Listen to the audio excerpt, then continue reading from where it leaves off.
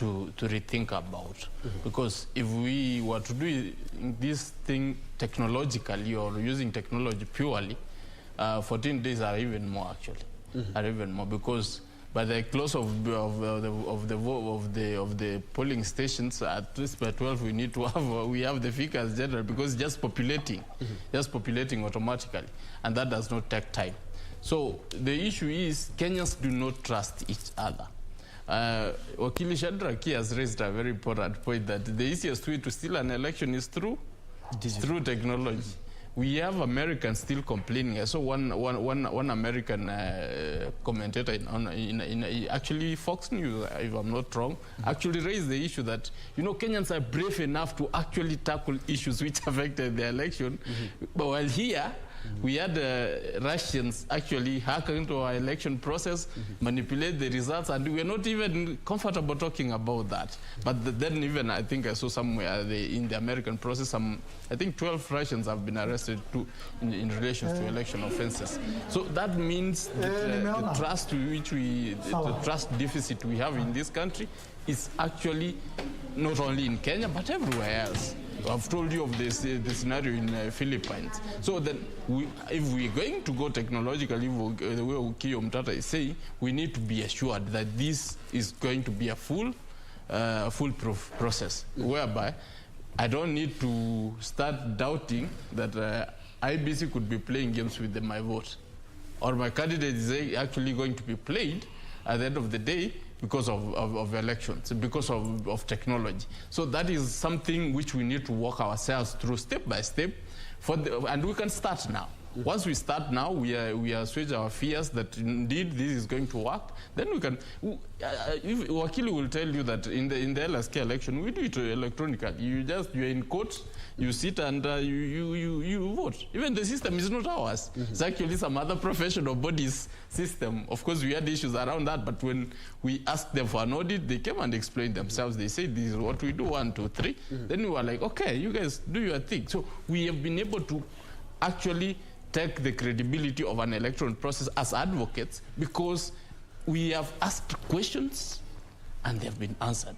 So it's until we ask Chebukati and team or IBC the questions which we want to ask for a technology process, and they answer and we are satisfied, we will be able to give them the green light. But as long as Majanu will be telling us, you know, I'm not aware, those things I'm hearing them now, it means the man did conduct a process of audit, or what is it called? Before you give a tender, there's a process you're supposed to do to determine whether indeed the people we are giving, they're correct. You need to know their history. If they could have done the history of Smartmatic, I'm using Smartmatic because that's the center of this, we could not be having so many issues. But when you are told right from the word go before election that this company you have contracted has a very, very funny history, and you go ahead and say, actually, I'm not even aware of that, but still we are going to do this. How am I going to trust that this process is going to be a clean one?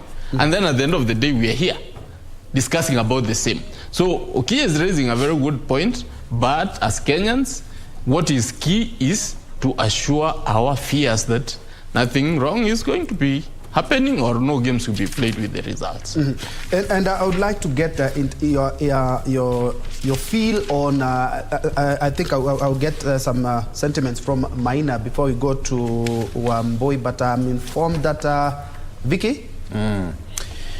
Absolutely. And on this particular end from your screen, you can see Sarafina Robbie already on standby to give us an update on what you should expect. Oops, Sarafina not yet ready. All right, we'll get back to Sarafina once we get ready with that. All right, let's cross over to Sarafina Robbie to give us an update. Sarafina, habari asubuhi, good to see you. To this particular end, I know a lot is happening around the Supreme Court and its pressing. So far, we've seen security heightened. Could you please just give us the sight and sounds from that particular area of the capital city?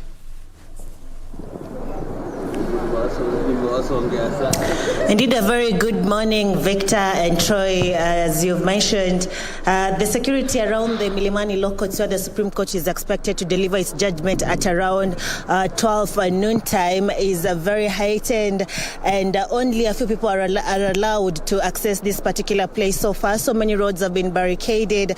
So far, to the far end, at the National Library, one is not allowed to get in from that particular place, and also from the roundabout at Integrity Center. All the roads have been closed leading to this particular place, meaning that only a few people and the people that have been able to see are mostly lawyers representing different parties, as well as journalists and security officers on standby, just waiting to get to hear how the judgment will be delivered, whether they'll be able to uphold the declared results that were the presidential election results that were declared on the 15th of August, or they'll be able to nullify the results, whether they'll be able to give orders indicating for a retallying of the votes that were cast, given what was expected from the 7 petitions that were consolidated and had in a span of about 3 days.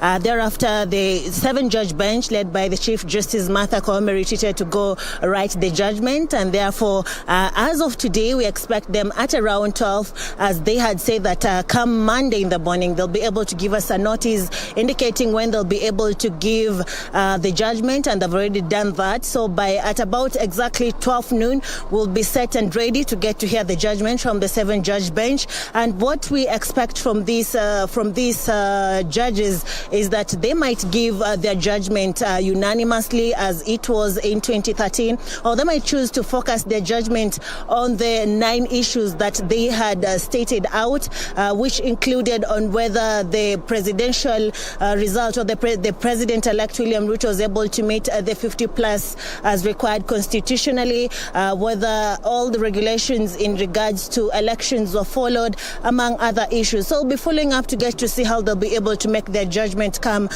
12 noon today, and so that we can get to understand then what will happen if they'll be able to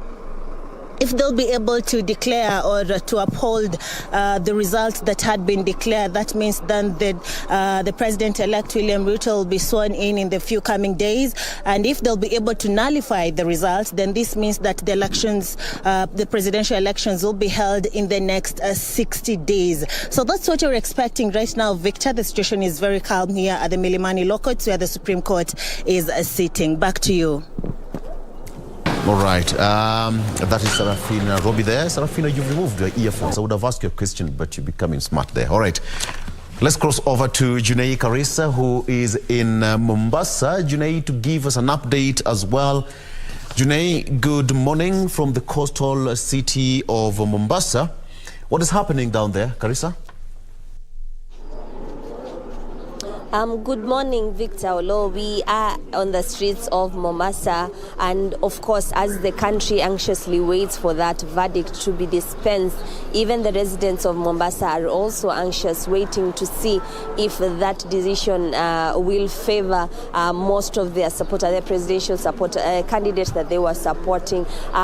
During the August 9th elections, after the pronouncement by Chebukati, Mombasa County did not witness any celebratory activities majorly, because it is perceived as an ODM stronghold. So the fact that Raila Odinga was not declared the winner, of course you'd see that Mombasa County did not enter into a celebratory mood. So perhaps today, if the decision by the court is nullified, is upheld from the petitioner's side, then of course maybe this county can enter into a celebratory mood. But let me not preempt what these residents might say. Let me just engage a few of them to just give me some of their expectation, even as CJ is expected to give a definite ruling later on in the day. Tuambie jina lako na tuambie matarajio yako.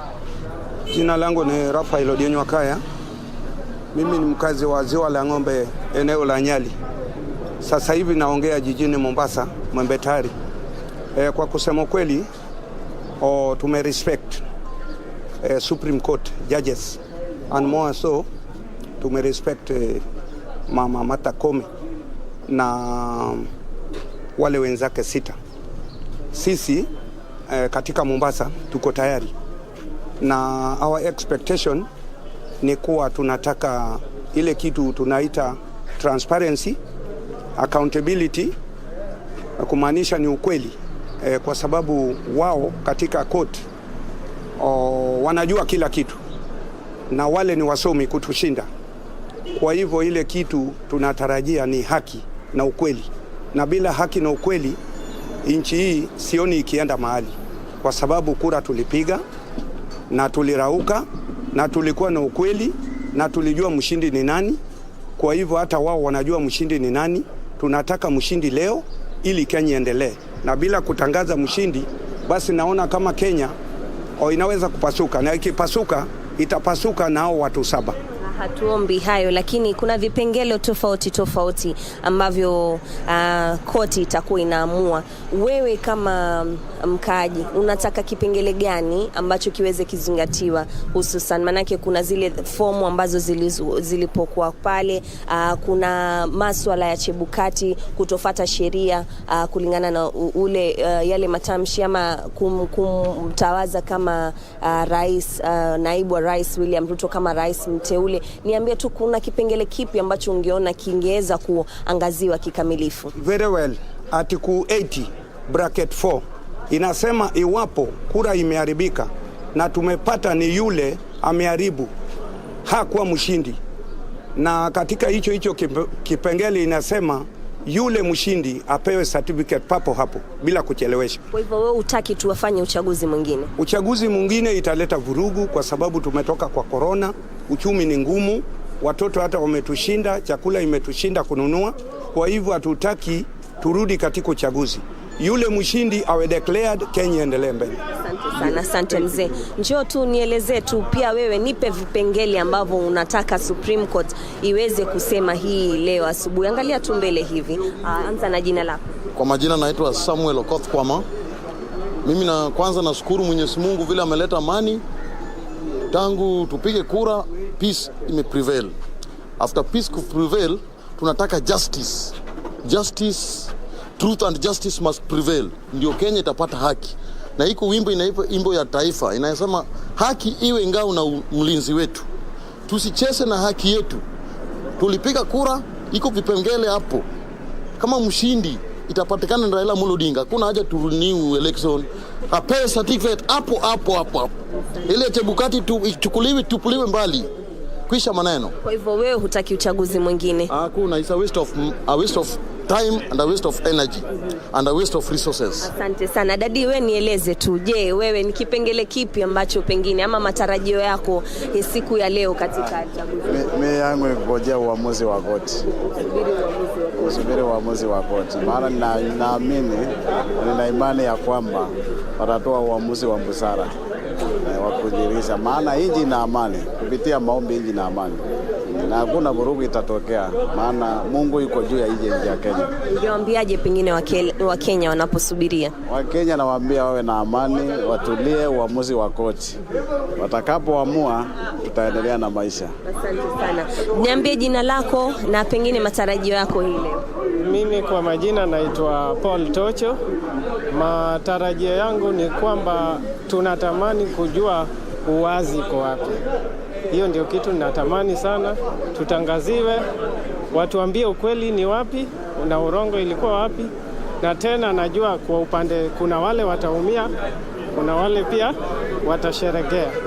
Lakini kitu ya kwanza naomba pia tuwe na amani na utulivu na Kenya iendelee. Pengine kuna vipengele kidogo ambavyo vinaweza kuangaziwa wakati koti ambayo itapeana ruling yake. Wewe kama mkaaji ungetaka kipi ambacho kiweze kiangaziwa zaidi kwenye ile ruling ambayo itakuwa inatolewa? Kwanza kwa hii ruling kitu ningependa tena kama hao majaji watatuambia in case kama itakuwa nullified, ni IBC ndio wataendelea hii IBC ama kutakuwa na tume nyingine ambayo itachaguliwa kuandaa hii uchaguzi. because kama itakuwa nullified, sisi hatutakuwa na uaminifu na IEBC, na lazima iende, na sasa hao ndio watatuambia which process are we supposed to take. Na pengine uhamasishi wako kwa Wakenya ama wakaaji wa Mombasa wanaposubiria ruling hiyo. Hapa naona kila kitu is stand still. Naona watu wanaongojea, hata ukiangalia maduka zingine watu hawajafungua kwa sababu kila mtu anajua itafanyika saa ngapi. Hata mimi mwenyewe niko hapa na ngoja itakuwa saa ngapi ndio ifanyike. Hapo ndio najua kila kitu itakuwa imechukua nafasi yake. Asante sana. Hayo tu ni Victor Olo. Those are just some sentiments of the residents of Mombasa. It is an anxious mood, really, and of course we have not seen many business premises opening up as they would, because at 8, as soon as 8 o'clock, most businesses are usually open in Mombasa County. It is expected, some of their sentiments are expected, seeing that ODM is a major stronghold in Mombasa County. They are anxious, they are waiting for the ruling of the 7-bench judge. One thing, they are saying that they do not want a rerun. Number 2, they want the announcement and the pronouncement by the court as to who won, so that the country can move forward. Number 3 is a clarion call for peace, even as we wait. And we are following up with this day's events. Hopefully no major incidents, of course, will be reported, but the security apparatus are on high alert. So Victor Olo, I'm handing it back to you in the studio as I continue having a cup of tea with the residents of Mombasa on their feel of the Supreme Court ruling. Carissa, talk of tea, I can see some 2 gentlemen taking their breakfast behind you there, making us feel so hungry in the studio. But just a quick one, how is the business situation in the coastal town of Mombasa, basically, in 1 minute?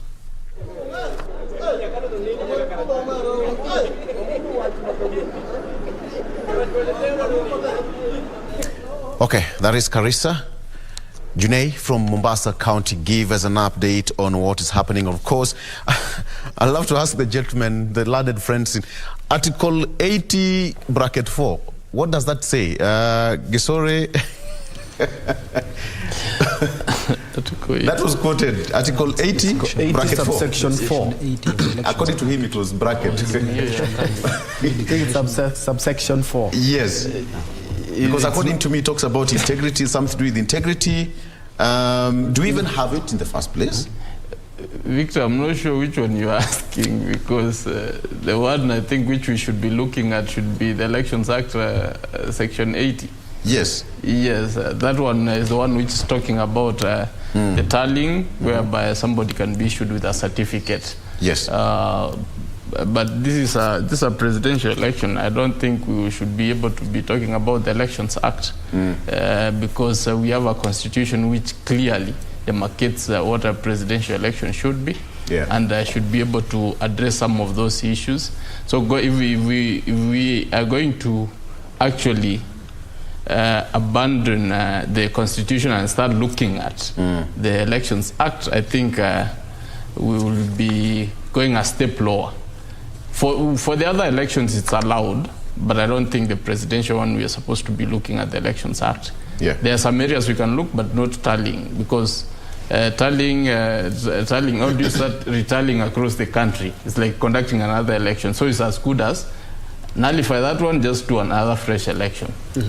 Yes, that's, I think, the most important. Still on that, perhaps, Vicky, there's something that has been raised by one of the guys. Ignore where sometimes they are mentioning some of the laws that are not in existence, but there's something that has been raised by one of the guys that Junei has been able to interview, and asking, yes, they're keenly following up, and we know very well it's either annulling or affirming, but they're talking about, okay, so if we are going back to the ballot, are we going back with this damaged vehicle that is IEBC?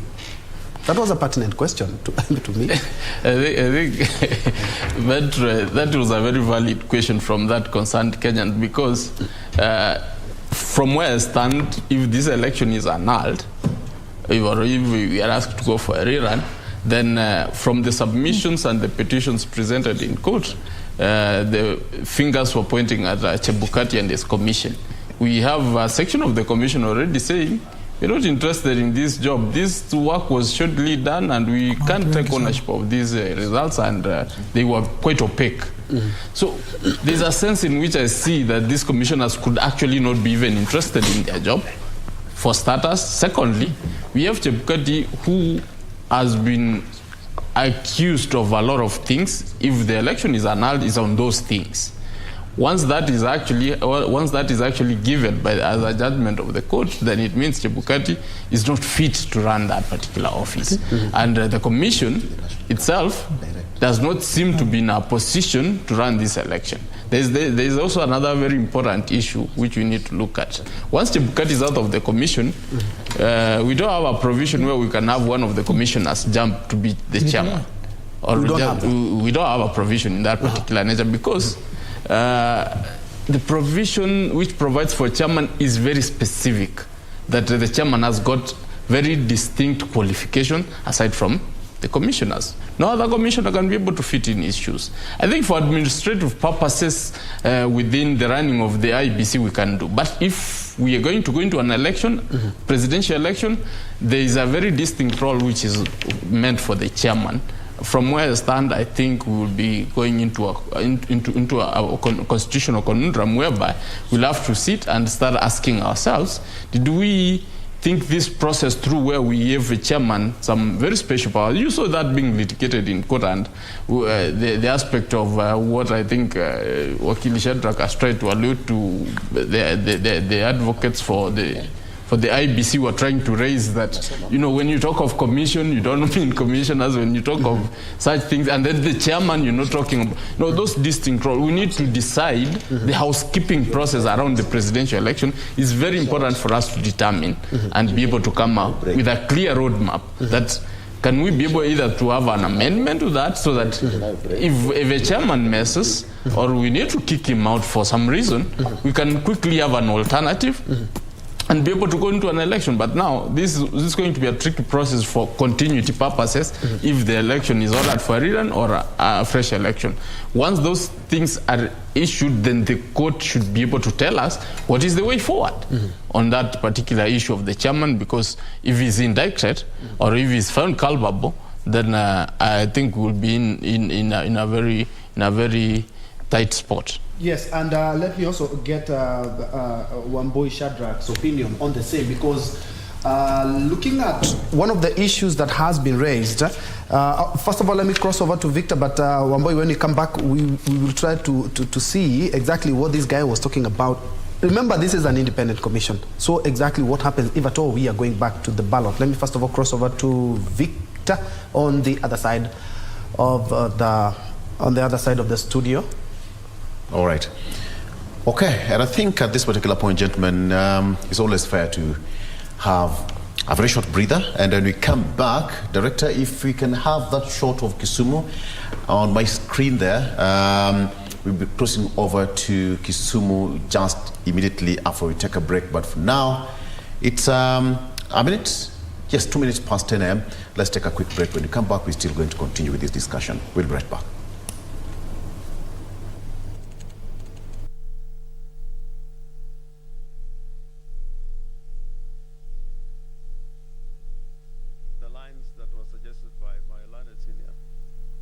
Impunity must be punished. Impunity must be punished. And impunity unpunished breeds arrogance. And arrogance leads to arbitrary exercise of power. Where it is established that a state officer is subverting the Constitution and the rule of law, the court's hands are not shackled by procedural niceties. This is the beauty of this Wanjico Constitution that we have. It's transformative, and some people say it's a very overused word, but in these circumstances it's ideal and can bite when occasion demands. The toothless bulldog is long dead and buried. Please, Madam Chief Justice and honorable judges of this court, bite and bite for the glory of this court. Once a plumber has fixed your bathroom, that plumber has no business being in your bathroom when you're showering If you find him at that time, you tell him, get behind me, Satan. Men and women who run for office in this country must accept that it is possible to win. Indeed, it is even more likely to lose, because typically an election involves more than two people, and the chances of the losers being more than the winner are very high. Until we accept that, we are going to be harming the country, we are going to be harming our institutions, we are going to be hurting independent institutions and individuals who work in those institutions. Kenyans who give a lot, ask for nothing, and get to be denigrated in the hallowed halls of this court. A child from humble origin ought to aspire one day to be a Chief Justice of this country. A child of very humble origin ought to aspire to be a top surgeon in this country. I say all this because, in all fairness, unless we show hope and opportunity to all, then we'll be missing an important aspect of our growth. Considering that there is an entitlement is to engage in an illusion. That illusion ought to be replaced by reality. Reality is that it is voters who make their choice. And once voters have made their choice, let us inculcate a culture that my brothers and sisters on this side are now used to. We walk to our court, we may think the law is on our side, we may think we are entitled to victory, but we accept the verdict of the court, because much as we may think we are eloquent litigators, the final word is always with the court. An election is an event. You're going to the ballot, you're going to cast your vote, and you're hoping that your vote counts. We shouldn't be in a position where we hope that our votes count. We should be in a position where we know our votes count. The court appreciates very deeply in that any order has consequences, and those consequences must be consequences that can be contained in our democratic and constitutional process. The Supreme Court cannot act in vain. It cannot act so as that the judgment should read like a learned legal article. The Supreme Court always acts so that it can defend democracy and the rule of law and constitutionalism in a practical and enforceable way. The sanctimonious, self-righteous, pompous pontification of the so-called four commissioners are an afterthought. They are a complete and total afterthought, and should be seen as that.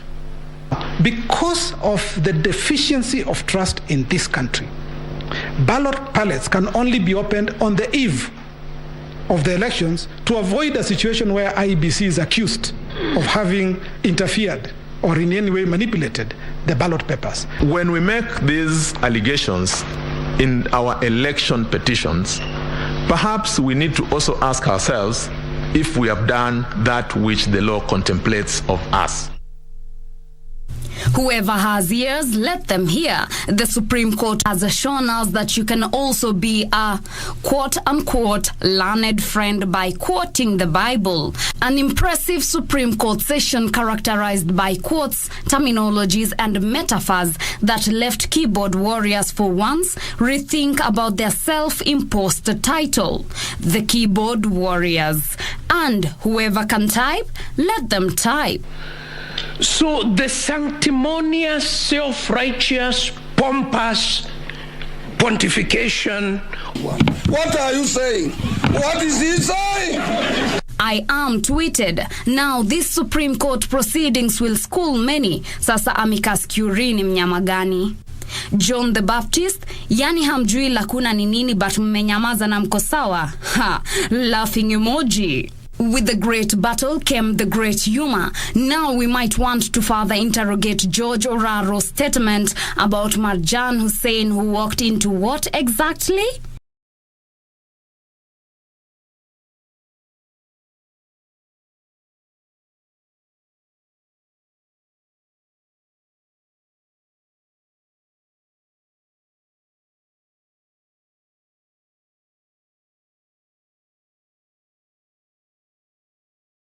niceties.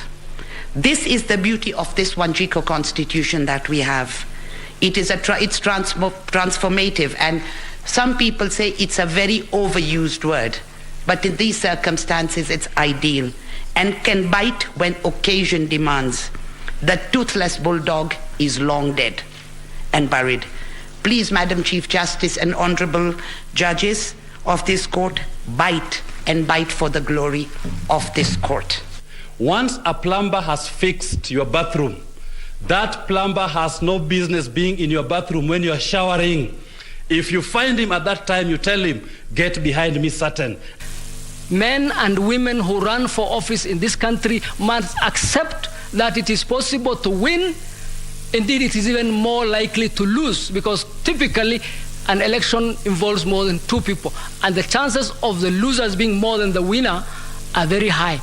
Until we accept that, we are going to be harming the country, we are going to be harming our institutions, we are going to be hurting independent institutions and individuals who work in those institutions. Kenyans who give a lot, ask for nothing, and get to be denigrated in the hallowed halls of this court. A child from humble origin ought to aspire one day to be a Chief Justice of this country. A child of very humble origin ought to aspire to be a top surgeon in this country. I say all this because, in all fairness, unless we show hope and opportunity to all, then we'll be missing an important aspect of our growth. Considering that there is an entitlement is to engage in an illusion. That illusion ought to be replaced by reality. Reality is that it is voters who make their choice. And once voters have made their choice, let us inculcate a culture that my brothers and sisters on this side are now used to.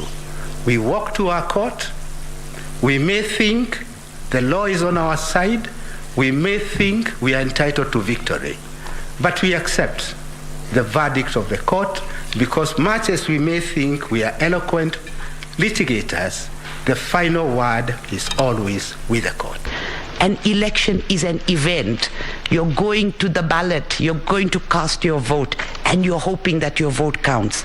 We shouldn't be in a position where we hope that our votes count. We should be in a position where we know our votes count.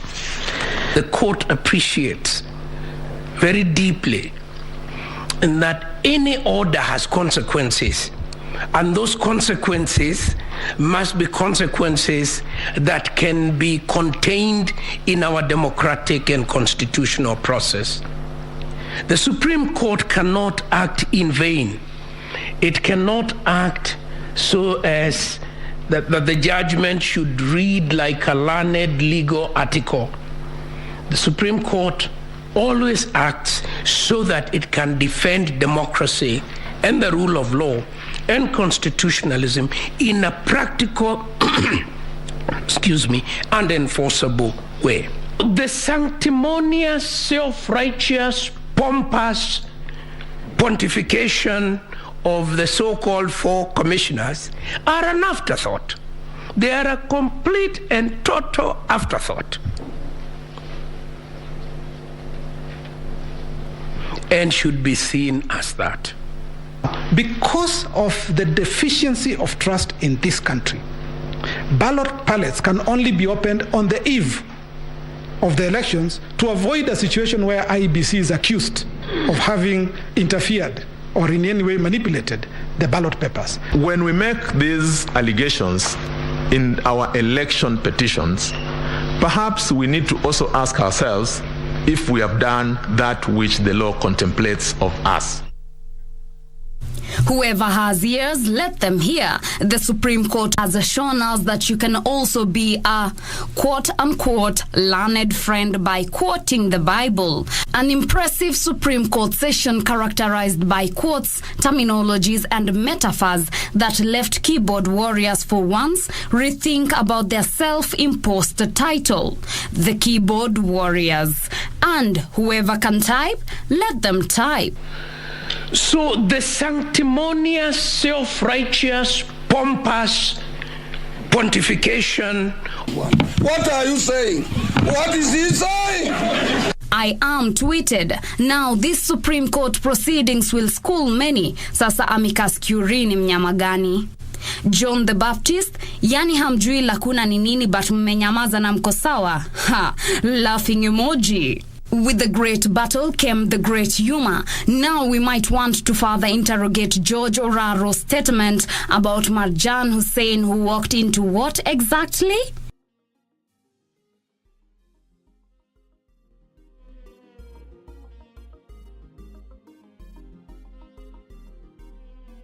In the presidential election. So I think we'll be over and above, the dispute that we are currently facing right now. So to the viewers at home, struggling with the thought, now will it be the same IEBC? What will happen? Yes, it will be the same IEBC. This is an independent commission. And remember the independence of this commission, the constitutional protection that these commissioners enjoy, including Mr. Chebukati, regardless of how ill-mannered we might think he is or some people might believe he is, he enjoys some constitutional protection that he will conduct his business in the tenure or the timeline that has been set by the Constitution. So that even tomorrow it will be your brother who will be the Chebukati that every person is actually throwing dirt to. Will you want your brother to just, after the data has been thrown to him, to be, ushered out hurriedly out of the commission? No. The reason we have this protection to the judges, even the judges, some of these, our judges today are not going to fall in very good books with other individuals. Because we expect a judgment that is going to please a certain divide and displease another divide. So that the people who are dissatisfied with the judgment should not have the carte blanche, should not have the authority to just, because of the judgment, to begin the process of their removal from office. No, we protect them through a constitutional protection. We give them constitutional protection so that even you, while you will have your opportunity then you will not be at a risk, of always giving popular decisions, making popular judgments, giving judgments with favor or based on fear or vindication or ill will. No, we want people who can discharge their functions without fear or favor. Indeed. And let's now first of all set aside the Supreme Court and the nine pertinent issues that were supposed to be raised, and now the judges have to base their judgment on the same. But there's something else that is closely touching on that, and as actually we're expecting in the next 4 days we should be having the 13th Parliament, but unfortunately the President has not yet gazetted that, and IEBC has not gazetted the 12 nominated MPs and 20 senators as well. And I know, Maina, this is your comfort zone when you speak about politics. Indeed, I'm quite sure that today's judgment is going to play a key role in that, based on what we have seen in the last couple of days. We have seen the Kenya Kwanza side of the political divide wooing the independent MPs and also sneaking in and plucking some of the Azimio MPs. I would like to pick your mind on the same. Troy, it's quite unfortunate that up to this point we had to gazette the opening of the 13th Parliament. I think the President of the Republic of Kenya, His Excellency Uhuru Kenyatta, needs to discharge his constitutional duty. This is actually not a favor, it is something that is within his prerogative. He needs to gazette the day. I think from the constitutional provisions, the deadline of gazettement of this, the opening of the 13th Parliament is on Thursday this week. But then we need to ask ourselves, if the President fails to... na tuombee nchi yetu. Jambo ambalo tungesema la mwisho ni kwamba kama wananchi wa Kenya, hizi janga tumeziona hapo mbele, we don't want to go back to that place once again.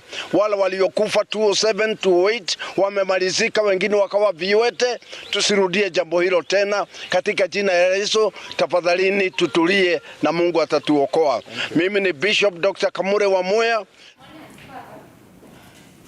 Na viongozi wa kidini hao wakitoa himizo lao kwa Wakenya kufuatia uamuzi ambao unatarajiwa kutolewa wakati wowote kuanzia majira ya saa 6 kamili. Ni shughuli ambayo wengi wanaisubiri kama tulivyokueleza hapo awali, na ndio maana basi barabara kadhaa zilizoko katikati ya jiji la Nairobi zitafungwa hii leo, huku mahakama ya upeo ikitarajiwa kutoa uamuzi huo kuhusiana na kesi ya kupinga matokeo ya uchaguzi wa urais. Kwenye taarifa, idara ya polisi imesema barabara zitafungwa kabla ya kupokea mwelekeo kutoka kwa mahakama hiyo, ambao sasa ni mwelekeo tumefahamu kwamba itakuwa ni saa 6 mchana, barabara zitakazofungwa wakati wote kabla ya mahakama kuanza kusoma uamuzi wake. Na barabara ambazo zitaathirika ni pamoja na ile ya Ngong Road ambayo itafungwa katika makutano ya 10th Avenue. Kwa wenye magari hawataruhusiwa kuingia jijini kupitia barabara ya Kenyatta Avenue kupitia barabara ya Cathedral. Badala yake wanaotumia barabara hiyo wameshauriwa kutumia ile ya Haile Selassie. Aidha, barabara za Cathedral na Milimani Ngong ambazo zinaelekea katika mahakama ya Milimani zimefungwa katika makutano ya Kenyatta Avenue na vile Valley Road. Na basi kupata kujua mengi kuhusiana na namna barabara zilivyo hapa jijini Nairobi kwa sasa, tunaungana na mwanahabari wetu Gatete Njoroge ili atupatie taswira kamili ya hali ilivyo huko nje. Gatete, kama unatupata, hujambo kwa sasa, na tueleze uko wapi, katika barabara gani na shughuli zikoje kwa wakati huu? Na Mwanahamisi, vile ambavyo umesema tu ni kwamba niko katika makutano ya barabara ya Kenyatta Avenue na barabara ya Cathedral Road, mojawapo ya barabara ambazo zinaelekea katika mahakama ya upeo.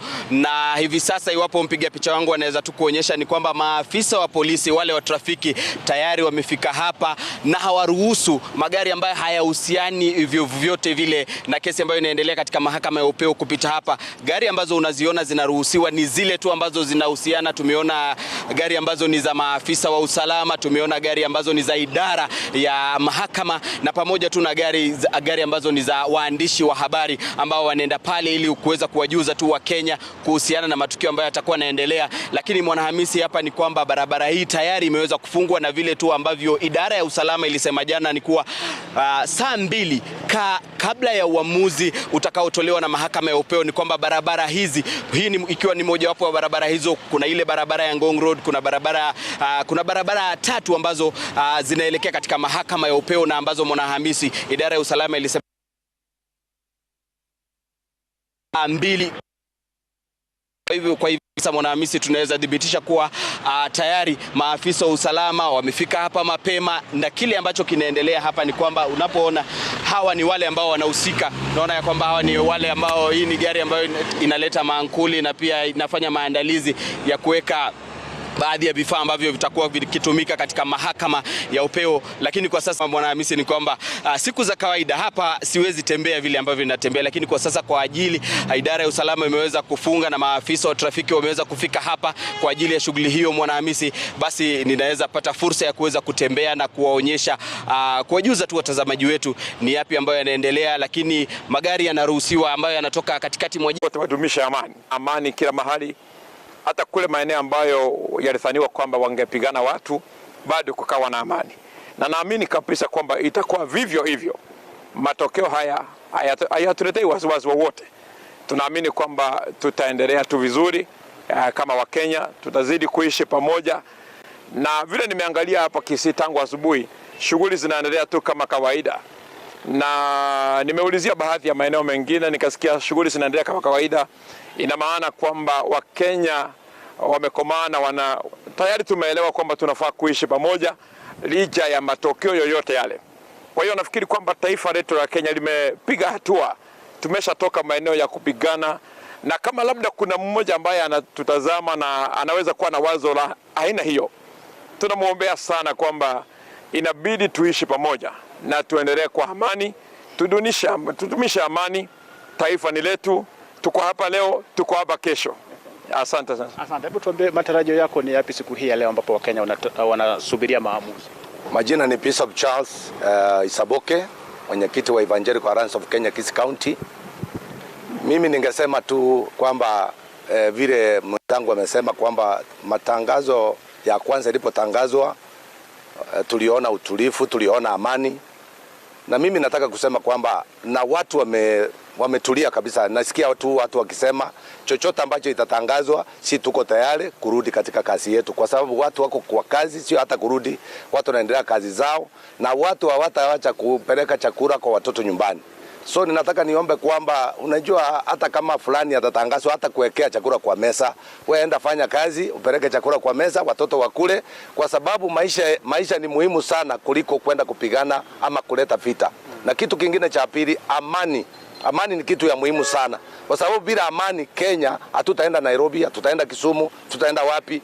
Na hizi magari ambazo zimechukua maloni, biashara sitafanya kazi, itakuwa ni hasara, na hiyo hasara hatuhitaji hapa Kenya, kwa sababu Mungu anapenda Kenya na tumeomba na tuna imani kwamba vile mwenzetu amesema, tuna imani kwamba matokeo yoyote ambayo itatangazwa Mkenya atakubaliana, kwa sababu ni Mkenya anapiga kura. Asante sana.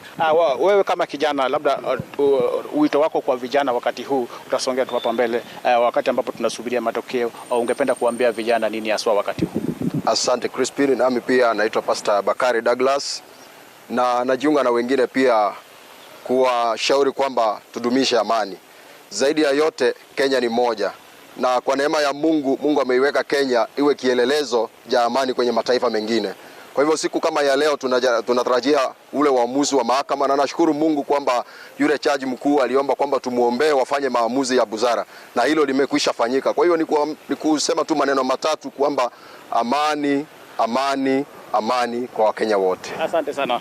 Na Mwanahamisi na Nimrod, ulivyosikia hapo ni amani, amani ndio wito wa wachungaji kutoka kaunti hii ya Kisii. Basi tutakuwa tunawajuza tu hapo baadaye kile ambacho kinaendelea katikati mwa mji wa Kisii, ambapo tutakuwa tukikita kambi katika eneo ambalo ni mzunguko ambao unajulikana kama Capital, ili tuweze kujua jinsi ambavyo hali itakavyokuwa baada ya saa 6, wakati ambapo majaji 7 watakuwa wamekwisha toa maamuzi yao kuhusiana na kesi hiyo ambayo iliwasilishwa mbele yao. Kwa hivyo kutoka kaunti ya Kisii ni hayo tu kwa sasa, na warejesha tena studioni Mwanahamisi na Nimrod.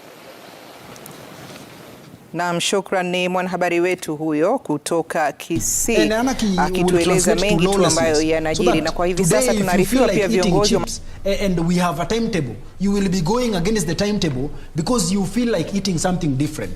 So really the point I'm trying to put across is that we must respect the place of law. Remember, in the year 2010, when we were passing this the constitution, we agreed that all offenses will be bailable. We accepted that even if you are accused of murder, if you are accused of treason, you will be given your cash bail and you will go home and await the trial. Yes. Wakili, let's first of all cross over to the other side. Let's cross over to Kisumu and talk to Simon Achola, who has been on standby for the last 20 years. Simon Achola, good morning. You must be somewhere around Kondele stage. How is everything down at the Lakeside City? Fantastic, Victor Olo. Indeed, we are in the Lakeside City of Kisumu. And of course, we are keeping tabs on exactly what will be happening, or the reaction of the locals here, as of course we go towards midday, when of course the Supreme Court is expected to be making that very crucial announcement that will, of course, tell Kenyans where this election will be going, whether they'll be going back to the ballot or the election of Deputy President William Ruto will actually be upheld, or whichever verdict that, of course, the Supreme Court will be giving. Nonetheless, we are here in Kondele, the exact place where things start here in Kisumu County. And of course, many have said that this is the litmus paper of Kisumu County, and how the reaction or how people behave here usually gives a pointer of exactly what is happening across this region. And as I speak to you right now, if my colleague can actually just pan so then we get to see this place, is that we realize that everything is still calm, very calm, but of course things can actually change at any point in time, given what of course will be announced, or how the locals will be behaving thereafter after the announcement. But of course, as the clock ticks towards the midday, we will be actually here to ensure that we give you details of each and every action and step of what will be happening here in Kisumu County, so then we are well abreast with what is happening in this region. My colleague Wycliffe Okech will be in Bondo. Of course, he'll also be giving us updates of exactly what is happening in Bondo. Remember, Bondo is actually the hometown of the Azimio presidential candidate Raila Amolo Odinga, who is actually one of the petitioners in the Supreme Court. So of course there must be some level of reaction. Either they will be expressing disappointments or accepting the verdict, or somehow. So my colleague Wycliffe Okech is actually in Bondo to ensure that he actually gives you details as in the unfolder in Bondo. But coming back to Kisumu, Victor, there are a number of things that we're actually going to report, and one of them is the fact that there's been enhanced security, especially in government installations from our place of work, that is KBC. We've just seen a number of police officers actually being deployed at that particular station. We also seen a number of police officers actually being deployed to man various high-risk government installations in the city. And of course, this is in line with what is actually going to happen at around midday, just to ensure that everything is in tandem with the law, regardless of what, of course, the Supreme Court will actually be announcing. What we also know for a fact that the situation has remained relatively calm here in Kisumu County. Most of the businesses have actually opened. A number of them have not opened for obvious reasons. But Victor, what we have actually seen in a number of places is that most of them have actually opened and they're going about their businesses as usual. And we have also seen just a few minutes ago, after, of course, the announcement that the verdict will actually be given at around midday, we've seen a number of schools releasing students to actually go home. And of course, this is a precautionary measure just to ensure that when they announce, and of course, students and pupils actually will be safer. We also talked to a number of locals here, and most of them have actually expressed the desire to actually maintain peace, not just before, but of course after the announcement of the Supreme Court verdict. So we'll be expecting that they'll actually stick to their promise that they will actually be maintaining peace. And of course, that has been the rallying call from various leaders from this particular region, and of course opinion shapers too. Each and every person, each and every leader who's actually spoken to, calling on the locals to actually maintain peace before, during, and of course after the announcement by the Supreme Court. And of course, we will be watching keenly just to get to see if indeed, of course, that rallying call will be adhered to, or things will change. But of course, we are all praying that things will be calm even after the announcement has actually been done. Regardless of the outcome, of course, everything shall remain calm and peaceful. However, we have a number of locals here who will actually be giving us what they feel, how we are going to carry ourselves, of course, before, during, and of course after the announcement by the Supreme Court. Habari gani ndugu? Salama sana ndugu yangu. Naomba niambie majina yako, wewe ni nani? Mimi naitwa Maurice Ochieng. Wewe ni mkazi wa hapa Kondele? Mimi ni mkazi wa hapa Kondele. Morris, hadi sasa tunaona kwamba watu wamekaa kwa amani sana na watu wanaendelea na shughuli yao ya kawaida. Wewe kama mkazi wa Kondele, naomba tu uniambie wito wako kwa wakazi wa eneo hili, kwa sababu tunajua hapa ndipo iwapo mambo hayaendi sawa. Hapa Kisumu ndio tunaonanga mambo inaanza kuchacha. Tunaomba wito wako kwa wakazi wa eneo hili. Wito wangu, mimi kama mkazi wa Kisumu, tuko na amani, na hata ukiangalia unaweza ona tuko na amani, na kila tunatarajia hapa watu wengi wako na imani na mahakama. Wanajua vizuri mahakama watatoa maamuzi sawa kulingana na sheria yetu ya Kenya.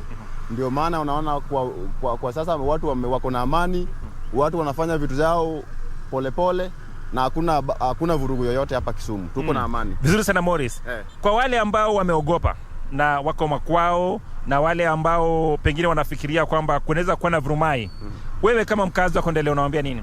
Mimi nawaambia tukue na imani na mahakama zetu, tujue ile matokeo maamuzi ya watatoa leo watatoa kulingana na sheria na kulingana na evidence walipewa. Sasa sisi kama wakazi wa Kisumu na kwa Kenya jumla tukae na amani na tungoje hiyo matokeo. Tunajua itakuwa sawa. Ni muhimu kujua kwamba kuna washindi na washindwa katika mchuano wote. Okay. Vizuri sana Morris. Victor, of course, a very important message from one of the locals here that they have trust in the judiciary, and no doubt they believe that indeed at the end of the day judiciary will be making a very informed decision based on the fact that was actually adduced in the court of law, in the Supreme Court. So we'll have another local here who will actually give us exactly what he feels about today's ruling. Nzuri. Nataka uonekane vizuri sana, naomba utoe kofia. Nzuri sana. Naomba uniambie unaitwa nani? Mimi naitwa Peter Simio. Mimi ni mkaaji wa Kisumu hapa Kondele. Ni mtu wa pikipiki hapa, tutatarajia hapa mambo ya Supreme Court. But tunatarajia na mambo ya Supreme Court ikutolee mambo ya nini? Ikuelezee as a court ifanye nini, ikuamulie. Kwa sisi hapa Kondele ni wakaaji, tumejua mambo ya vile Kondele nakaa. Tunatarajia tu mambo ya koti yenye itaamua tu ndio sisi tutaenda nayo. Sisi mambo ya vita, mambo nini, Kondele saa hii imetulia. Tunatarajia amani na tunatakia amani ifanye nini, iendelee tu hivi. Wakaaji wa Kondele tuko tu hivi. Viongozi wengi wa eneo hili, tukianza na governor, tukianza na MCA, wengi sana wamehimiza wakaazi wa eneo hili watulie kabla na hata baada ya uamuzi wa koti. Wewe kama mkazi wa eneo hili unaona kwamba wakazi wa eneo hili watafuatilia mashauri ya viongozi wao? Uamuzi wa uongozi wa hapa, sisi tunatakia tu haki na tunataka tu koti ifanye nini, iangalia haki ya watu, sio waangalie vikazi wa watu. Lakini sisi tunatarajia tuone haki yetu. Tulitoka kupiga kura na tunatarajia kuona haki yetu vile nafaa. Asante sana Simiu. Simiu, of course, one of the boda riders here in Kondele, of course, just telling locals that even as we await for the Supreme Court ruling, that indeed we must maintain peace and order and of course abide by the law. A very critical message, of course, Victor, that has actually been passed over and over again. However, Victor, I also just want to briefly tell you that one key issue that Professor Peter Anyang' Nyong'o has actually insisted over the years has been the fact that even when people are actually demonstrating, they must ensure that they keep off the CBD. He says that destruction of property, injuring of people, and of course any other untoward behavior works towards harming the very economy of this region. And of course he's not of that opinion, and he's repeatedly called on the locals to actually maintain peace. And even if they want to demonstrate for whatever reason, it must be done within the confines of the law. Just after, of course, the announcement of Deputy President William Ruto as the president-elect, there were a number of pockets of demonstrations here in Kondele that had actually tried to access the CBD, and of course the groups were quickly neutralized by security agents. And we're not saying that that is going to happen today. However, we are just painting a picture of exactly if someone is actually sitting at home and thinking that probably this is going to burst up if things are not announced in a manner that actually pleases the people of Kisumu County. That is not the case, because many of them have actually come out and insisted that we must abide by the law and must keep peace during and after we are done. Of course, I take you back to Victor. Last week, the U.S. Ambassador, Meg Whitman, was in Kisumu and held a meeting with Governor Nyang' Nyong'o and security agencies there in Kisumu. And there was a travel advisory which was issued against people traveling to Kisumu and even US citizens working in Kisumu. How do you think, and how did this message sink down with the residents there and even the government themselves? The travel advisories that were actually issued back, the governor and of course leaders from this region have actually consistently lashed out at those travel advisories. However, they have maintained that there's need for actually to ensure that peace is maintained in this region. So that is very much in order. However, they say that this remains a very peaceful region, and it must be looked in terms of being a peaceful region and not looked in the precincts of course, what the travel advisories have actually been put out there by the US government and other European nations.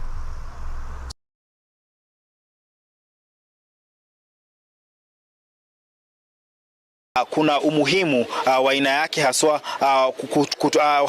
katika uchaguzi huu, ukikumbuka kwamba mmoja kati ya watu ambao walikuwa katika uchaguzi huu kama wagombea wenza, ule ambaye alikuwa upande wa Kenya Kwanza, Rigathi Gachagua, alikuwa ametoka hapa katika kaunti hii ya Nyeri, na Rigathi Gachagua ni mmoja kati ya watu ambao wameweza kutumikia wakazi wa Nyeri kama mbunge. Hivyo basi wakazi hapa wanangoja kwa hamu, wakiwa wanatarajia kujua ni nini ambayo ama mahakama itaweza kusema nini pale saa 6. Wengi ambao tumezungumza nao wanasema kwamba wakati ule wale ambao hawako maeneo ambayo yanaweza kuwa na runinga, wanasema kwamba watajaribu kufuata matokeo haya kwa simu zao ama kwa simu za rununu ili waweze kujua kinaendelea. Kumbuka hata runinga Citizen TV iko na mtambo maalum wa kuhakikisha kwamba kila Mkenya ambaye ana simu ya rununu huenda akaweza basi kufuatilia yanayojiri pale katika mahakama kuu. Lakini wengine wameweza kunieleza pale ikikaribia saa 6, kumbuka ni wakati wengi pia huwa wanaenda kuweza kutafuta chakula cha mchana. Hivyo basi wanasema wao wataacha kazi zao waelekee katika maeneo ambayo yana televisheni, na haya sana sana huwa ni hoteli ama maeneo ya burudani. Wanasema kwamba wataenda pale waweze kufuatilia, na basi kulingana na matokeo basi kuna wale ambao wanasema ikienda upande ambao wanataka, wako tayari kuweza kusherekea, kujitokeza katika mji ama miji kadha katika kaunti hii ya Nyeri kuweza kusherekea. Na pia wanasema uamuzi, wengine wanasema uamuzi ukienda upande mwingine watarejea tu kwa kazi, basi wangoje basi yale ambayo yatajiri. Kama ni rais mteule William Ruto ataweza kutangazwa ama kusemekana kwamba ushindi aliopata ulikuwa ushindi ambao ni dhabiti ama ni ushindi ambao ni wake na unafaa, basi kuna wale ambao watafurahia. Wengine wanasema pia watamunga mkono kama rais, na basi kama mahakama itaamua kati ya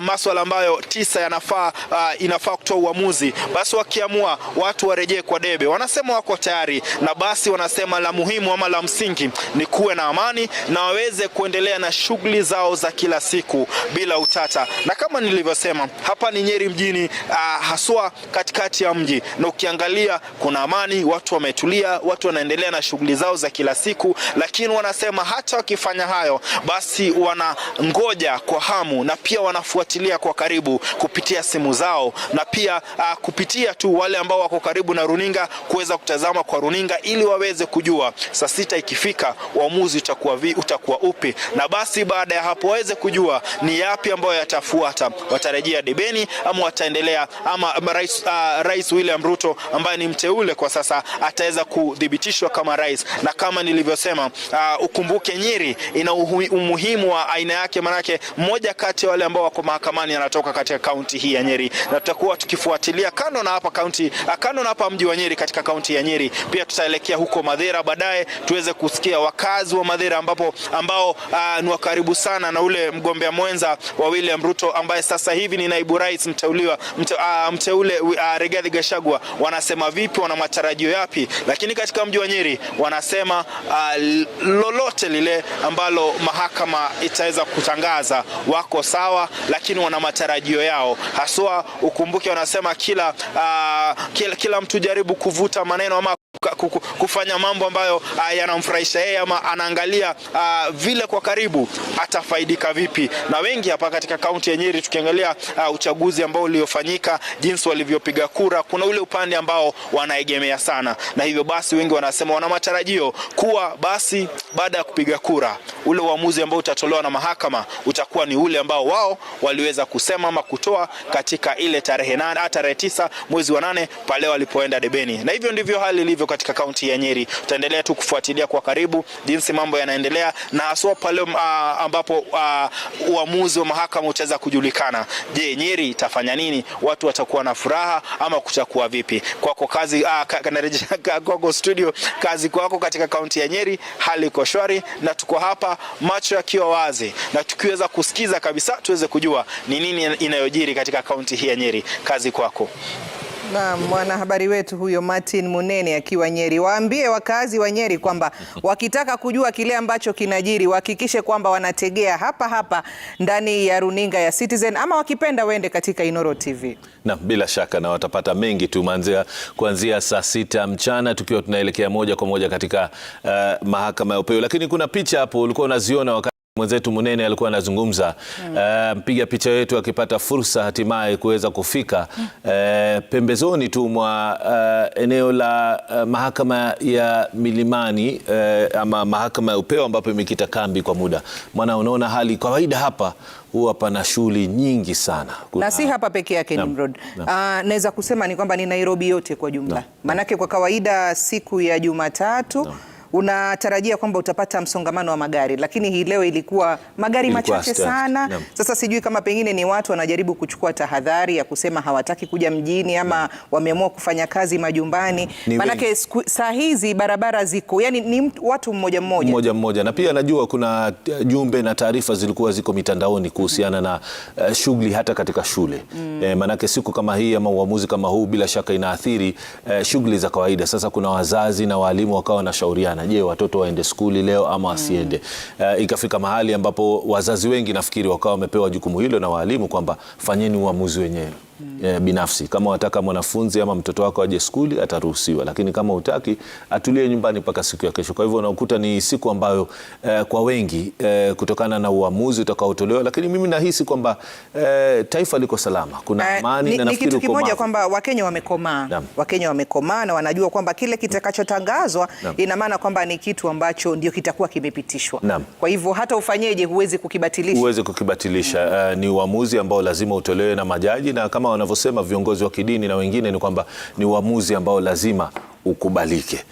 Kwa hivyo ndio hali ambayo unaweza kuishuhudia hapo, maafisa wa usalama wakiwa wamekita kambi kuanzia mapema sana. Nafikiri mwendo wa saa 12 asubuhi walikuwa washashika doria baada ya idara ya polisi kutangaza hapo jana kuwa baadhi ya barabara zinazoelekea katika mahakama hiyo zitakuwa zimefungwa. Mengi zaidi ni baadaye, haswa hapo saa 6 mchana tukiwa tunaweza kwenda moja kwa moja katika mahakama hiyo. Naam, kwa sasa tukiangazia mengine, tunaarifiwa kwamba gavana wa Trans Nzoia George Natembeya hii leo anazindua mpango wa maendeleo ya miaka 5 ya kaunti hiyo, huku ikitazamiwa kwamba sekta ya kilimo itapewa kipaumbele katika kaunti hiyo. Hivi sasa tunaungana naye mwanahabari wetu Collins Shitiabai kutuarifu zaidi. Collins, najua ni kaunti ambayo imepata gavana mpya baada ya yule aliyetangulia kuondoka kihudumu katika miaka 10 iliyopita, na najua pia vile alikuwa ametoa ahadi ya kuamua sekta ya kilimo but through constitutional means, but you know, during by use of processes that are not as the ones that have been anticipated in our constitution. So when you want to look at Kenya becomes unique when it is compared to her neighbors. Many countries in this continent have been a subject of so many coups. People who have refused to yield power, people who have always participated in violence and war. You know, go to Gabon, go to Congo, DRC, Congo. We have so many examples. I mean, Africa is just with replete of examples. So that when you want to look at Kenya, you want to look at Kenya from an American point of view, because our constitution, it's even one constitution that has been applauded. It has received so many accolades even from our neighbors in America. It has received so many accolades from our friends in India and even in South Africa. So that when you cannot compare us with the likes of Uganda. You cannot compare us with the likes of Gabon, DRC. No. When you want to compare Kenya, you must compare Kenya with its equivalent, which is the United States of America, where there is some respect of the law and the constitution. And that is why probably this must explain the kind of attention we've been receiving. I've been receiving some interviews from media stations in South Africa. They are keen on establishing what is happening in Kenya.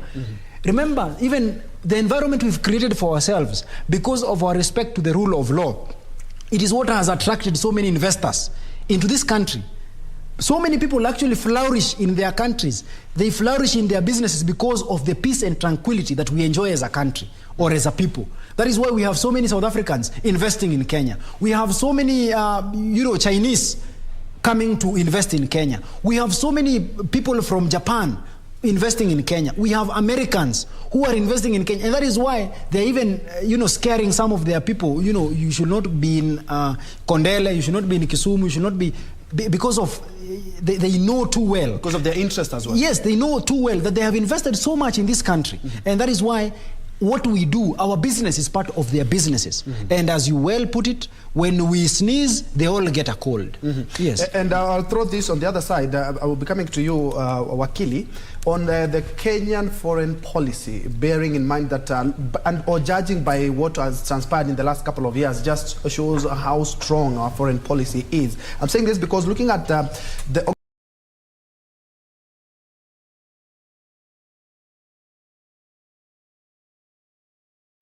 hata ikikuwa hivi ilale pande yetu, ilale pande ingine, we are focus peace, ndio maisha yetu endelee, uchumi ya nchi endelee, but tungeomba tu peaceful, Mungu asaidie nchi yetu. Asante sana. Yeah, for my name is Jacob Ochieng. Unaweza ndio Kiswahili tafadhali? Kiswahili, okay, fine, tajaribu. Kwa majina naitwa Jacob Ochieng. Matarajio yangu binafsi siku ya leo, natarajia justice ikuwe prevail, justice itokeleze at pande zote. Unajua pande zote ziko na haki na kotini linaamua, na koti ikishaamua sisi tutashukuru vile itatokelezea, lakini tunaomba tu matokeo ikuwe mzuri na si wote tufurahie kama Wakenya. Lakini kwanza kitu tunaomba ni amani tu, amani kwa kila mtu. Hiyo ndio kitu tuna preach sana, peace. That's what we are expecting. Thank you. Jina kwanza tafadhali. Okay. Kwa majina naitwa Geoffrey Osego, mimi ni mkaji wa Kisumu. Chenye tunaomba amani, na tunatarajia koti itafanya uamuzi wake. Juu wao ni wa hekima, tunatarajia matokeo ikuwe mzuri. Mwenye atatupatia ndio tutafanya nao kazi. Na wakiturudisha kwa uchaguzi pia tutafanya kwa amani. Asante. Jina kwanza tafadhali. Majina naitwa Wino Biero. Mimi kama mkazi wa Kisumu natarajia kwamba siku ya leo itakuwa siku kubwa sana. Tena tunangojea sana na tuone majaji wataamua namna gani kwa upande ya ushahidi ya Raila Amolo Odinga, na tunaomba sana na tunangoja hiyo election sana. Sasa tunajua hao majaji watafanya kitu ya maana, lakini sisi tunatarajia, matarajio yetu ni kungoja hiyo ikuwe nullify. Hiyo election ilikuwa na ujinga mingi sana. Sasa sisi tunaomba jaji wafanye kazi yao. Nuru na Nika, hayo ni baadhi tu ya, pengine tupate wa mwisho. Mama hapa amejitokeza. Haya, anza na jina kwanza. Swali ni ya kwamba matarajio yako kuhusu ile uamuzi wa mahakama kuu leo, pengine unaweza tueleza matarajio yako. Anza na jina tafadhali. Mimi naitwa Susan. Lakini mimi nasema unajua hata tuseme nini, hata tuongee nini, lakini chenye tunafaa, chenye tunatakikana watu wajue, kiti Mwenyezi Mungu ndiye anajua mwenye atakaa. Hata tuwache mangaisho mingi, sisi tuombe tu Mungu chenye uchaguzi ya mahakama. Ndio au watu waone mtu mwenye anaweza tangaza maisha iendelee. Hata maisha pia ni magumu, kila kitu bei imepanda. Sisi tumechoka. Wanatangaza mwenye wanataka kutangaza maisha iendelee. Hiyo tu ndio mimi nasema. hakuna haja. Well, Wambua na Nuru, hayo ni baadhi tu ya hisia na pengine matarajio ya wakazi wa Kisumu hapa, wakisema kwamba pengine wangependelea uamuzi wa mahakama ya juu iegemee upande yao, lakini pengine wengine pia wanasema kwamba wako tayari kuitika, watakubali matokeo ya mahakama kuu kama itaenda upande wao ama pengine uende kinyume na pengine yale wanatarajia. Na ni hayo tu kwa sasa. Tutakuwa hapa bado tupate pengine reactions ama wakati mahakama ya juu itakuwa imefanya uamuzi wake. Asante sana huko Kusa kutoka kaunti ya Kisumu. Bila shaka kwa maoni ya wananchi pale, yule mama amesema kwamba waamue vile wataamua, maisha isonge mbele. Nadhani kwamba hizo ndizo hisia za kila Mkenya na spirit ambayo tunataka kwa sasa, bila shaka, ili tuweze kusonga mbele na maisha. Nadhani kwamba Nuru, kando na huko Kusa, Vincent Oduor kuna wakati atajua ageo anajaribu Kiswahili. Kweli kabisa. Hao kwa sawa. Hajalemewa. Na bila shaka mtazamaji, kando na hilo ni kwamba leo tuna jopo letu hapa ndani ya studio, bila shaka kujadili swala hili kwa kina. Matarajio ya mahakama ya upeo yanakuwa namna gani? Je, tutarajie nini kutoka kwa mahakama hiyo mwendo wa saa 6? Nuru, tuna nani ndani ya studio? Hapa katika studio tuna Ishmael Nyaribo ambaye ni wakili. Karibu sana. Na tuna Hussein Halid ambaye ni mkurugenzi wa Haki Afrika. Karibu. It's by having a vibrant economy, and a vibrant economy comes with building an inclusive economy, irrespective of the strength of the enterprises that we might be holding as individual population in this country. Indeed. Thank you so much, Maina Karobia, for your time and your insight. We have been here with you since we began this broadcast 7 minutes to 7, and of course that is quite impressive. Thank you so much for your insight. That has been Maina Karobia, who is a governance and leadership expert, and has been actually assisting us in putting things into perspective as we wait the big judgment. We are just an hour shy of that judgment, and the Apex Court did send earlier this morning, notice on that, and said that at exactly noon is when they will be giving us that judgment. And now we have new energy, new strength, and we are also trying to get that gender parity. And we are now joined by Regina Manyara. Good morning, Ray. Good morning, Troy. Indeed, you have been holding fort all the way from the crack of dawn, and we're here to support you. Remember, all eyes are focused on the Apex Court as well. Put 1 hour to go. We'll know which direction the country is going to be taking in terms of matters of leadership and, governance, so to speak. And it's definitely going to have a ripple effect in as far as Kenya moves forward, matters business as well as our international relations. And I like what our guest, the political analyst, Maina Karobia, said, that in the next few years we are likely to see a unification of the East African community, as it were, and Kenya needs to cement its place as the center of it all in as far as matters of politics are concerned. Just to remind you that we welcome your feedback. You can get us on Twitter on KBC Channel 1.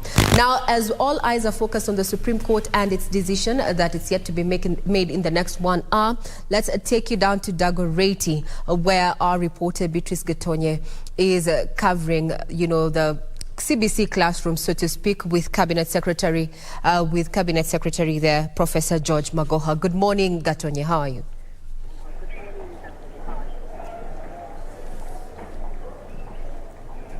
Thank you very much, Regina Manyara and Ben Troy in studio. I'm coming to you live from Dagoretti High School, where Professor George Magoha was here, the Education Cabinet Secretary. He was here to open 2 classrooms. As we all know, the CBC transition is happening next year, and grade 6 learners are expected to join junior secondary. And the CS has been busy running up and down, ensuring that the classrooms that had not been built are actually being built. And he says by Friday, the 20,000 classrooms will be ready, both in public and private schools, ready for learners come next year. He says the next government that will be coming in will find all systems go in terms of the CBC transition.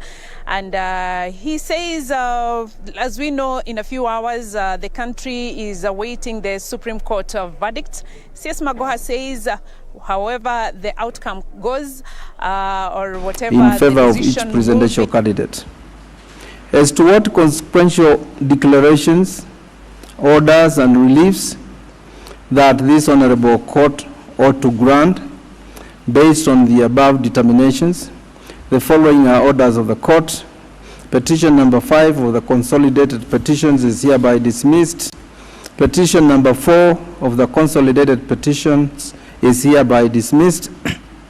As to petition number 3 of the consolidated petitions, the prayer by the petitioners seeking a declaration of recomputation of percentages by the second respondent is declined, as the court has no jurisdiction. Regarding orders as to costs, the court orders that each party bears its own costs. The detailed judgment containing reasons for decision of the court will be issued within 2 weeks from today. A declaration is hereby issued that the presidential election held on 8th August 2017 was not conducted in accordance with the Constitution and the applicable law, rendering the declared results invalid, null, and void. Number 2, a declaration is hereby issued that the third respondent was not validly declared as the president-elect, and that the declaration is invalid, null, and void.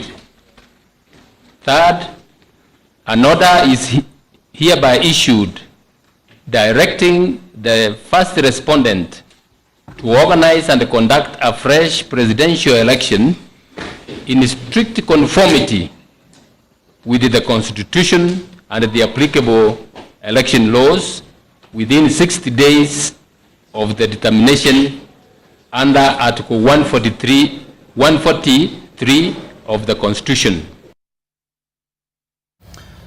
Naam, bila shaka mtazamaji, hizo ni sauti za majaji wawili waliostaafu. Jaji Willy Mutunga ambaye alitoa uamuzi wa mwaka 2013 na kutupa nje kesi ambayo ilikuwa imewasilishwa na Raila Odinga wakati huo. Mwaka 2017 David Kenani Maraga, jaji mkuu wakati huo, akatupilia mbali uchaguzi wa mwaka 2017 na tukarudia uchaguzi ambapo Rais Uhuru Kenyatta alichaguliwa pamoja na naibu rais William Ruto.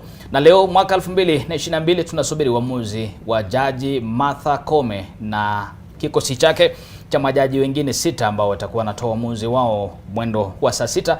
Ni saa 1 hivi ambalo limesalia. Bila shaka tuweze kuwakaribisha wale majaji hapa kwenye runinga NTV. Bila shaka kukutangazia mtazamaji wa baada ya kuketi kuanzia siku ya Ijumaa wameamua nini kuhusiana na uchaguzi huu wa mwaka 2022. Na mtazamaji, kumbuka kwamba uamuzi huo mtazamaji utakuwa unaanza kutolewa mwendo wa saa 6 kamili. Kwa hivyo tupo hapa tu mtazamaji, nawe kabisa tunaendelea kusubiri pia tuone uamuzi huo iwapo utaanza kwa wakati huo kamili au tuendelea kusubiri kwa muda kiasi. Lakini kama tulivyokueleza hapa katika studio, tuna wageni ambao watatusaidia kuchambua tu mambo mengi ambayo yanaangazia swala hili la uamuzi na masuala tu mengi hapa nchini, haswa tangu pale last week we saw the presentation by various legal councils representing Azimio Kwanza, I mean Kenya Kwanza and Azimio la Umoja, and of course now today we expect now the Apex Court to give us a verdict on what they have agreed or what is the way forward. And of course the countdown has started, and when I look at the clock, the 1 hour countdown is already underway. We are talking about 2 minutes have already elapsed and about 50 seconds. So the clock is still ticking, and the whole country is now waiting and watching what would definitely to hear from the Supreme Court in Milimani. Of course, as we were telling you, the security around the Milimani Law Court has been beefed up with restricted movements for both vehicles as well as human beings. And so that is a sign that you know, it's all systems go there. We have our reporters there who are on the ground, of course, you know, tracking the happenings, not only here in Nairobi, but we also have our team in Nyeri, in Uasin Gishu, in Kisumu. We have just seen our reporter there, Simon Achola, giving us an update. We have also seen our reporter in Uasin Gishu, as well as Kirinyaga and Nyeri. They are tracking the happenings there so that we can get to understand the reactions from the residents of these areas. And the reason why the 4 areas are critical. Remember, Kisumu is the stronghold is actually seen as a stronghold for Azimio la Umoja presidential candidate, that is Raila Odinga. While in Gishugu constituency, that is in Kirinyaga County, that is where the home of his running mate, Martha Karua. And in Nyeri, we have the Kenya Kwanza running mate, Mr. Gachagua, that is where he hails from.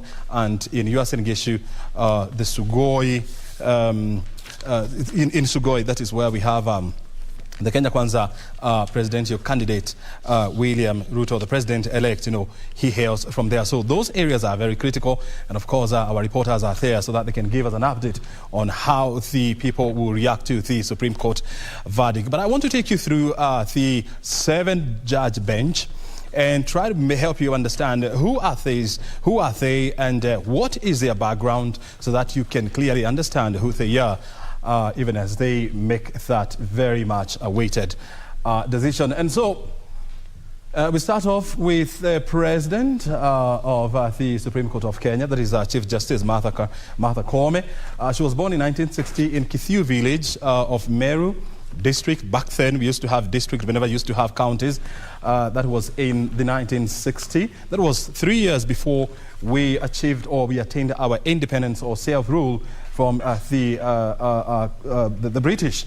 And so in 1986, that is about, he graduated with a Bachelor's of Law from the University of Nairobi, and in 1987 he was admitted to the bar to be an advocate of the High Court after going through the Kenya School of Law, which is mandatory for any lawyer practicing in Kenya. And in 2010, she graduated with a Master's of Laws in Public International Law from the University of London. And why this day is very critical, remember, this is the day that Kenya promulgated its constitution, and she was a member, or she played a critical role in ensuring that this constitution was delivered in 2010. In 1988, she began her legal career as an associate of Madenge and Mushemi advocates here in Nairobi. And in 1993, she started her own law firm, that is Martha Koome and Company Advocates, and she became a managing partner in 2003. She was going to serve that position for another 10 years, and in, from 1993 to 2003. So in 1996, she served as a council member of the Law Society of Kenya. She's one of the people who is credited with bringing the vibrancy of the Law Society of Kenya, with, among others, Gitobu Imanyara and other people, you know, who are critical in shaping the legal fraternity in this country. And she partnered with many other people, including the senior counsel, Paul Moite, who we just saw the other day. And so she has quite a big profile there. And she has also served as a chairperson of the Federation of Women Lawyers, FIDA, where she was important. Before you continue giving us, the bios of the 7 judges there, just to point to some of the pictures of what is happening at the Supreme Court. We see various councils have already started, arriving at the Milimani. Those are just live pictures that are coming to you there. Well, as you can see, we are less than 1 hour away from the delivery of that judgment. We have tried to just do a preempt. What are we likely to see? And from our eminent panel that we have in us in studio is that there are only two ways that this could go. It's either a nullification or the election is upheld. And we all know if it's... we are looking at the upholding of that particular election, then we have 13th is the date, so to speak, for a swearing in. However, in the event of a nullification, we are likely to be looking at, in legal terms, either a rerun or a runoff, so to speak, one including the the petitioner and the main respondent there, that being President-elect William Ruto and Azimio flag bearer Raila Amolo Odinga, or well, the other might include the rest of the 4 candidates. But we are waiting to see. It's under an hour and we're here. Now back to you, O'Brien. Oh, absolutely, and that's what we are doing here. We just we are in studio. We are at the Milimani Law Courts just to observe what is happening there, and so we'll be crisscrossing over these critical places so that we can keep you updated on what's happening there. So we are still going through the profile of the President of the Supreme Court of Kenya, that is Chief Justice Martha Karambu Koome. And so in 2012, she was elected the chairperson of Kenya Magistrate and Judges Association. And fast forward in 2021, she was shortlisted for the Chief Justice position to replace David Maraga, whose tenure came to an end. And apparently, she managed to clinch the position, becoming her nomination was actually approved by the Parliament Committee on Legal Affairs, and she became the 15th Chief Justice and the first female to occupy that office in independent Kenya. So in 2021, the Justice and Legal Affairs Committee, as I told you, vetted her and recommended her. And so President Kenyatta appointed her as she took her oath of office at State House in Nairobi on May 21st, 2021.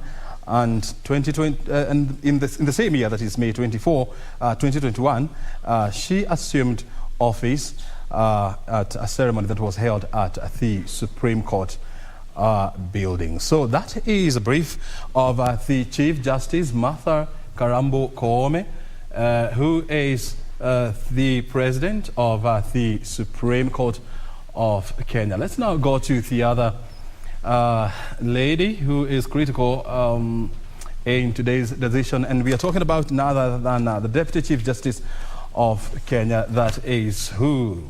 Very good. Philomena Mwilu. She was born in 1958 and her career spans for over 35 years.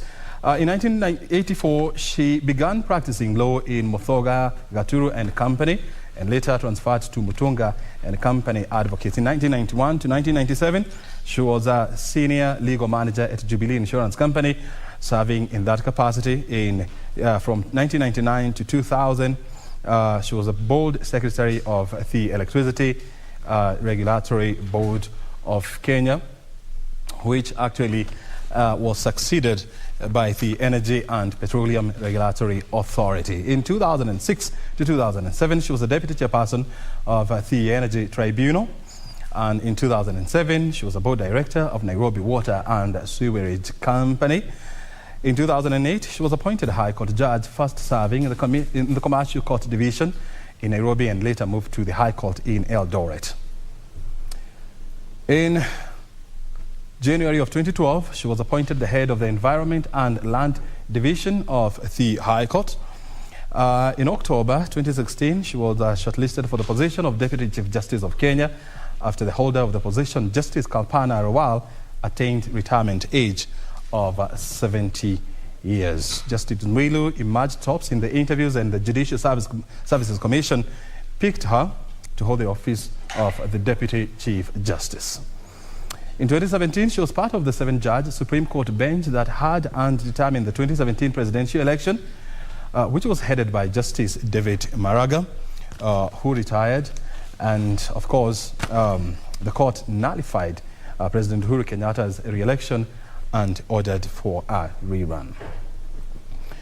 Now, O'Brien, before you actually wind up there, just giving us a feel of exactly who is going to be or who is forming the 7-judge bench, so to speak.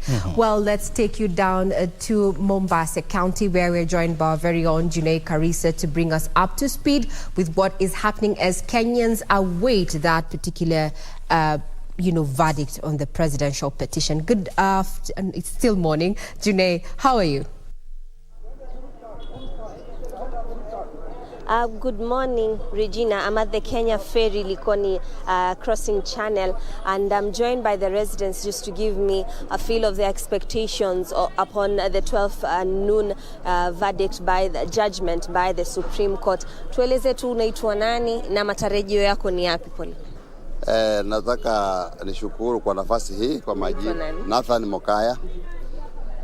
Naomba kwamba yale matokeo tunayongoja kutoka kwa Supreme Court, uamuzi ule utakao toka uwe wa haki na kweli, si haki ya mwanadamu bali haki na kweli ya kutoka juu mbinguni. Tutashukuru na kuipokea na kuendelea mbele. Ungewahimiza Wakenya nini wanaposubiri? Wakenya wawe na amani na utulivu.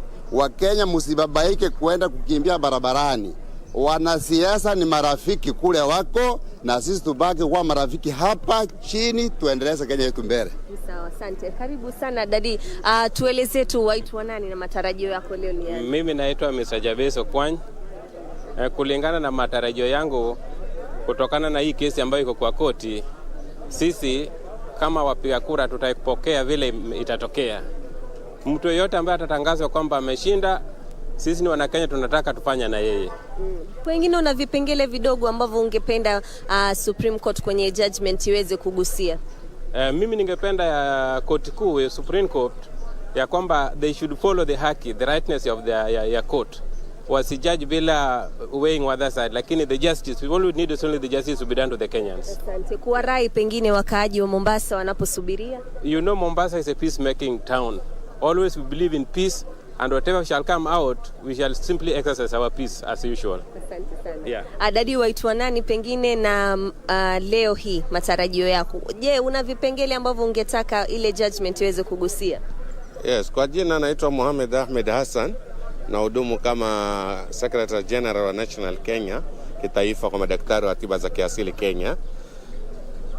Kwa ujumla matarajio ambayo nayatarajia leo ni matarajio ya ule ushindi ambao uko wazi. Kwa hivyo ningependa mahakama isiangalie kipengele chochote ambacho ni cha kuridhisha wananchi, isipokuwa iangalie uhaki na usawa. Pale uhaki uko na usawa, basi itekeleze. Wakaaji ungewaraji? Wakaaji ningewarai wawe watulivu na wakubali sheria na katiba ya nchi. Asante sana. Yes. Asante mzee wangu. Nimalizia naangalia tu kamera iliyoko mbele yako. Kipengele, nipe story. Kipengele kipi? Mimi kwa majina naitwa Malik Chelimo, mzaliwa Trans Nzoia, mkazi wa Mombasa toka 2013. Na Mombasa kwa hakika ni mji wa amani. Na kile tunachotarajia kutoka kwa Supreme Court, tolee tu haki na tuendelee kuwa na amani. Kuna kipengele ni kipi ambacho ungependa kiangaziwe zaidi? Kile ningependa kiangaziwe sana sana, especially hii mambo after every 5 years tunarudi kwa mambo na kesi. Tungetaka hiyo kitu hiyo kidogo sugu itolewe kabisa. Kama ni uchaguzi utakafanyika ifanyike bila mambo zingine. Huenda kesi ikasema kwamba pengine rais na naibu wa rais hakushinda na pengine kuna uchaguzi mwingine. Wewe ungeweza kulipokeleaje jambo? Tuko tayari kwa vyote vile, maana mahakama ya upeo na mahakama ya mwisho, na tutapokea kwa njia yote inayofaa. Asante sana dadi. Asante sana. Waitwa nani? Naitwa Jackson, mkazi wa Mombasa na kiongozi wa vijana. Tupe matarajio ya kwanza, nipe story. Vipengele gani ama ni kipi ambacho unaona kinafaa kuangaziwa zaidi kwenye ile judgment itakayotolewa? Commission ya IBC. Mimi sina shaka mahakama ya juu itafanya kazi yake na itatoa uamuzi kulingana na sheria. Sisi kama wa Kenya tuko tayari kupokea uamuzi wowote ule ambao mahakama ya juu itatupatia sisi kama wa Kenya. Je, unaona kwa mtazamo wako IBC ilifanya mukshili yote? Kulingana na mimi commission ya IBC ilifanya kazi yake. Sasa hizi zingine mimi naona ni kama ni commission tu ilifanya kazi yake kama vile commission yote ile inafanya kazi. Ndurusu wa mwisho, dadi waitwa nani? Na kuona na mzigo kweli, pole kwa kuchoka, jua ni kali kweli. Naomba uangalie kamera tu iliyoko mbele yako. Waitwa nani na leo watarajia vipi mambo na Supreme Court? Mimi naitwa Paul Akelo Barasa. Na matarajio yangu katika Supreme Court na tarajia ile uamuzi wa court ndio mimi nitafuata, kwa sababu sisi hapa nje tulimaliza. Imebaki mambo ya court. Supreme Court ikitoa uamuzi, sisi kama wananchi tufuate. Tusije tukawatu wafujo, kwa sababu hali ya Kenya ni hali ngumu dada. Himizo lako la amani pengine kwa wakaaji wanaposubiri hiyo judgment saa 6 kamili? Mimi naomba wananchi wenzangu wawe wapole, kwa sababu hali ya Kenya yetu imeharibika. Sisi tusije tukatoa uamuzi ubaya na ile hali koti imemaliza. Asante sana. Hayo tu dadi, pengine unamalizia wito wako? Mimi nakubaliana na huyu mwenzangu. Nataka iwe uchaguzi hiyo uamuzi iwe ya watu wana imani wa amani na wakubali uamuzi utakayotokea. Pande huu ama pande wale wataambiwa ni wao, mwingine akubali matokeo. Asante dadi kwa kutuongelesha.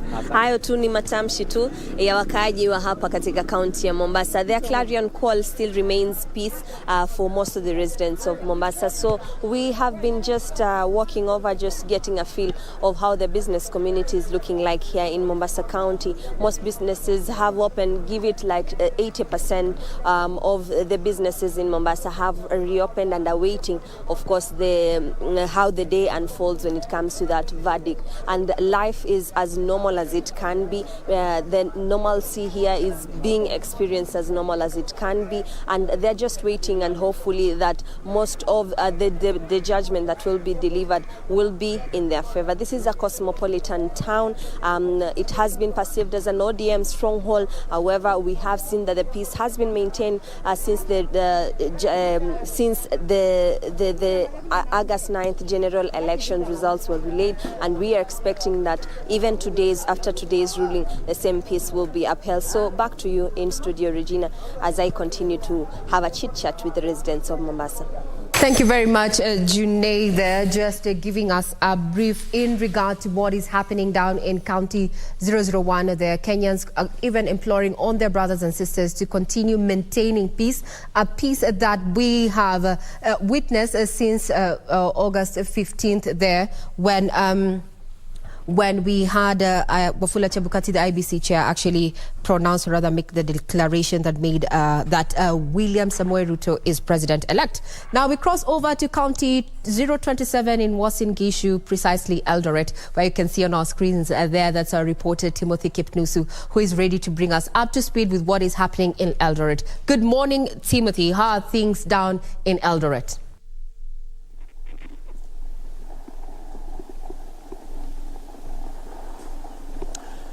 A very good morning to you, Regina Manyara, there at the broadcasting house. Yes, indeed, I'm coming to you live from Uasin Gishu County. This is the home county of the Deputy President, the President-elect William Samoei Arap Ruto, and we have been traversing a number of places here in Eldoret, and generally the area is calm, but a number of residents are waiting with bated breath to understand what will be the verdict from the 7-judge bench. Remember that 349,863 residents of Uasin Gishu went to the ballot to elect their leaders, and William Samoei Arap Ruto garnered 272,868 votes, with his closest competitor Raila Amolo Odinga getting 76,009 votes among the 506,138 registered voters from Uasin Gishu County. And generally, just waiting to get to understand what will be the verdict. A number of them say that whatever the judgment that will be given by the IBC, they will really welcome and continue with their lives, as this is a time when economy, they're crying about the economy, the cost of living, and they want leaders to get to their office and start working. And joining me is the Catholic Bishop Dominic Kimengich. And I understand they had a meeting with the spiritual leaders, perhaps to give a message to Kenyans about just embracing peace. Many thanks indeed for joining us, Bishop. What is your assessment of the seventh judge bench and how things are panning out? We are all waiting with a lot of expectation that the seven judge bench will definitely deliver their judgment in accordance with the facts and the truth. And that is what we expect from them, that they will make a decision which is really based on the real facts and on the truth. And this is also what our people are expecting, because that's the only way in which people will be able also to accept whatever judgment they will make, and they will want to move forward with their lives. So we are waiting eagerly for that judgment. And as you have mentioned here in Wasingishu, the people really are waiting eagerly because they want to hear that decision and be able to continue with their lives. Yes. But perhaps what's your message to Kenyans? Actually, the Wasingishu County, remembering that it was mentioned as a hotspot area. Generally, when election was announced, William Ruto was announced as the president-elect, we saw those calm, even in other counties. Perhaps what's your message to people of Wasingishu, whichever the outcome from the seven-judge bench? Well, what I would like to urge our people is to continue with the same peace. We voted peacefully. We waited for the tallying, we got the results in a very peaceful manner. So we want to maintain that peace, because there's no point, there's no reason why people should say this is a hot spot.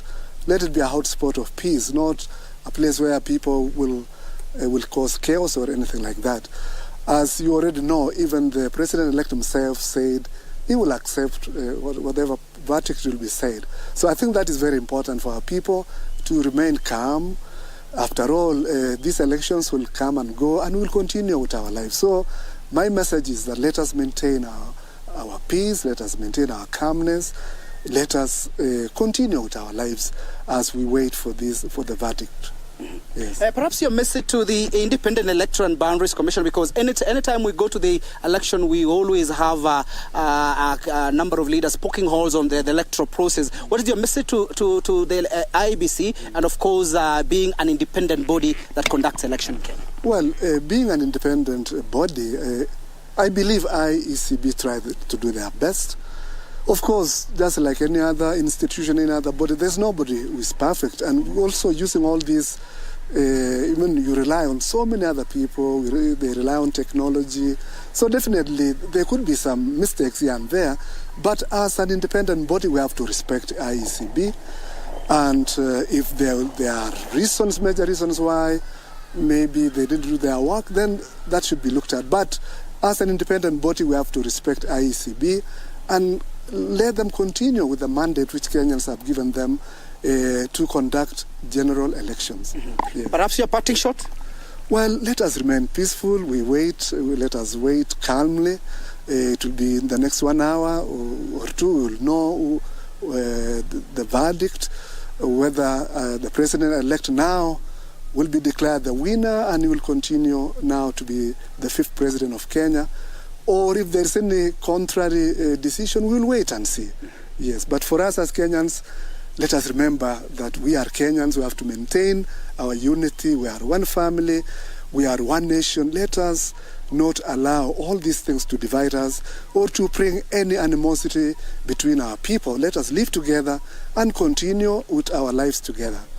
Yes. Many thanks indeed for talking to us, KBC Channel 1. There you have it, Regina. That is Dominic Kimengich, the Catholic, Eldred Catholic Archbishop, just making his remarks concerning the wait-and-see situation from the seven-judge bench. And of course, the most important thing is that Kenyans should remain peaceful, whatever the outcome. If the seven-judge bench will annul or affirm the win of Deputy President or the President-elect William Samuel are uprooted. A number of residents say they are tired of waiting and they want to go back to business, and they are saying that whoever will be elected or whoever will be mentioned as the president or whatever, if they are going to the ballot again, they say they will really welcome that idea, just to ensure that we have the president. And the most important thing also they say is whoever becomes the president doesn't matter at all, but the leaders who have been elected down there, ranging from the governor, senator, woman member to the National Assembly, and the member of county assembly, those are the people they are focusing on to ensure that they have development in this particular country. From me, Timothy Kipnusu, I hand you back to studio, Regina Manyara. Now, before I let you go, Timothy there, and I know you're going to be keeping tabs awaiting that particular verdict to be delivered at noon.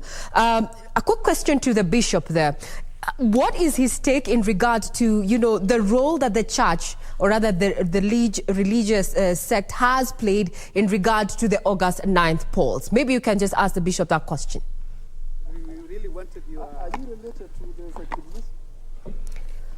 Well, we will be getting feedback in regard to what the bishop there has to say in as far as the conduct of the religious sect has had run up to the elections and even during the elections, and such at a time when we have heard from various denominations they are calling for Kenyans to remain peaceful as they have been. We will be getting to that. Now, some of the shots that you're seeing on screen are just live shots from Milimani there, where the Supreme Court anytime from now, actually exactly 32 minutes from now, is going to be delivering their verdict on the presidential judgment there.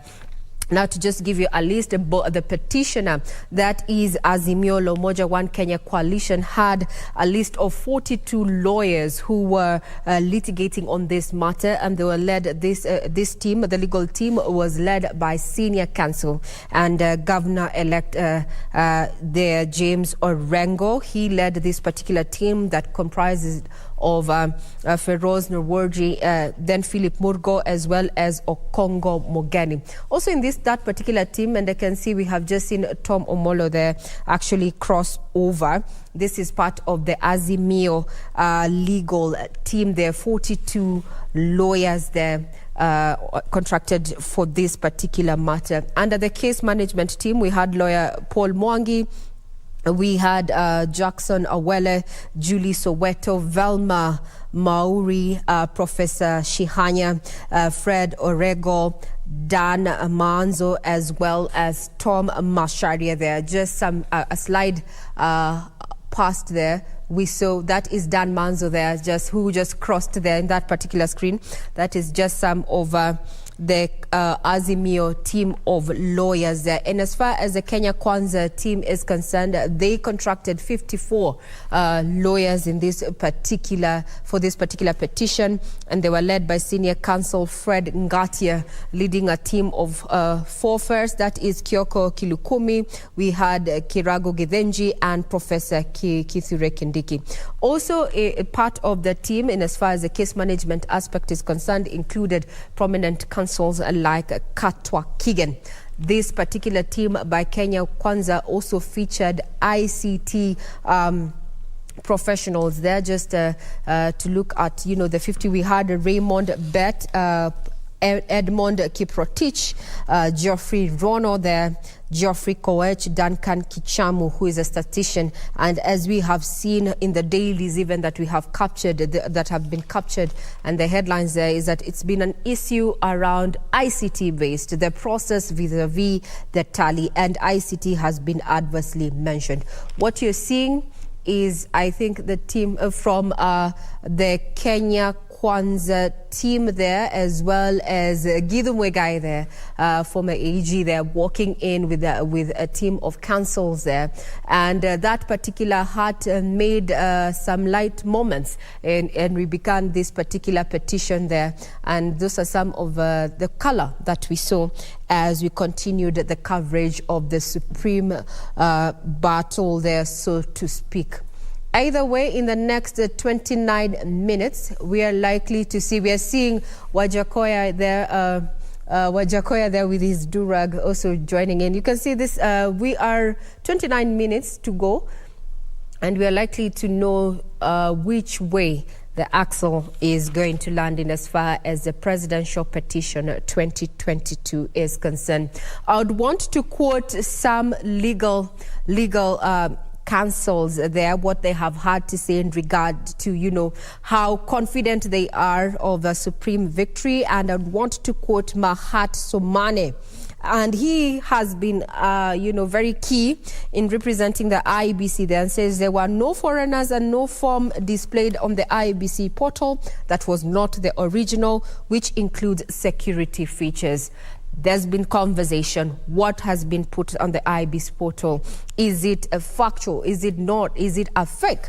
And as by the end of Friday, we had several, hashtags trending on Twitter there, at least so to speak, about Jose Camargo there, who apparently was a name that was adversely mentioned during that particular petition. I'd also want to quote George Morogo, who said that IEBC chairman has made considerations of his staff who are facing arrests and intimidation and decided not to wait another day. This was a question in which IEBC chair Wafula Chebukati found himself the crook, so to speak, in regard to the challenge in the manner in which he made the declaration after the August 9th polls. Now, Zerhabu Johan Mohammed said the Constitution talks about the commission, not the commissioners or the chairperson. He cannot be equal than others. That's a question in regard to matters of the IEBC and way forward. And we have our guests here who have been chipping in and giving their views in regard which way forward as far as IEBC is concerned. And I'm talking about constitutional lawyer Shadrach Wamboi as well as Gibson Gesore there. The question of IEBC, is this where we draw the line? Are we going to change in as far as the electoral law is concerned? After we saw what happened, we have 4 dissenting commissioners. We have a chairperson who, though criminal charges have not been leveled against them, there's been talk around, especially with the petitioner, saying that he should be found culpable of malpractice and that. But by end of today, that is exactly 26 minutes from now, we will know the direction in which we'll take in as far as the August 9th petition is concerned. From the screen, security is quite beefed up at Milimani, as you can see there. And also, there was a communication made earlier in regard to the roads that are going to be blocked just to ensure that this particular process runs simultaneously and seamlessly there. And it was made public, and including KBC Channel 1 actually carried that story to just enable you as a Kenyan citizen go by your duties, being asked to remain peaceful and calm as we let the 7-judge bench there, led by none other than Chief Justice Martha Koome, tell us which direction the presidential petition is going to take. And just to bring back this conversation back to studio, and I'd want to engage our 2 guests here just as we wait to see if there's any activity that we are likely to see from the screens that you're seeing. First one, we showed you that this was a security, the Supreme Court, where is going to be has been sitting for the last 14 days or so. Pre-trial, deciding what key issues are going to be decided. They settled on the 8th, and now there are only 2 options. It's either a nullification or a validation, upholding the elections as well. And each have ramifications in as far as leadership and governance of this country is concerned. What you're seeing is that it's down to 24 minutes before we have the Supreme Court session on, where we're waiting to have that verdict given there. From the screens, you can see councils continue getting into the chambers there.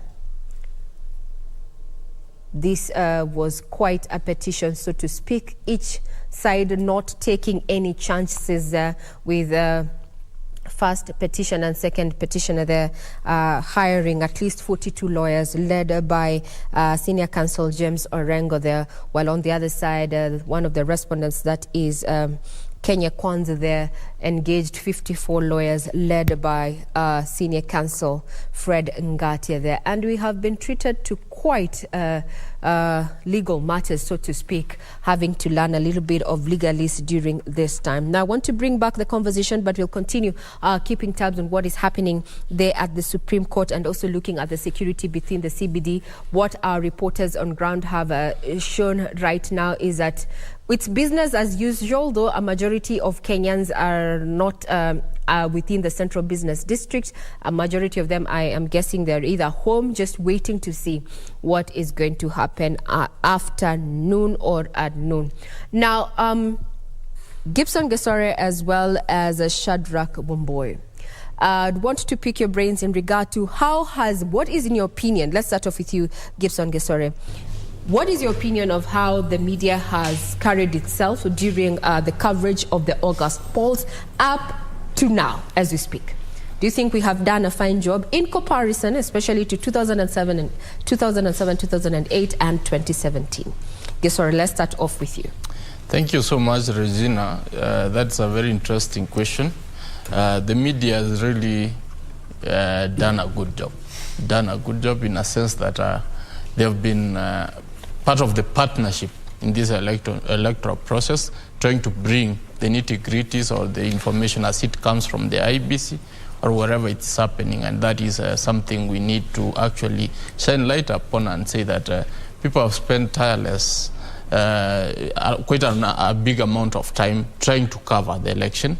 I remember you were at Bomas, you never slept, you were telling me how tedious it was. It means that's a sacrifice you gave so that we could get the news of what was happening from the tallying center.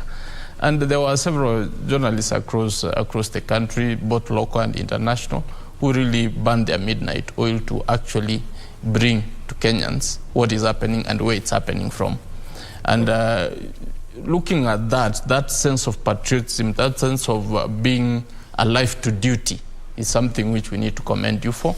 And we ask that you don't look back on that, because we really count on you so that we can be able to know or hold the government accountable, IBC accountable, and actually for news. Those are very important aspects, because once you have that, they say information is power, and you actually relay that in the best way possible. Thank you for that vote of confidence. Before I hand over to, Shadrach Wamboi to give us, his thoughts in regards to media coverage of the election to now. What you're seeing on screen is that this is the inside of the Supreme Court, the makeshift court area from Milimani, where we are expecting any minute from now. It is down to 21 minutes to noon there. We're expecting that the 7-judge bench led by Martha Koome there, the Chief Justice Martha Koome, is going to be sitting and will be delivering its verdict in regard to the August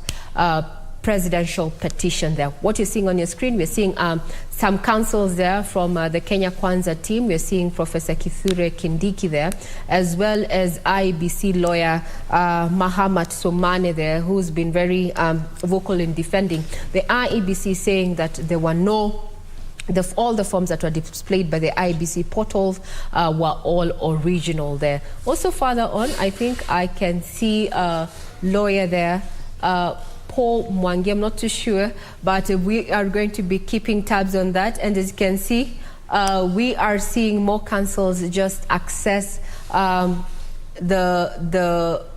hall in which we are waiting to see, or rather where the verdict is going to be delivered from. Remember, this is the Supreme Court, the apex court of the land, and the decision that is going to be rendered in there is going to be final. And also some light moments there. You see Professor Wajakoya there. George Wajakoya is among counsels who are at the Supreme Court there, and he was among the candidates eyeing the top seat in this August polls there under the Roots Party. But with the numbers there, he failed to clinch that. But we will get to know if at all the Supreme Court decides that this, to uphold this election, would say that he failed to clinch the requisite votes that were required to declare him the president, so to speak. We are waiting to see, given the constitutional timelines, actually with the 7-judge bench sitting at noon to deliver that particular judgment. If you go back to the time, go back in time, as per the constitution, we are looking at around 7 days, so to speak, 14 days there. So they're exactly 2 hours before the 2 p.m. deadline. Now, Shadrach Wamboi, who is a constitutional lawyer, what is your take in regard to the coverage that the media has given the August polls, pre and up to date as we are? Well, to be fair to the media, I think on an average of 10, I will give the media 7, so that it also gives the media some room for improvement. but as far as timely reporting is concerned, I think the media has done a splendid job. It has done a splendid job as regards a balanced, reporting of issues when it comes to, matters as they are happening. But I think one thing that probably is something that we should look forward to, it's investigative journalism, so that there has been some concerns. There has been some issues about, we begin with the stalemate that we experienced between the commissioners. Perhaps we will have relied even more from the media to establish really what was the problem. Is what Chebukati has been saying really the truth, or is there something more than what is meeting the eye? So probably I think going over and above what has been quite apparent. I think the media has in the previous past told us or taught us so many things from the use of their cameras. But I think moving forward, there is always some room for improvement in everything that we do. Even with the splendid job that you people have done, the future is still ripe for exploiting other avenues or other opportunities. We need to establish so many things other than what we've been seeing just on TV. We've been seeing, some plays, people playing. We need to also get a cover of what is this that has been happening behind the scenes, so that we are treated to more. And I think this is something that we live with you. All is not lost.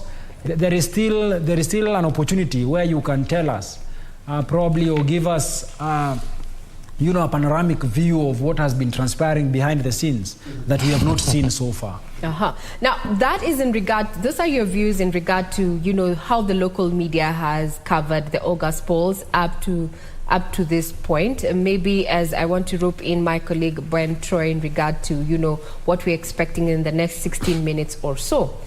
How does it compare when it comes to coverage of elections between the local media vis-a-vis the international media? Because there's a conversation that is currently ongoing online that there's a lot of anticipation, and it's all not good. It's actually negative, portrayal of Kenya and this particular situation we find ourselves by a section of international media outlets. Indeed.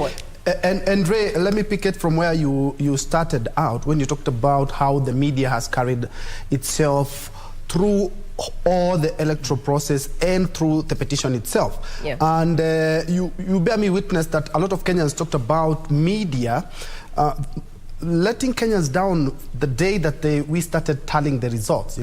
We did a very good presidential and gubernatorial debates, but we were not as united or as one cohesive unit when it came to the tallying process, and which would have helped a lot of Kenyans cool their nerves. But away from that, the election itself and the petition, I would say we as media have carried ourselves in the best way so far. In the great words of Wakili here, is that we still have some room to improve as based to how we cover and how we write our report. Because looking at what we see the same thing, but at the end of the day, when we go down to write our story, sometimes you find some discrepancies here and there. That said, the media also will be keen, and Kenyans will be keen to see how after this we do carry ourselves. Because at the end of the day, you have had America talk about it, many countries, but they have to rely on the media, because if you don't show it, if you don't write it, if you don't present it out there, no one will know exactly what is happening in the country. And still on the same, and I think this is something that we can have a discussion on, an interesting read written by a journalist talking about the presidential petition. Raila Odinga has been a perennial petitioner when it comes to this, and that person is arguing no matter how this goes, either his way or not, he will be credited in fighting the fight and actually trying to solidify our democracy. I don't know how Wakili Gisore you view this, but at the end of the day, despite his hits and misses, because he's had some wins and some losses as well, is that he has enabled Kenya to be a democratic country, and also single out some of the things. Because in 2017, what the Apex Court talked about are some of the things that we have been able to implement in our 2022 politics. And at the end of the day, win or lose, he still be credited in solidifying our democracy. Sorry. I think, Bentro, I want to thank you for raising that issue about Raila Amolo Odinga. Raila Amolo Odinga is one person who has serious temerity for democracy, if I might say that, because look at the man, look at his journey. This man has been in prison, came out, fought for the 1992 liberation. That succeeded. We appealed Section 2A, and then turns back and joins Moi's government, and then turns to throw Moi's government out, or his choice, so giving rise to another liberation, whereby we had change of power. Then fast forward, we come to the 2005 referendum, where he had to actually leave government and champion our cause towards liberating Kenyans through a new constitution, which had dragged on for too long. So we saw his hand in all this process. We saw it in 2007 when the election went sideways. He was able and willing to share the government, as opposed to contrary views, which were telling him you shouldn't share anything, you won. If he was somebody bad, he could not have reneged on that. He actually stands out as a statesman and says, Kenya first. I choose Kenya. I fought for this because I love Kenya, because I want to see a better Kenya. So if sharing the government with Moi Kibaki is something which is going to give us prosperity, is what I will do. And that happened. We ended up having the 2010 constitution, which is very robust, which we are enjoying. He has actually even gone in to bolster that particular constitution by going to court severally to test the limits, to actually be able to portray that this constitution has got to be tested to every end, so that we can be able to have a better country. In 2013, he was in court. He lost. And I said, okay, we will obey, we will obey. Come 2017, he actually succeeded. He succeeded in the petition, and he ended up joining government, or having a handshake for purposes of Kenya. For purposes of Kenya, he did an handshake for continuity, because the economy has not been doing well for the longest time. So for purposes of Kenya, he actually was able to do an handshake. And then he's again in 2022 in court. If we can quote him today, he said, it's not about me. It's about fostering democracy, which is if there is anything we can credit the man, is that he's a democratic Kenyan, and he's actually a person who is out for the good of Kenya. And that in itself embodies a man who has done much more than any other president, because nobody has been able. Amongst the presidents who have led Kenya, you've not seen anybody stand strongly for Kenya. Some of them have been elected, but I'm sorry to say, nobody has been able to be for Kenyans. Raila represents the common man and the interests of the people. They have done their bit in terms of developing the economy, or trying to do their single political issues around leadership, but in a uniform scale, I think if you get to put them on a weighing scale, I think he really weighs way much more than any other president in terms of fostering democracy. Now, Gisore, thank you for that in regard to, how we have covered. And we have seen quite sensational headlines, as you've said there, but we need to remain factual. As your colleague there has given us a 7 out of 10, giving us room for improvement. Indeed, we will work on that. But now let's find out what is happening within the Central Business District. Statistics indicate that 85% of workstations are domiciled within the CBD. Now, being September the 5th, we are joined by Hibak Sayed from Kencom there. We can say it's the center of CBD, to just bring us up to speed with what is happening as Kenyans await that particular ruling. Hibak, hi. How are things from Kencom?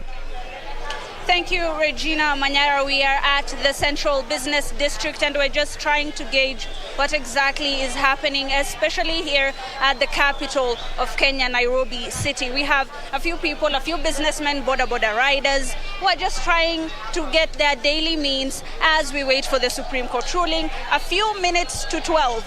If we could just have your opinion, sir, on what exactly you've seen. The Supreme Court is about to give a very important judgment today. Unaona vipi, biashara yako imekuwa vipi, na umeonaje town iko leo?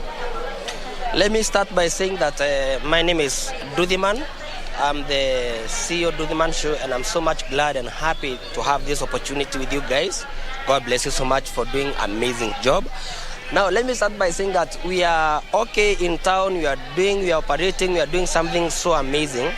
And to make the matters worse, our border riders here in Besni CBD are doing quite excellent job.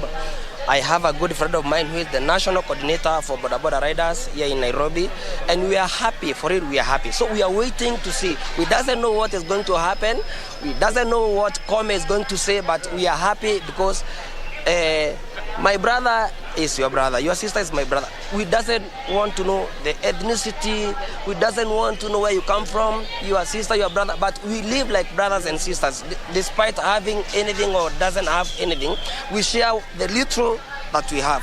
So as a border rider who is a journalist by profession, because I've worked with your media or whatever, I'm happy, we are happy. So let me just give a take to my brother and say something. Just to cut you off, Regina, we've been checking around and we've seen that the shops are mostly open, the businesses are functioning quite well, people are conducting their business as they always have. As you can see, we're at Kencom, and most of the matatus are carrying people just as they always do. People are waiting, yes, for the ruling by the Supreme Court, but people are going about their business here in Nairobi City. If maybe we could have the opinion of a Kenyan, unaonaje kuhusu hii Supreme Court ruling? Unaonaje, nini unatarajia?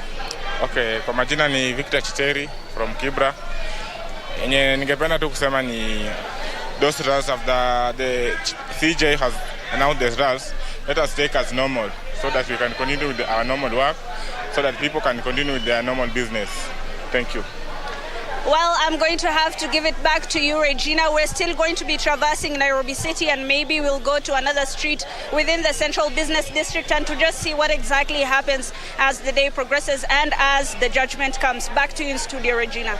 Thank you, Hibak, for that quick update. I can see, yes, Kenyans quite the, still being Kenyans, trying to make light of the situation, even as it remains, on tenterhooks. We remain on tenterhooks in regard to what we should expect come the next 6 minutes there. And we are live. We have our reporters there on ground, including Serafina Ruby, who is going to bringing us up to speed with what is happening. Kenyans asked to remain peaceful as we wait the 7-judge bench there to make a ruling in regard to the August presidential petition. What you're seeing on your screen, those are live pictures from Milimani there.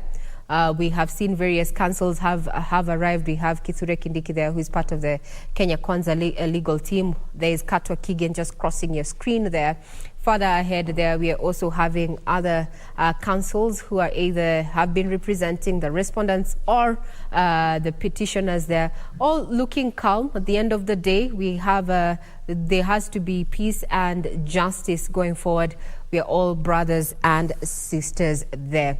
Now, I'd want to hand it over, take it back to you, Troy, there. We were talking about the performance and the conduct of the media during the election, and even at at the point where we are right now, focusing on the presidential petition. And from Hibak Said's link there, you can see there's a Kenyan there who has introduced himself as Nduthi Man. And what I am actually proud of is that during this particular election, we did not have an issue of, sensation, so to speak, with the Githeri man aspect and such. We did not see this. We kept it to matters of fact. And I would want to say, let's toot our own horn as a media fraternity there. But it was a light moment to try and see that there was a gentleman behind Said Hibak there, calling guys to tell them, hey, you need to watch us. You need to watch us from KBC Channel 1. I'm live. Well, we also want to welcome your feedback. You can get us on Twitter on KBC Channel 1. But before we get to read what you have to say on Twitter and the expectations, we want to take you down to Kibra, where we're joined by my colleague Irene Mchuma Odim to bring us up to speed with how things are looking like in Kibera. Good afternoon.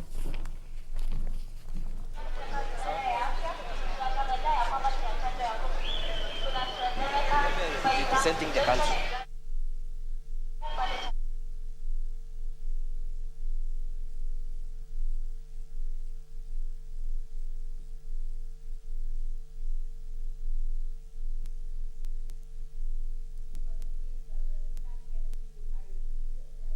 Get the sound corrected. We'll be getting back to you. We are domiciled in various parts of the country just to keep tabs on what is happening as we await the much anticipated verdict on the presidential petition of August 2022 there. Security has been beefed up. A communication was made to Kenyans, especially who are operating within the central business district. Various roads were closed, including Gong Road there at the junction of NHIF there, as well as, some motorists redirected not to use the Haile Selassie Avenue there to just try and keep crowds out of Milimani there, where the 7-judge bench is going to be giving its ruling. Led by Chief Justice Martha Koome. What you're seeing is security outside Milimani Law Courts there. That is a contingent of National Police as well as a General Service Unit. And inside there, we're seeing a council made up of, various, there you go, we have Soweto there. Council Soweto there. You can see her, she's already there. I would want to know what's going on through the minds of the lawyers there, both for the petitioner and the various respondents there, who over the last 2 days have exuded confidence that they're going to be carrying their day, or rather their prayers are going to be carrying the day. In the next 1 minute, we are expecting the 7-judge bench there. We are seeing Feroz there, Luigi, as engaging Professor Githu Muigai and the legal counsel there, Governor-elect, that is James Orengo. Quite camaraderie there, transpiring between the senior counsels there. So, as we say, it's all in a day. It's all in a day when it comes to matters of litigation, and that there are no permanent enemies. But we asked that Kenyans remain peaceful, and justice, we hope, is going to be served in this particular matter. Yes, that. Size enough. Look at the pictures on your screen. James Orengo there, and other lawyers who are representing different factions. And they're all seated together, they make fun together, they argue it out, they sweat it out together, and maintain the peace. That is exactly what should be happening, not only in that court, but in the Republic as well. Mm-hmm. Before we crossed over to Irene, we were talking about how despite the fact that he has had some hits and misses in presidential petition, is that he has been able to bolster our democracy in regards to electoral matters. And I would like to pick Shadrach's mind on the same, is despite that Raila has won and lost some of the petitions, he has actually helped the electoral system in the country. That was an interesting read. I was reading from a journalist as well. And on the 7 out of 10, yes, I do agree, because there are some journalists still talking about a ruling. We don't expect a ruling. We expect a judgment today because it's the final product of what they have been hearing for the last couple of days. Wamboya, I would like to pick your mind on the same. Well, there is a lot to admire from the two gentlemen who have been, entertaining us with this presidential dispute. And one thing you will give to Dr. William Samoei Ruto first is his spirit of resilience. That spirit of, when he wants it, he goes for it. That is something admirable from his humble background. That is something that you will have to admire and acknowledge. On the other hand, you must acknowledge the kind of contribution that the Right Honorable Raila Amolo Odinga has given us as a country. So many things. The laws that we currently enjoy have we actually enjoy them largely because of the contribution he has made, the kinds of pain he has had to go through. You speak of the multi-party, us becoming a multi-party democracy in the year 1990s. That is his contribution. His fight against the Moi utilitarianism, that is his contribution. Most of us have studied to an extent, and we appreciate the jurisprudence that has been created by Right Honorable Raila Amolo Odinga. When you go to school, some of the things that lecturers teach is the jurisprudence that has emanated from the 2013 jurisprudence, which if Raila Amolo Odinga had not desired to go through that route, if he had not paid the security of cost of 1 million and paid the filing fees of 500,000 shillings, probably we will not have learned or gotten an opportunity to understand the law deeply the way we have understood it. Then, champions are actually made from people who try. Sometimes they fail because if you do not try, there is no likelihood that you will ever succeed, you will fail.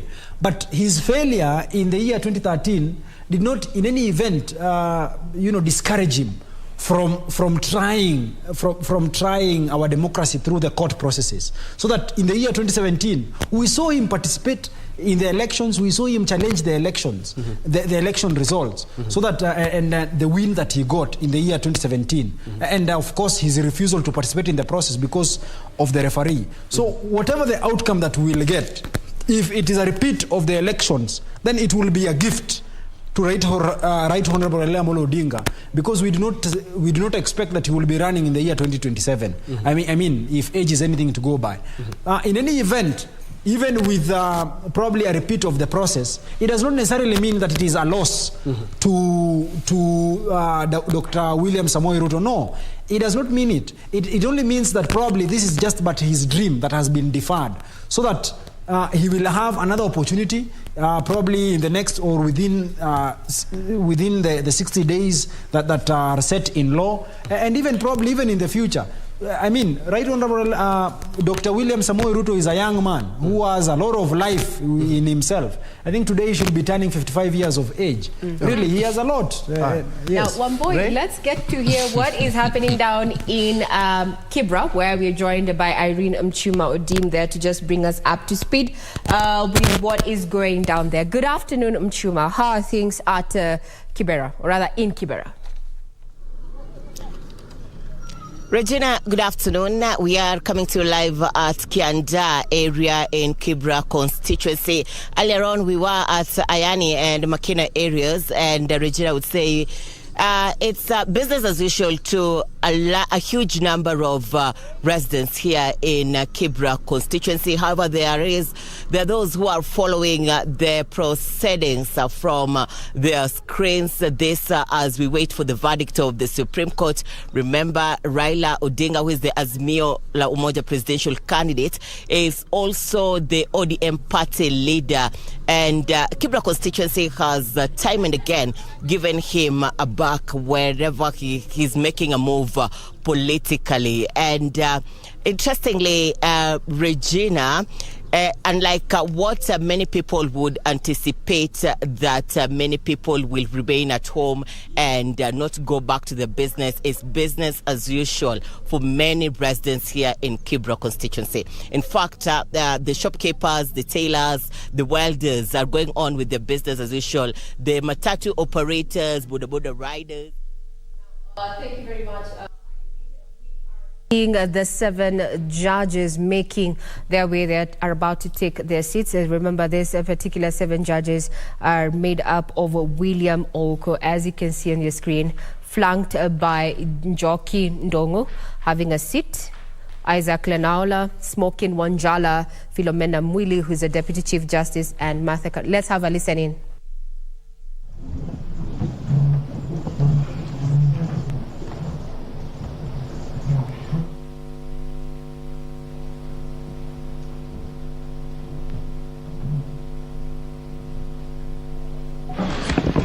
Good afternoon and welcome to the Supreme Court of Kenya for the delivery of judgment in presidential election petition number E005 of 2022 as consolidated with E001, E002, E003, E004, E007 and E008 of 2022, Raila Amolo Odinga and 6 others versus William Ruto and 13 others. The Honorable Chief Justice and the President of the Supreme Court is presiding. Thank you. Very good afternoon, ladies and gentlemen. Yes, this is the judgment of the court, which is delivered pursuant through 23(1) of the Supreme Court Presidential Election Petition Rules 2017 in the presidential election held on the 9th August 2022. This is an abridged version of the judgment. The full judgment will be delivered after 21 days. Kenya is a sovereign multi-party democratic state whose foundations are firmly spelled in the Constitution. The Kenyan people's quest for electoral reforms since independence is well documented. That notwithstanding, and even without going back to the pre-1992 era, every cycle of elections has been highly contested, with the exception of 2002. This speaks to a background of distrust of the administration of our electoral process. Informed by this setting, Kenyans made a decision to vest the Supreme Court with the jurisdiction to determine questions regarding the validity of a presidential election under Article 140 of the Constitution. The reactions following the declaration of results of the presidential election of 9th August 2022 shows that the Independent Electoral and Boundaries Commission, IEBC, has not yet garnered universal public confidence and trust in the internal management of the Commission and elections. On the 15th August 2022, 6 days after the general elections were held, Mr. Wafula Chebukati, the chairperson of IEBC, announced the following results. Raila Odinga, 6.942,930 votes, representing 48.85%. William Ruto, 7.176,141 votes, representing 50.49%. David Wahiga, 31,987, representing 0.23%. George Wajakoya, 61,969, representing 0.44%. Based on the aforesaid results, the chairperson of IEBC declared William Samoei Ruto the first respondent, the presidential candidate for the United Democratic Alliance Party, as the president-elect. This declaration has precipitated a total of 9 presidential petitions that are filed before us, to wit, number 1, presidential election number 001 of 2022, John Njoroge Kamau versus Wafula Chebukati and 3 others, and Raila Amolo Odinga and 7 others named as interested parties. The second petition is presidential election number 002 of 2022, Youth Advocacy Africa and another versus IMBC and 12 others. Third petition, presidential election petition number 003 of 2022, Kerif Khalifa and 3 others versus IMBC and 3 others. Fourth petition, presidential election petition number 4 of 2022, David Kariuki Ngari versus IMBC and 9 others. 5, presidential election petition number 5 of 2022, Raila Amolo Odinga and another versus IMBC. 6, presidential election petition number 6 of 2022 by Moses Kuria and others versus Honorable Raila Amolo Odinga and 4 others named as interested parties. Number 7, presidential election number 007 of 2022, Okia Omtata Okoiti and others versus IMBC and others. Number 8, petition number 008 of 2022, Julia Nyoka Bichege and others versus IMBC and 3 others. And the last one but not least, petition number 009 of 2022, Ruben Kigame Richete versus IMBC and others. In addition to these petitions, we received a total of 24 interlocutory applications and 1 preliminary objection, which were filed in this court. 2 of the presidential election petitions were struck out. That is petition number 006 and 009 of 2022 for failure to meet the constitutional threshold as set out under Article 140 of the Constitution. On 29th August 2022, this court also admitted 3 amici curiae briefs by the Law Society of Kenya, the Kenya section of International Commission of Jurists, and John Warubengo and 2 others. 002, 003, 004, 005, 007, and 8, the responses and the submissions filed thereto, this court found that all the 7 petitions substantially raised similar issues and sought similar reliefs. Consequently, on 30th August 2022, this court ordered that the 7 petitions be consolidated and designated presidential election petition number 005 of 2022 as the read file. From the consolidated petition, the responses filed and submissions filed by all the parties, the court crystallized the following issues for determination. And those issues are there. We have repeated them several times. I will not read them. Having considered and deliberated upon the consolidated petition, the attendant responses, submissions, and also considering the amici curiae briefs, we now make the following determination on issue number 1, which is whether the technology deployed by IMBC for the conduct of the 2022 general elections met the standards of integrity, verifiability, security, and transparency to guarantee accurate and verifiable results. As noted in the introduction, lack of trust in the electoral system has endured in Kenya for a long time.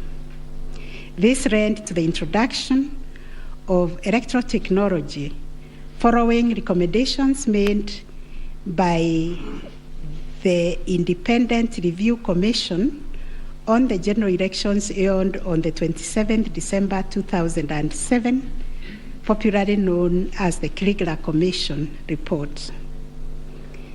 That report recommended integration of technology into Kenya's electoral process for registration, identification of voters, and transmission of results. These were enacted in Section 44 of the Elections Act 2011. By this statute, IEBC is enjoined to adopt technology in the electoral process. As a consequence, the IEBC developed a technology known as Kenya Integrated Electoral Management System, KIMS, making Kenya's election process an hybrid as it employed both technology and manual processes. The first, third, and fourth petitioners in the consolidated petition challenge the technology used by IEBC during the 2022 general election. They plead that the manner in which technology was deployed and utilized fell short of the prescribed constitutional and statutory standards. As regards the audit of the register of voters, they urge that IEBC, pursuant to its elections operations plan, committed itself to conducting an audit of the register of voters by 31st March 2022. To the contrary, they arrange it only publicly availed the audit report on its website on 2nd August 2022, which was only 7 days to the elections. In this report, it was noted that the auditors established serious gaps and risk to the electoral process, including numerous cases of change of voter stations without knowledge or approval of the affected voters. Grant of voter update privileges in IEBC, IDMs, to 14 user accounts and related to voter registration. Reducing the accountability of user activities in the register of voters. Presence of 11 active generic accounts on the MBIS application and the 2 MBIS users with the same logging identification. Risking unauthorized system users, possible interference, change of particulars on the activation of voters in the system. IEBC's failure to set up access, decertification, and user activity review process. And IEBC was also arranged to have failed to respond to requests by auditors for crucial information. On the integrity of the technology deployed, it was the case for the seventh petitioner that in order to comply with Article 86 of the Constitution and Section 44 of the Elections Act, the technology deployed must be simple, accurate, verifiable, secure, accountable, and transparent. On the simplicity of technology, the seventh petitioner contends that the KIMS kit failed the tests as they were not easily usable by ordinary citizens without expert knowledge. They further assert that IEBC was expected to procure and put in place a technology necessary for the conduct of the general election at least 120 days before the election and ensure consultation with the relevant agencies, institutions, and stakeholders.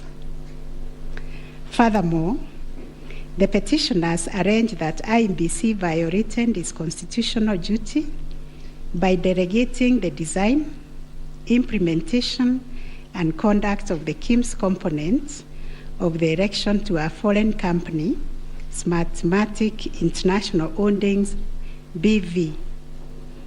As a result, IEBC staff and the public did not have full comprehension of the KIMS components. They conclude, therefore, that IEBC abdicated and surrendered its role to conduct elections to Smartmatic, and that IEBC vigorously fought any attempt to subject Smartmatic's activities to accountability and transparency, including the safeguards required by Regulations 61, 69, and 75 of the Elections General Regulations 2012. In response, IEBC has submitted that the electoral system met the constitutional threshold, that all the necessary information was accessed only by the authorized persons. The information was accurate, complete, and protected from malicious modification, either by authorized or unauthorized persons. IEBC maintained an audit trail on activities related to information, and that the information was available and could be authenticated through the use of various security features. In further response, IEBC contended that they engaged KPMG on 7th April 2022 to conduct an audit of the register of voters, which was submitted on 18th June 2022. In addition, it issued a briefing on the report on 20th June 2022, summarizing the thematic areas therein and disclosing its findings as well as actions taken to remedy the issues identified. It also conducted its annual audit in compliance with Regulations 11 and 12 of the Election Technology Regulations 2017 and a certification of compliance issued to it on 3rd August 2022. IEBC relied on sworn affidavits by Michael Ouma, Moses Sunkuli, and Hussein Majan on 26th August 2022, which were to the effect that it published the interim report by KPMG on 8th June 2022 and embarked on remedial measures aimed at effecting the recommendations ahead of publication of the final report. It was ascertained that it could not publish the full final audit report, as doing so would compromise the integrity and security of the electoral technology system, considering the provisions of the Data Protection Act, which imposes a duty to protect the data of Kenyan voters. On the other hand, the first and second respondents urged that even if there was failure of technology, it did not vitiate the result of the presidential election. Upon considering all the pleading submissions and the ICT scrutiny and inspection tallying and recount report, which fully examined the IEBC's result transmission system, RTS, we are not persuaded by the allegation that the technology deployed by IEBC failed the standard of Article 86A of the Constitution on integrity, verifiability, security, and transparency for the following reasons. One, Whereas it is true that the KIMS kit failed in 235 polling stations, 86,889 voters were granted the right to vote manually, and the requisite forms 32A were duly filed. This happened successfully in Kibwezi West constituency and parts of Kakamega County. 2, while the audit report was released to the public 7 days before the 9th August election, the register of voters was used at the election without any apparent anomalies. 3, Smartmatic was procured to provide the necessary technological infrastructure, as IEBC did not have the capacity to do so. No credible evidence meeting the requisite standard of proof of access to the system by unauthorized persons was adduced by the petitioners. The scrutiny report prepared by the registrar of this court did not reveal any security breaches of the IEBC's RTS. IEBC successfully deployed a biometric voter register system which captures unique features of a voter's facial image, fingerprints, and civil data to register and update voter details across the country and also in the diaspora. The BVR captures a voter's facial image, fingerprints, and civil data, which features are unique to each of the voter. In compliance with Section 6A of the Elections Act 2011, IEBC opened the register of voters for verification of biometric data by members of the public for a period of 30 days. Thereafter, the register was revised to address issues arising from the verification exercise.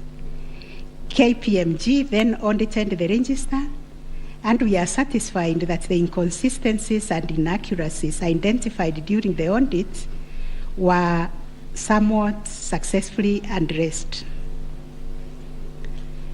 The second issue was whether there was interference with the uploading and transmission of Forms 34A from the polling station to the IEBC public portal. The first petitioner arranged staging that a person who had access to the RTS intercepted, detained, or stored Forms 34A temporarily to convert or manipulate it before uploading it on IEBC's public portal. It is arranged also on 11th August 2022, IEBC dumped over 11,000 Forms 34A on the public portal between 11 to 11:09 hours. To rebut this allegation, IEBC and its chairperson, in their response dated 26th August 2022, denied staging and unauthorized intrusion of the RTS. In that regard, they urged that every image of Form 34A was uploaded immediately after the transmittal of results. The form was received as evidence by the timestamp. Similarly, the first respondent denied these allegations. Our finding: 1, no credible evidence was presented to prove that anyone accessed the RTS to intercept, detain, or store Forms 34A temporarily before they were uploaded to the public portal. The allegation that 11,000 Forms 34A were affected by staging was similarly not proved.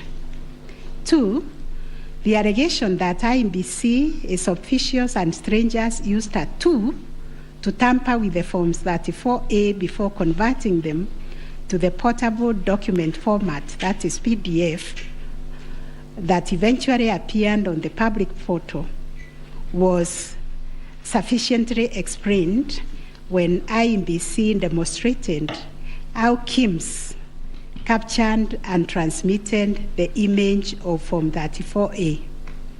Accordingly, we dismiss that allegation. 3, during the ICT scrutiny, it turned out that the transmission logs produced in the affidavit of Justice Nyangaya were of no probative value. The registrar's report shows that the original Forms 34A from the contestant polling stations, which were allegedly intercepted, were exactly the same as those on the public portal, and the certified copies that were presented to this court pursuant to the provisions of Section 12 of this Supreme Court Act 2011. 4, regarding the allegation that the integrity of the public portal was compromised, this was disproved by evidence of consistent attributes such as unique timestamps, uniform PDF conversions at the polling stations, correct polling station mapping, and consistent KIMS reporting from verification to transmission of results. 6, the RTS was configured on a virtual platform network, VPN, and the SIM cards locked to a specific polling station. The server was also configured to accept results only from authorized and properly mapped KIMS kits. In our view, the petitioners failed to produce credible evidence to the contrary. 7, a review of some of the logs presented as evidence of staging showed that they were either from logs arising from the 2017 presidential election or were outright forgeries. In our considered view, there was no evidence of a man-in-the-middle server configured to the IBC's VPN network, and no evidence was produced to show that the chairperson of IBC and staff were part of the arranged conspiracy to stage the transmission process.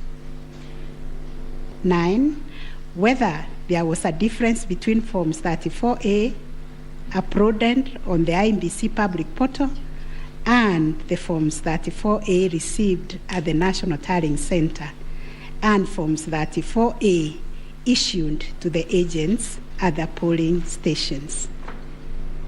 On this issue, the first petitioner's case was that there was deliberate manipulation and tampering with Forms 34A, as demonstrated in the affidavits, to the effect that votes were being deducted from the first petitioner and being added to the first respondent.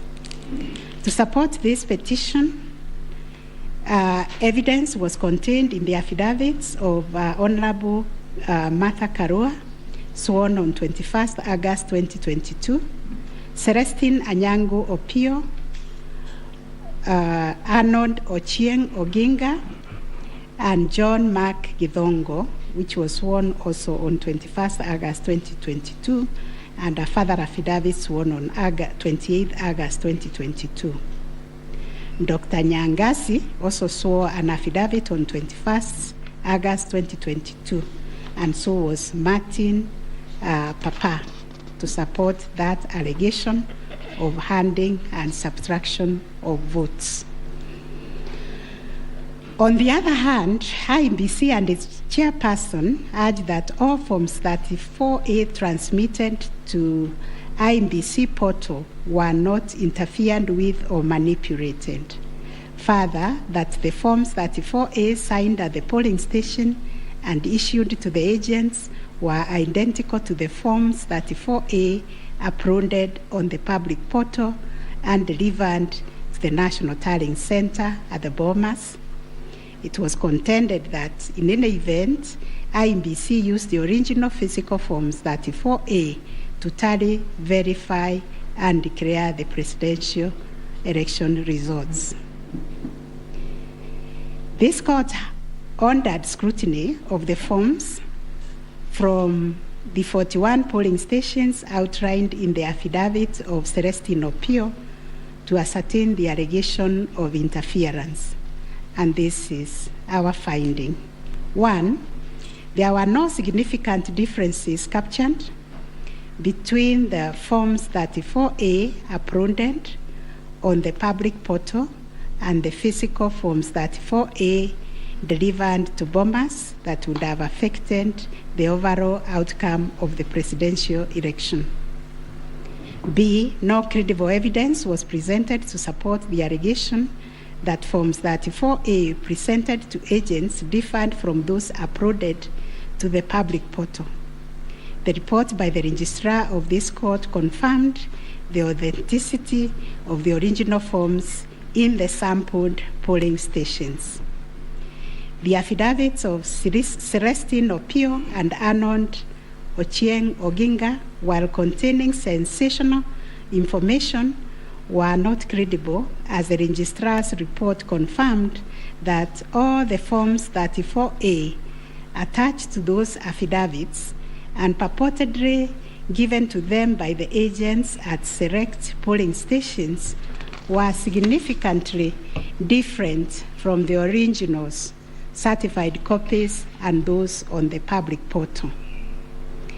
The purported evidence of Celestine Opio and Arnold Oginga, sworn in their respective affidavits, are not only inadmissible, but are also unacceptable. It has been established that none of the agents on whose behalf the forms were being presented swore any affidavit, that there is nothing to show that they had instructed both Celestine and Arnold to act for them.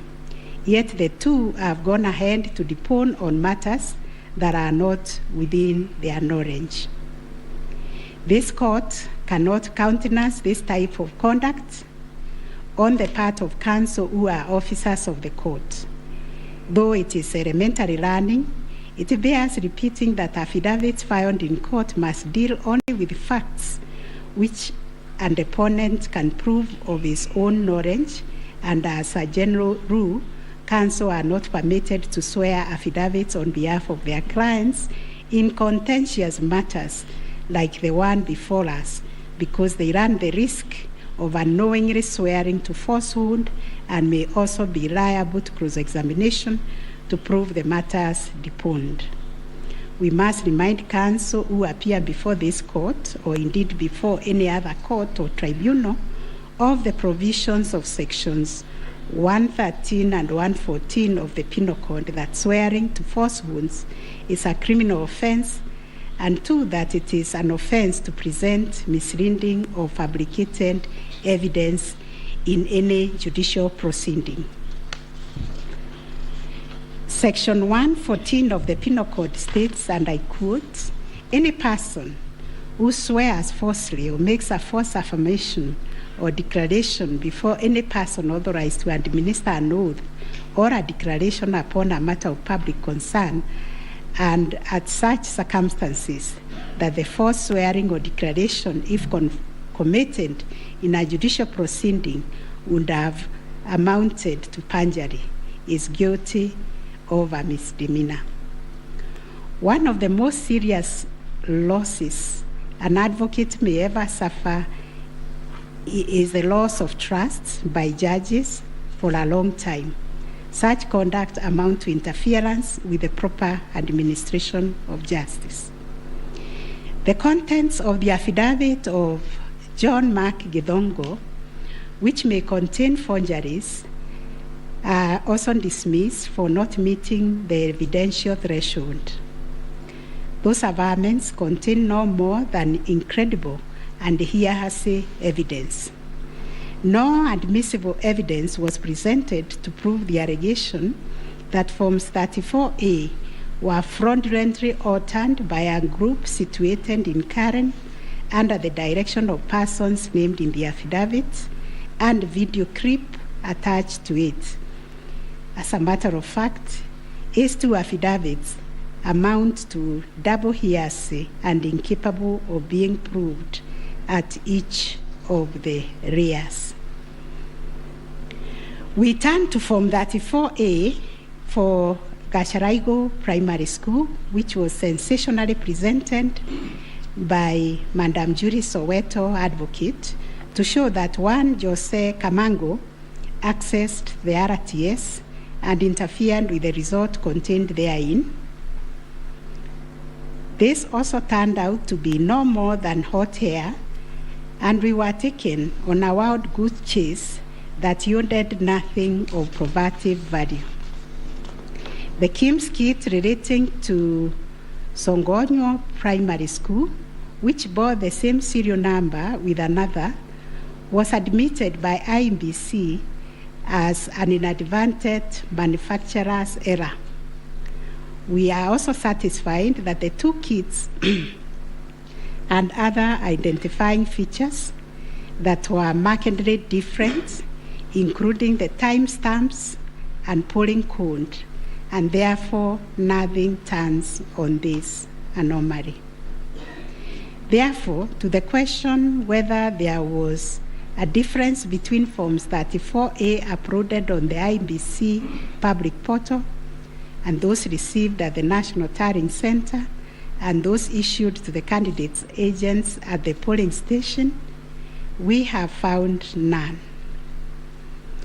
Issue number 4, on whether the postponement of gubernatorial elections in Kakamega and Mombasa counties, parliamentary elections in Kitui, Rural, Kachiriba, Rongai, and Pokot South constituencies, and electoral ones in Nyaki West, in North Imenti constituency, and Koanjenga in Embakasi South constituency, resulted in voter suppression to the detriment of the petitioners, and especially in petition number 5 of 2022.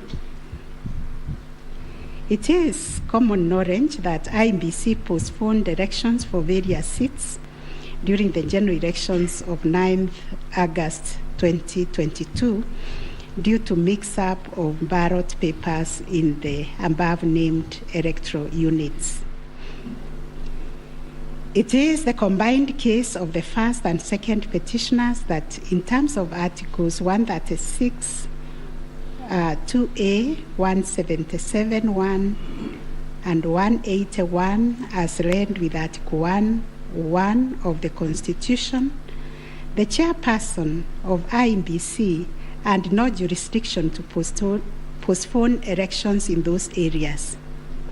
That Section 55B of the Elections Act is inconsistent with the Constitution and therefore void to the extent that it purports to donate to IMBC power to postpone elections in the constituency, county, or ward, contrary to the Constitution, and the postponement undermined the conduct of free, fair, credible elections by depriving the voters an opportunity to vote for all the candidates on the dates stipulated by the Constitution. The petitioners further contend that the postponement of elections and the overall effect of suppressing voter turnout in the electoral units in question, which was prejudicial to him. Both the first and third petitioners also believe that elections were deliberately postponed in Kakamega and Mombasa counties.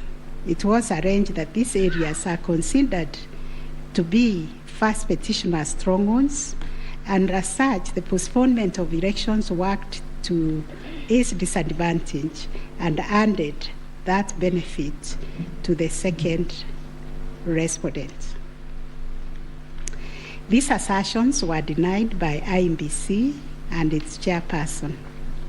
They, however, admitted that they experienced confusion with the printed ballot papers and explained that they only discovered the mix-up on the eve of the election when the ballot papers were being distributed to the polling stations.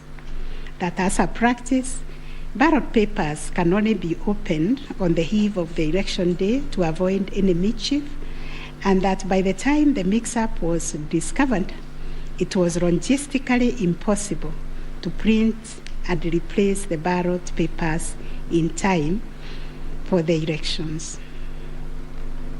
For this claim to succeed, it must be demonstrated first, IEBC and no authority in law to postpone the elections, and secondly, that the postponement was deliberate and calculated to suppress voter turnout so as to affect the result by reducing the petitioners' overall votes. We've looked at the provisions of Section 55B of the Elections Act, which provides for circumstances when elections can be postponed in a particular electoral unit, including in cases of emergency.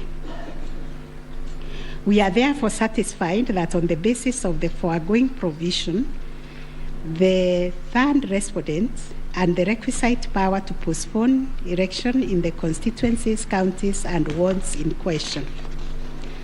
Concerning the allegation of voter suppression, we note that voter suppression is generally recognized as a political strategy which takes many forms, but whose practical effect is ultimately to reduce voting by deliberately discouraging or preventing targeted groups of people from exercising their right to vote and thereby to influence the outcome of an election.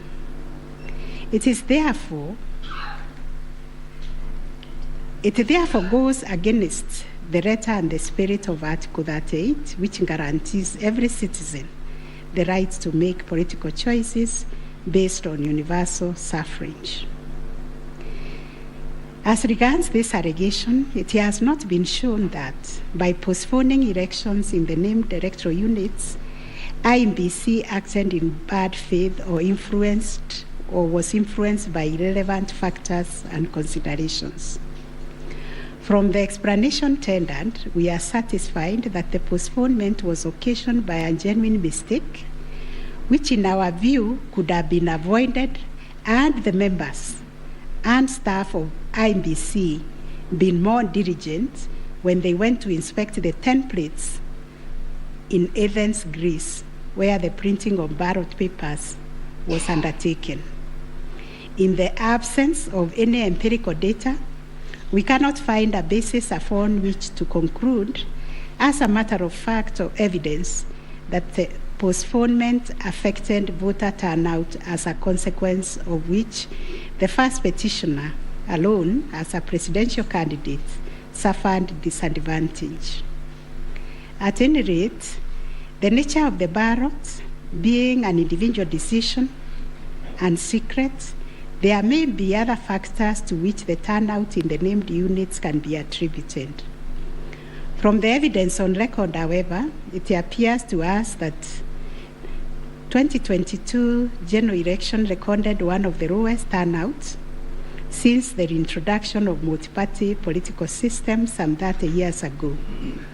If there was a low voter turnout, it affected all the 6 categories of candidates, and its explanation, in our view, lies elsewhere, but certainly not a calculated suppression. On the other hand, in rebuttal to these claims, IEBC illustrated with examples to our satisfaction that there was no nexus between the postponement of elections and voter turnout in the affected units, far from the fact that this claim was undoubtedly just another red herring. It has nothing to do with the question under review, and accordingly we reject it and own that there is no proof that the postponement resulted in voter suppression to the detriment of the first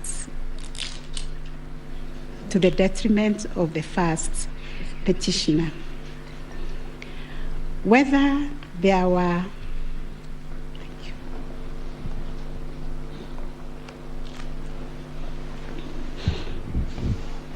whether there were unexplainable discrepancies between the votes cast for presidential candidates and other elective positions.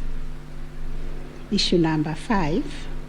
The first petitioner was categorical that there was systemic ballot stuffing in certain counties, mainly in the Rift Valley and central parts of Kenya, where, according to him, a total of 33,208 votes were cast for president only, without corresponding votes for the other elective positions. On the part of IEBC and the chairperson, while acknowledging that indeed in some instances there was vote differential between those cast for president and for other positions, but maintained that they were insignificant, and those instances related to votes by prisoners and citizens in the diaspora who only vote for the president but did not take part in other elective positions. The differential also includes rejected ballot papers and stray votes which do not count as valid votes.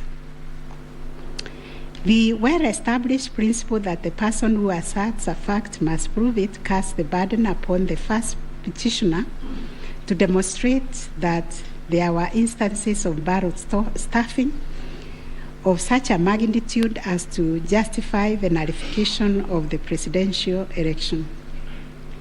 Ballot stuffing, which is an illegal addition of extra ballots, is a type of electoral fraud aimed at swinging the results of an election towards a particular direction. Not a single document has been presented by the first petitioner to prove systemic ballot stuffing. A figure of 33,208 votes relied on in this claim is based on unproven hypothesis that since the number of votes cast for the president is higher than those for other positions, then, without more, it must follow that there was fraud. We find that fraud is a serious criminal offense, and it must be proved beyond reasonable doubt under Section 5N of the Election Offences Act. It is indeed an offense for a person to vote more than once in any election. IEBC has provided a plausible explanation for the vote differential, citing categories of voters who only vote for the president, such as prisoners and Kenyans in the diaspora. There were an insignificant number of stray votes whose combined effect cannot justify nullification of the election. Finally, on this point, a general election in Kenya comprises of 6 different separate elections held concurrently on the same day.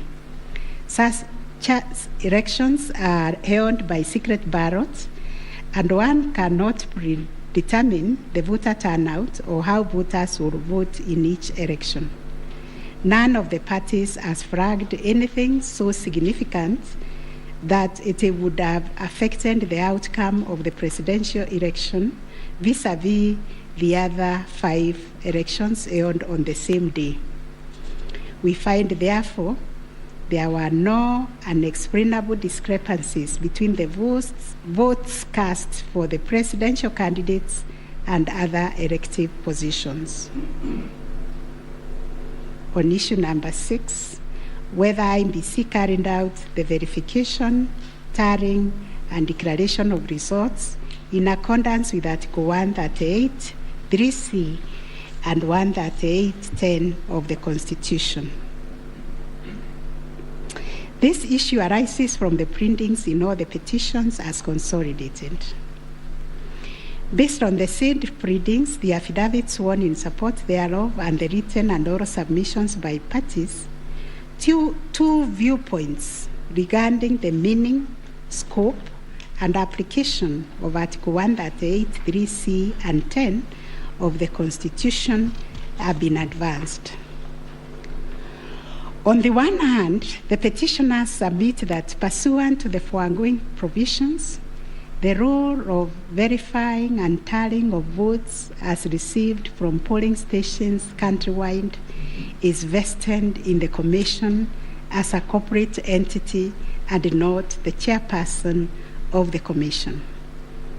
It is their argument that the chairperson cannot undertake this task to the exclusion of other commissioners. They submit that the language of Article 138(3)(c) does not envisage a situation where the chairperson can arrogate to himself unfettered authority to verify and tally the results at the National Tallying Center without involving the other commissioners. Such action, they contend, would not only be unconstitutional, but would be sufficient ground without more to nullify an election of a president-elect. In support of their argument, the petitioners cite the Court of Appeal decision in IMBC versus Maina-Kiai and 5 others as affirmed by this court in the case of Raila 2017. The petitioners further submit that Regulation 87(3) of the Election General Regulations is unconstitutional to the extent that it purports to vest the power of verification and tallying in the chairperson of IMBC.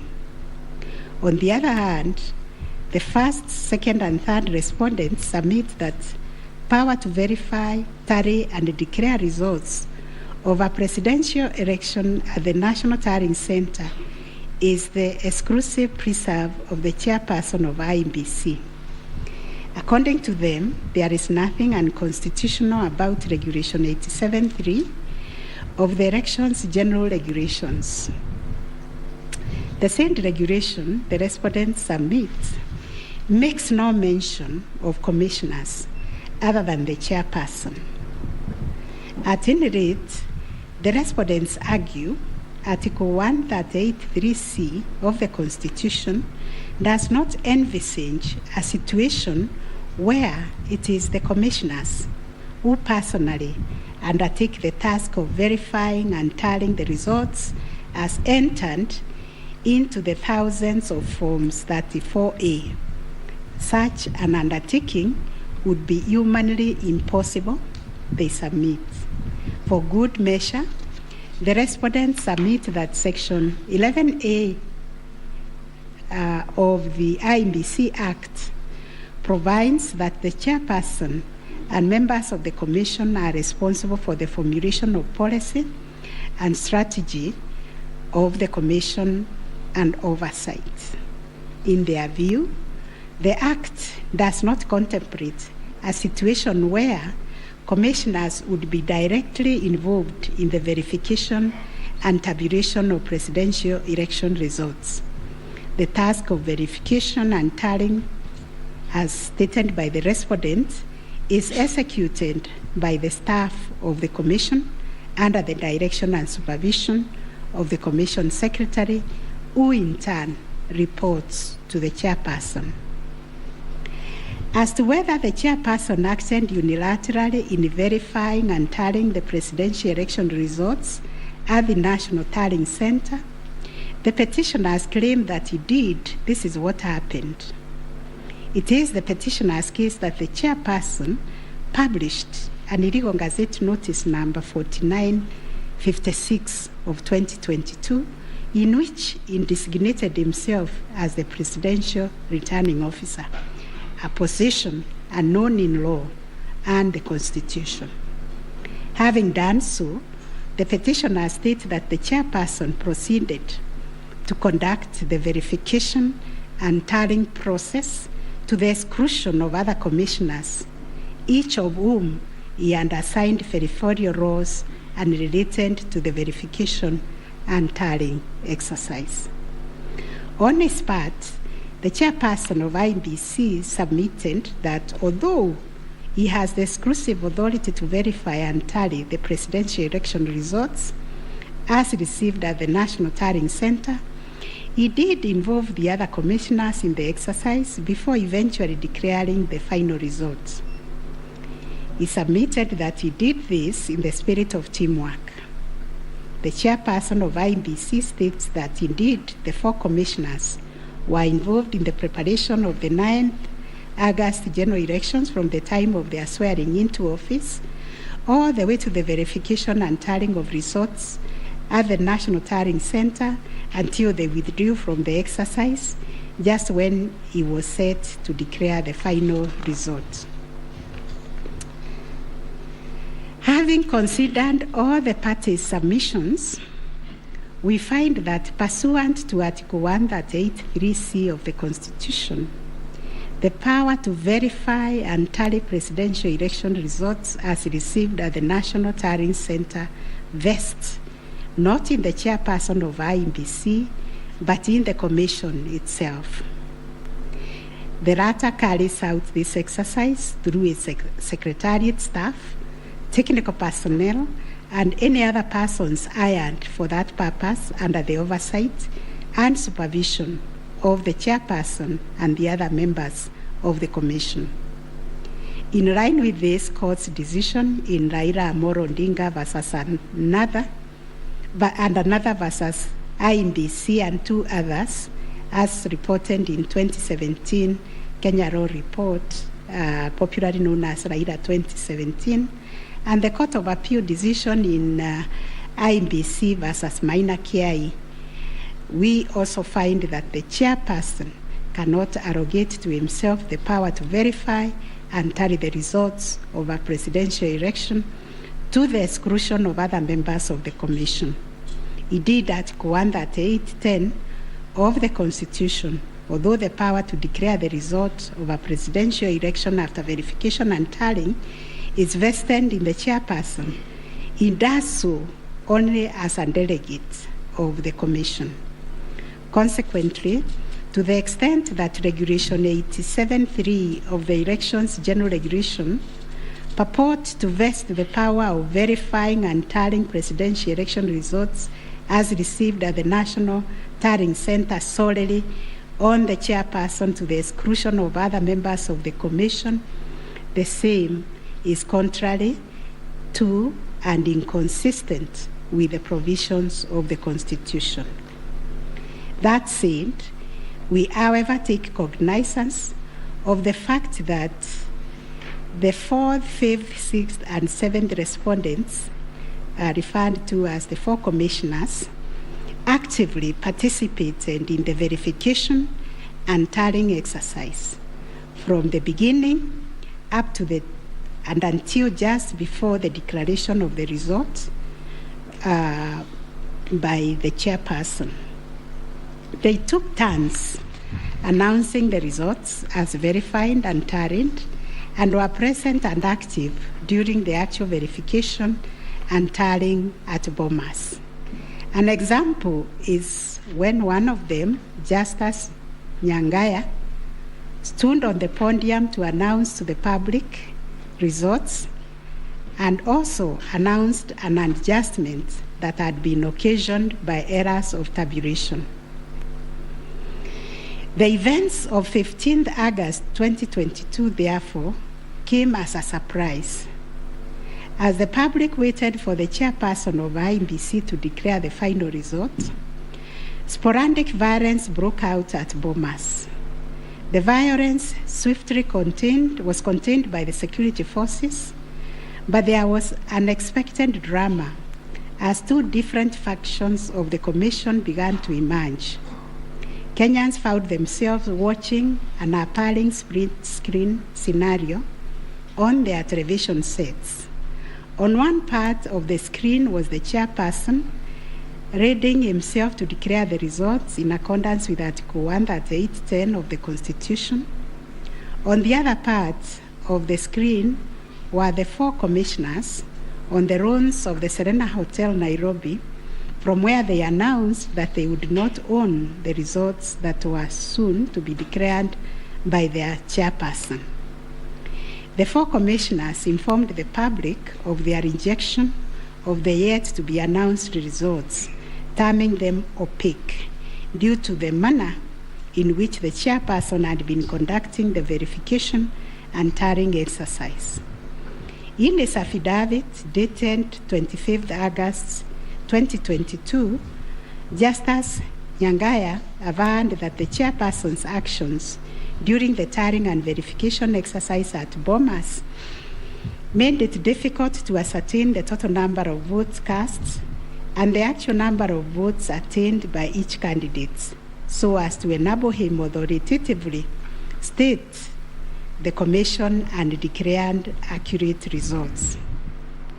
All the petitioners have anchored their arguments for the nullification of the 9th August presidential election in Taharia on the walkout from the Bomas by the 4 commissioners. They contend that by rejecting IEBC's results on grounds of opaqueness of the verification and tallying process, they called into question the credibility of the entire election. They further submitted that being in the majority out of the 7-member commission, their view should prevail and the election should be nullified. It is the petitioner's argument, therefore, that a dysfunctional commission cannot deliver a credible election. We note that apart from their 11th hour denunciation of the verification and tallying process and their averments regarding the conduct of the chairperson, the 4 commissioners have not placed before this court any information or documents showing that the elections were either compromised or that the result would have substantially differed from that declared by the chairperson. Critically, they have not explained why they participated in a verification process when they knew that it was opaque up until the last minute. Indeed, at the Serena Hotel press briefing, the 4 commissioners acknowledged that thus far the entire election had been managed efficiently and credibly. The chairperson on his part did not make matters any better by maintaining a stoic silence, even as things appeared to be falling apart. All this, in our view, points to a serious malaise in the governance of an institution entrusted with one of the monumental tasks of midwifing our democracy, an institution that obviously needs far-reaching reforms, of which we shall say more in our detailed reasons. But are we to nullify an election on the basis of a last-minute boardroom rapture, the details of which remain scanty and contradictory between the chairperson of the commission and some of its members? In the absence of any evidence of violation of the Constitution and our electoral laws, how can we upset an election in which the people are participating without hindrance, as they made their political choices pursuant to Article 38 of the Constitution? To do this would be tantamount to subjecting the sovereign will of the Kenyan people to the quorum antics of IEBC. This we cannot do. Clearly, the current dysfunctionality at the Commission impugns the state of its corporate governance, but does not affect the conduct of the 2022 election.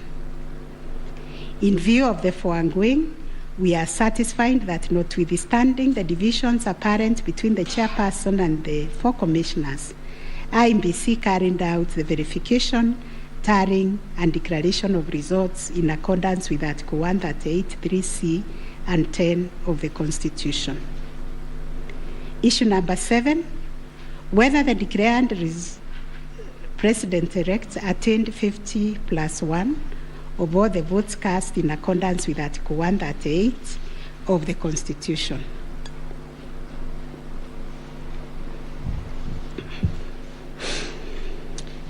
The first second and third petitioners affirmed that the first respondent did not garner 50% plus one of the total votes cast, and therefore did not meet the threshold provided by Article 138(4)(a) of the Constitution. They anchored their claims on the basis that in order to determine whether a candidate has attained 50% plus one of the votes cast, this ought to be calculated based on the total number of votes cast, excluding rejected votes. They argued that 50% of 14,353,165 votes, in their view, were the valid votes cast, which amounted to 7,176,582.77 votes. They therefore contended that by attaining 7.176,141 votes, the first respondent did not meet the constitutional threshold to be declared president-elect. Supporting the claim that the first respondent did not meet the 50 plus 1 constitutional threshold was the sixth petitioner. His contention was founded on the backdrop of a press briefing issued by the chairperson of IEBC after the official closure of voting on 9th August 2022. According to the sixth petitioner, the chairperson of IEBC announced that the voter turnout was 65.4% of the total number of registered votes based on the verification of the KIMS kits which were functional during the process of voting. In addition, the sixth petitioner urged that the voter turnout of 65.4% did not include some 238 polling stations where the KIMS kit had malfunctioned, necessitating use of the manual register. It was therefore urged that the minimum number of votes cast could not be less than 14,466,779. Additionally, that this number was bound to increase once the number of votes from the areas that used the manual register were included. The sixth petitioner further claimed that a summation of the minimum number of votes cast and unturned manual votes would represent the actual voter turnout. In challenging the declaration made by the chairperson of IEBC, the sixth petitioner affirmed that the final tally, published in Form 34C, only accounted for 14,326,641 votes cast, including some 113,614 rejected ballots. The sixth petitioner contended that this tally did not factor in some 140,138 votes cast using the manual register. The sixth petitioner computed this number by subtracting 14,326,641 declared votes cast from 14,466,779 generated by the sixth petitioner as representing 65.4% of the voter turnout.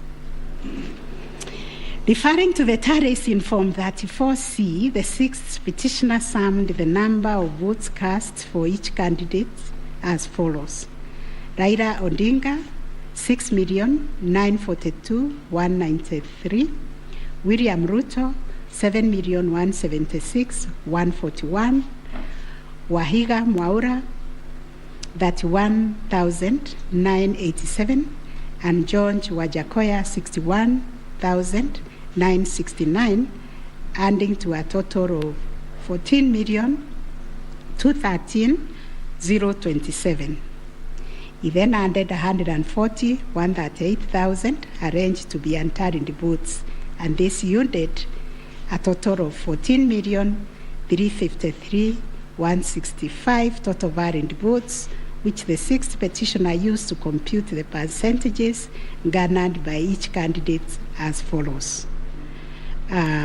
William Ruto, according to him, garnered 49.9%, Raila Odinga 48.3%, Wahiga 0.22%, and Wanjakoya 0.3%. It is on this basis that the sixth petitioner grounded the claim that none of the candidates met the constitutional threshold as set out in Article 138(4)(a). IEBC and its chairperson disputed the sixth petitioner's claim. They submitted that the declaration of results is based on the number of people identified as having voted on the KIMS kit and not the total persons on the voters' register as arranged. They contended that the final voter turnout, comprising of the voters who were identified through the KIMS kit and those who voted manually, was 64.76% and not 65.4% as arranged by the petitioners. They urged that the announcement error by the chairperson of IEBC on 10th August 2022 was immediately clarified during the same press briefing. And evidence of this correction was provided to this court in an affidavit of the first and second respondents in Presidential Election Petition number 7 of 2022. According to IEBC and the chairperson, 14,239,862 voters were identified using the KIMS kit, while 86,889 voters were identified using the printed voter register. Therefore, the total valid votes cast were 14,213,137, while the total number of rejected ballots were 113,614, constituting 14,326,751 total votes cast.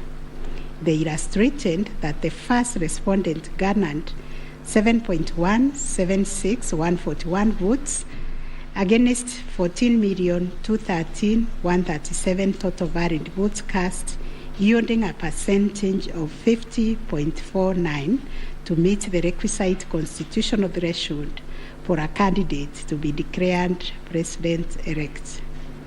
In the upshot, the percentage attained by each candidate was as follows: Raila Odinga 48.84%, William Ruto 50.48%, Waiga Mwaure 0.22%, and George Wanjakoya 0.43%.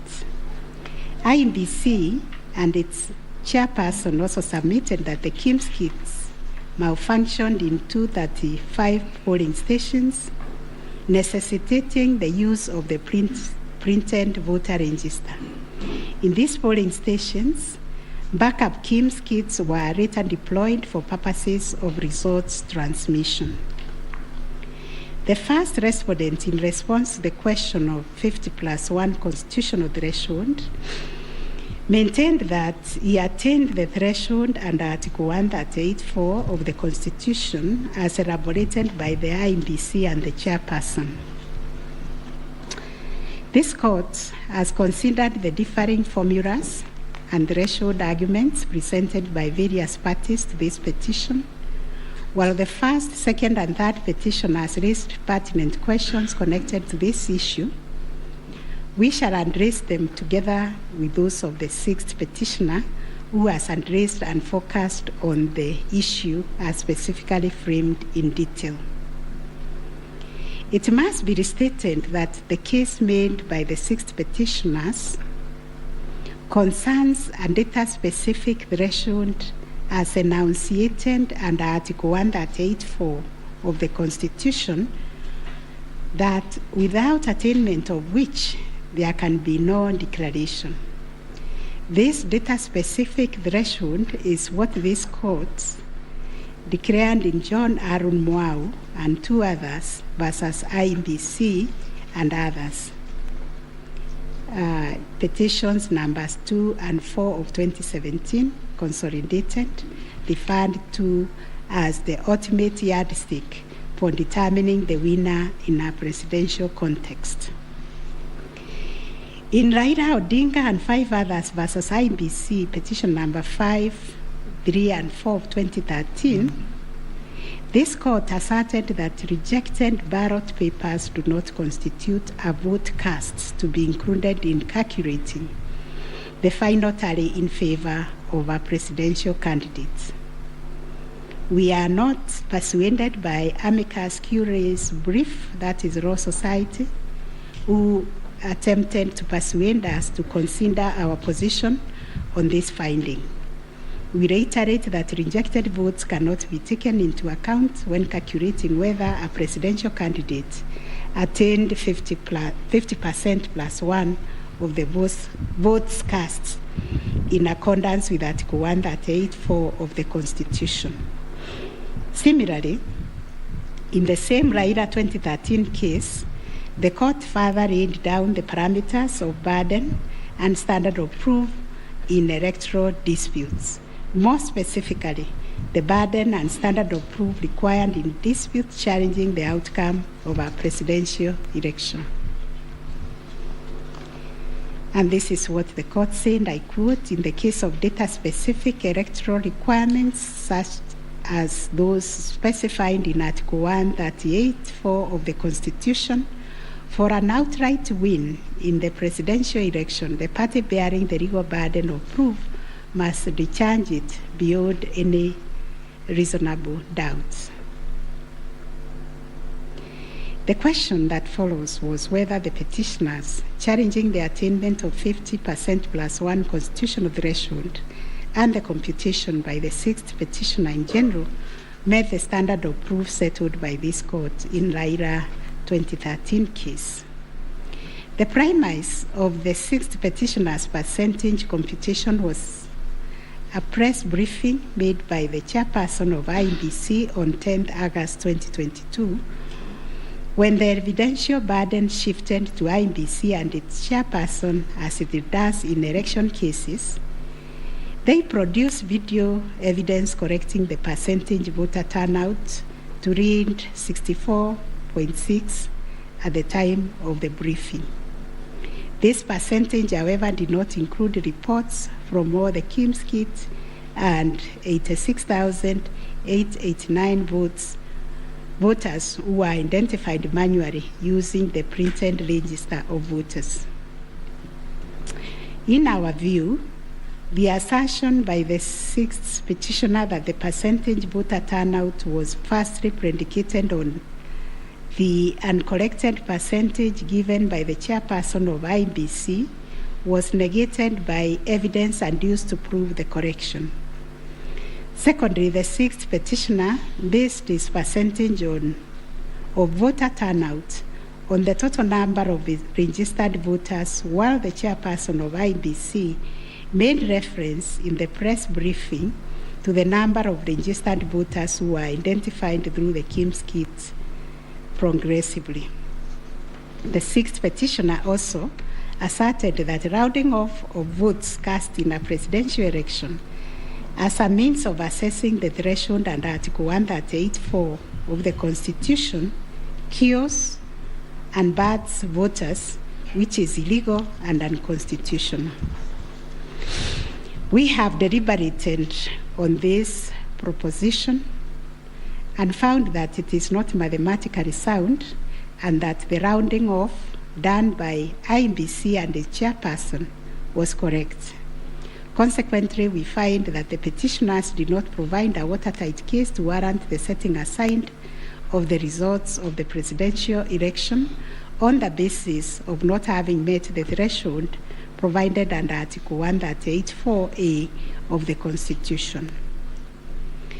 On the voter turnout, therefore, we find that the formula predicated on the number of voters identified through KIMS kits progressively and used by IBC and the chairperson to generate a percentage of 64.76% was correct. Having settled the issue of voter turnout, we must ask ourselves whether in the making of the declaration, the chairperson of IBC applied the formula in Article 138(4) of the Constitution, which is total votes cast less rejected votes divide by 2 must always give 50% plus 1 vote. Given the numbers that were presented to us by IBC and the chairperson, this would translate to 14,213,137 divided by 2 plus 1, which makes 7.106569. The question that must inevitably follow is whether this formula, when applied, will confirm that 7,106,569 votes is less than 7.176,141, which represents the number of votes received by the first respondent.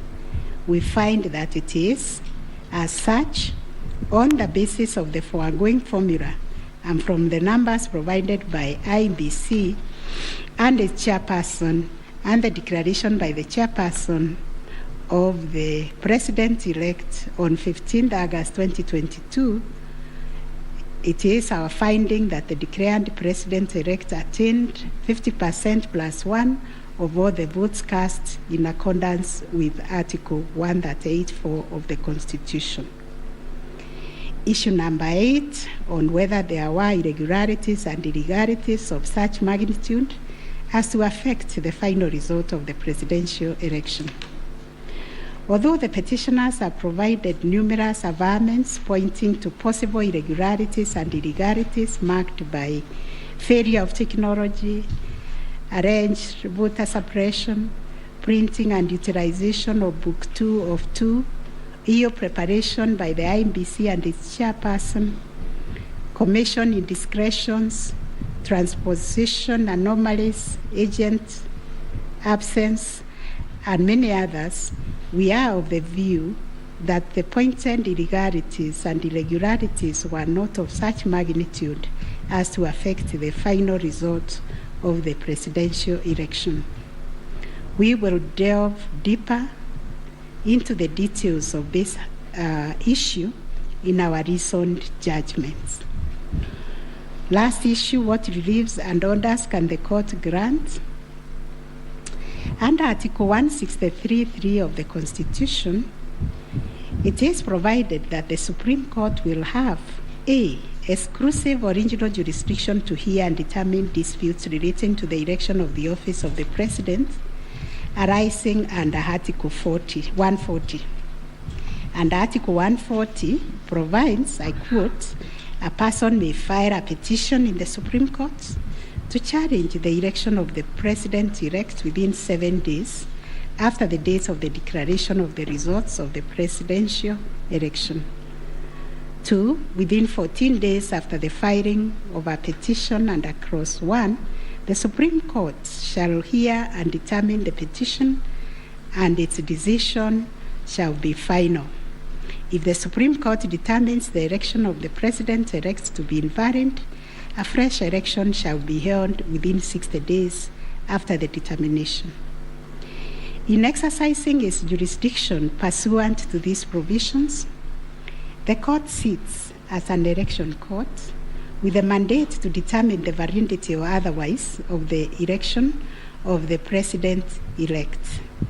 It is clear to us that the jurisdiction of the court is quite circumscribed in terms of the orders or reliefs it can grant following the hearing and determination of the election petition under Article 140 of the Constitution.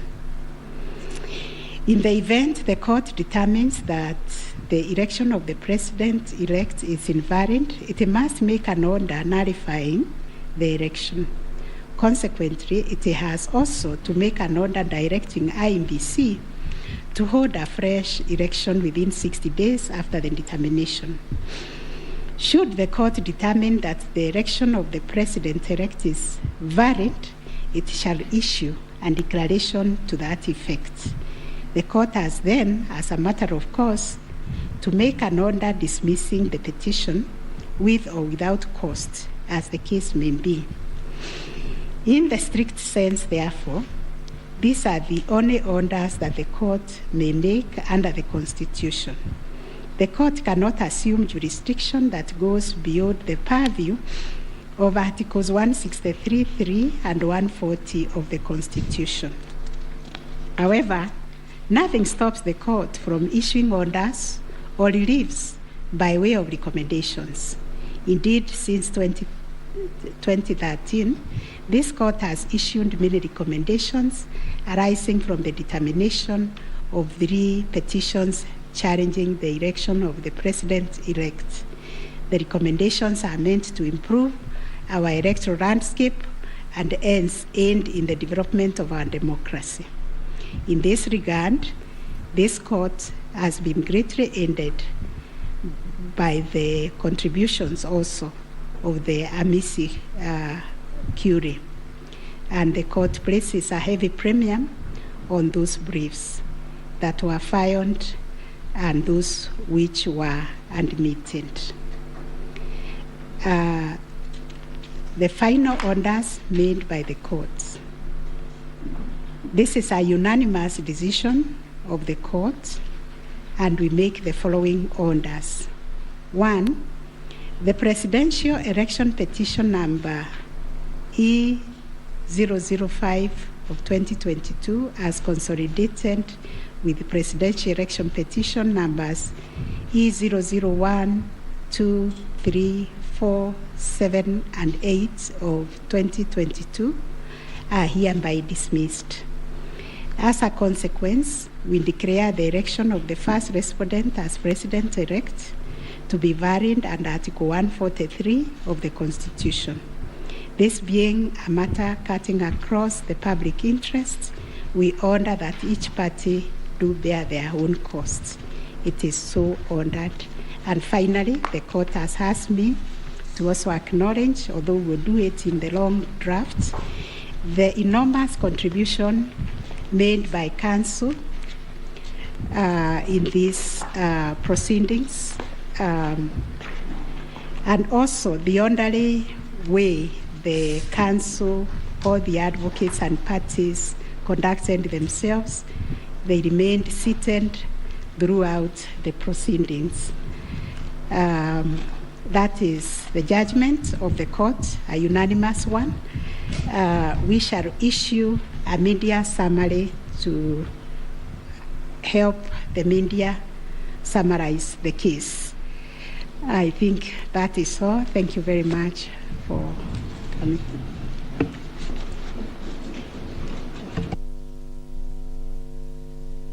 My Lady, Madam Chief Justice, and the learned judges of this court, again, I am requested by my colleagues to thank you most profusely for your labors into delivering this judgment, listening to all of us, and giving our nation this judgment so that we may move forward.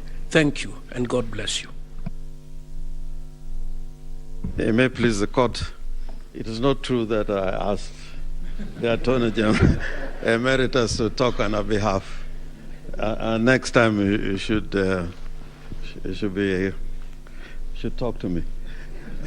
Let me similarly, on behalf of the lawyers for the counsel for the first and second petitioner, thank the court, and it has been a journey, worthwhile journey, sitting through these proceedings, and we thank the court for your patience and for the delivery of this judgment within the time stipulated. We thank you.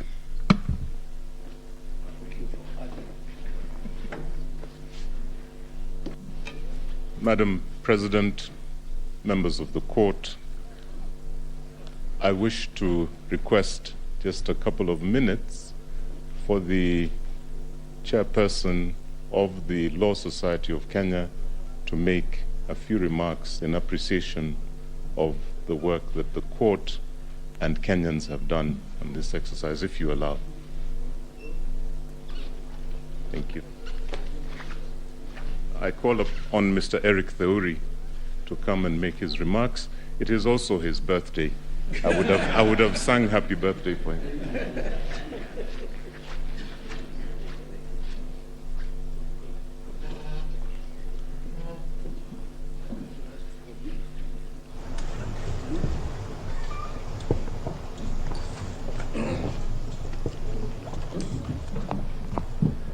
My Lord, the Chief Justice of the Republic of Kenya, the President of the Supreme Court, the Deputy Chief Justice and all the Justices of the Supreme Court, I think it would only be fair that I make my remarks after Counsel for the Respondents, Senior Fred Ngatia, makes his remarks to the Court.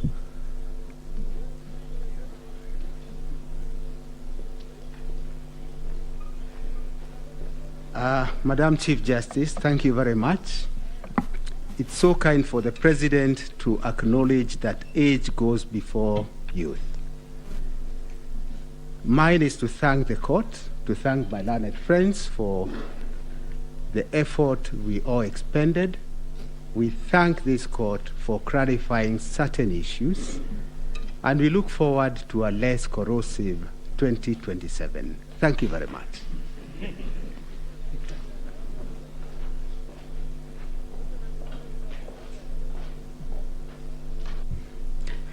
Madam Chief Justice, Madam Deputy Chief Justice, it's so nice to have two madams at the same time, and members of the court. Since there are only men talking, I decided that I should become a woman and talk. It's becoming too much of a male affair in here. But on behalf of I think we were the third petitioner, I wish to thank you, and you've clarified the Regulation 87.4, which I was feeling very passionately about, that it was unconstitutional from what I've heard. But thank you very much for the time you spent, and we do apologize if at times we looked like hooligans. I mean, you have said we behaved well, but we didn't behave as well as we should have. But thank you very much for your time and for delivering this judgment.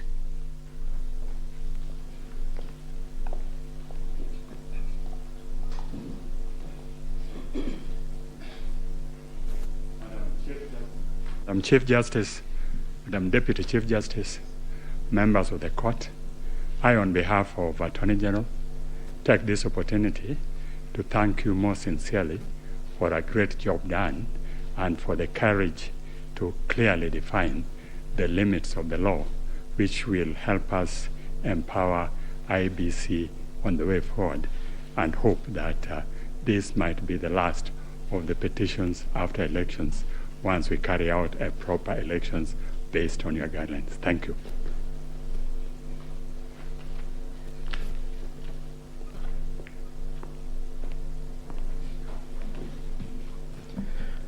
The Chief Justice and the Justices of the Supreme Court, on a light note, my members would be extremely worried if we take the submissions of Senior Counsel Orengo that this should be the end on account of fees. But Baleli, the Chief Justice, on behalf of the Law Society and all the members of the society, we wish to, first of all, take this opportunity to thank the court in the manner in which it has conducted these proceedings, extremely efficient, especially in light of the really short and strict timelines that you've had. But the management of the proceedings, the manner in which the court adopted a somewhat inquisitorial nature to the conduct of these proceedings is something that as a society we have noted, and we wish to commend the court, and we do hope that the other courts, as they determine any petitions election petitions that will go before them will similarly adopt such inquisitorial attitude so that we try and really enrich the process that these proceedings intend to achieve. Secondly, I wish to also thank the Council, all the advocates who have appeared before you.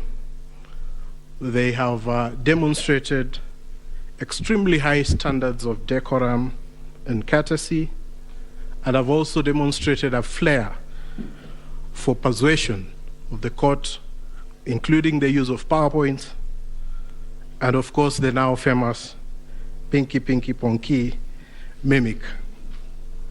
But all that really, I'm sure, has demonstrated, especially to the younger members of the society, how to conduct themselves before the court and how to really prepare a persuasive brief. And we thank all the advocates who appeared before this court for the good work that they have done. And of course, as a society, we feel extremely proud that they have been able to raise the profile of the advocates in this country a notch higher from their presentation. So, my lady and my lord, it's not lost to us that at the end of these proceedings, and once we are able to get your judgment after 21 days, that it is democracy and the Kenyan people who are the winners. The decision today, in a way, validates the choices that were made by the Kenyan people on the 8th of August, and they also help to build confidence in the institutions that manage the elections and the court. We recognize that no country is born as a democracy, and that it is a process, and the process of challenging an election, as has happened before this court, is part of the processes of building confidence within the electoral system. And we thank all the petitioners for choosing to challenge the results before this court. But at the end of the day, Kenya stands tall as a beacon of democracy, and we are very grateful that we've had this opportunity also as a law society to appear before the court and to give an amicus brief which the court has had time to consider. So we thank you and we wish you a good day. I know it has been a long 14 days, but you can rest, and we'll be looking forward to the decision that you deliver within 21 days. Thank you so much, my lady and justices of the Supreme Court.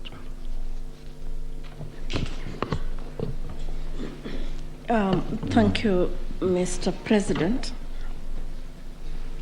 I have been asked by the President of our court to react to your submissions, and in so doing, I am obliged to say that we are truly humbled by the statements that you have just made.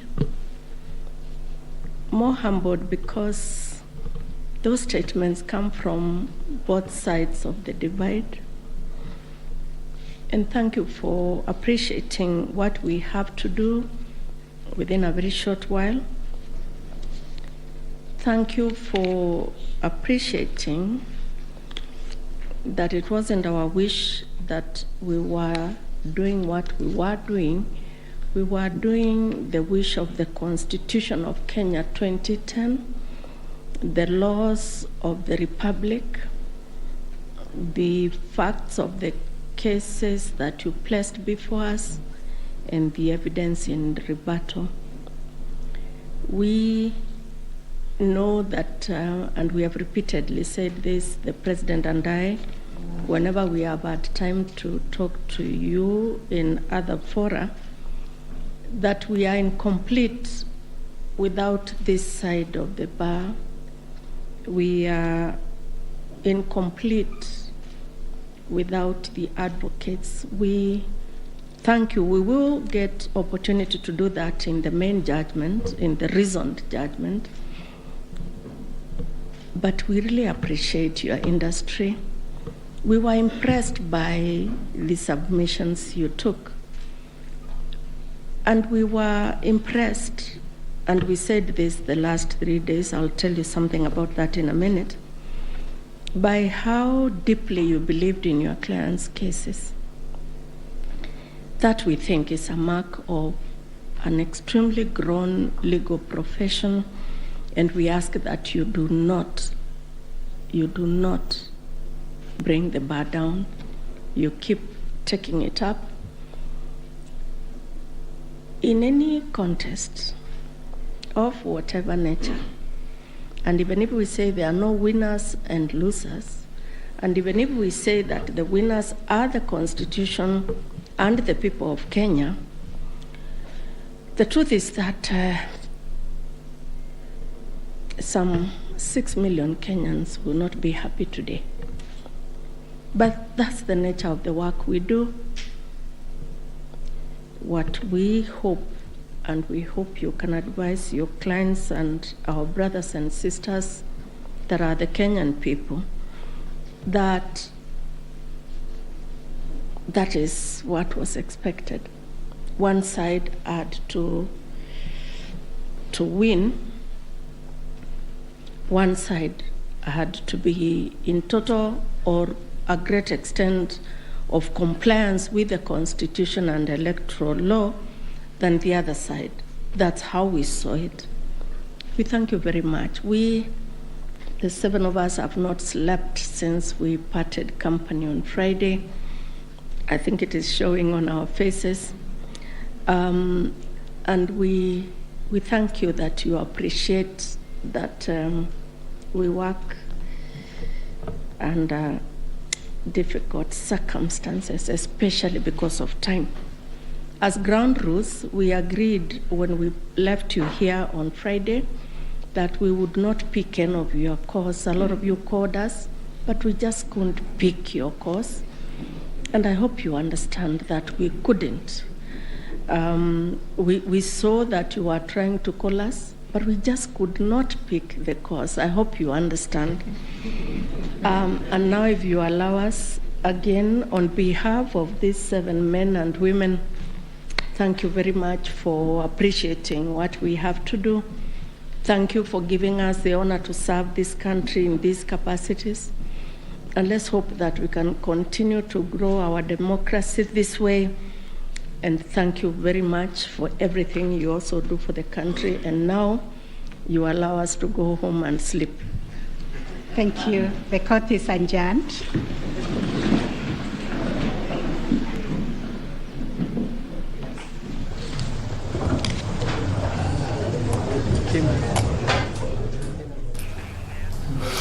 Very well, there you have it. William Samoei Arap Ruto is officially Kenya's 5th president after that win. His win was affirmed by the Apex Court there. They say once you've cleared the bush, you cannot hide it in it anymore.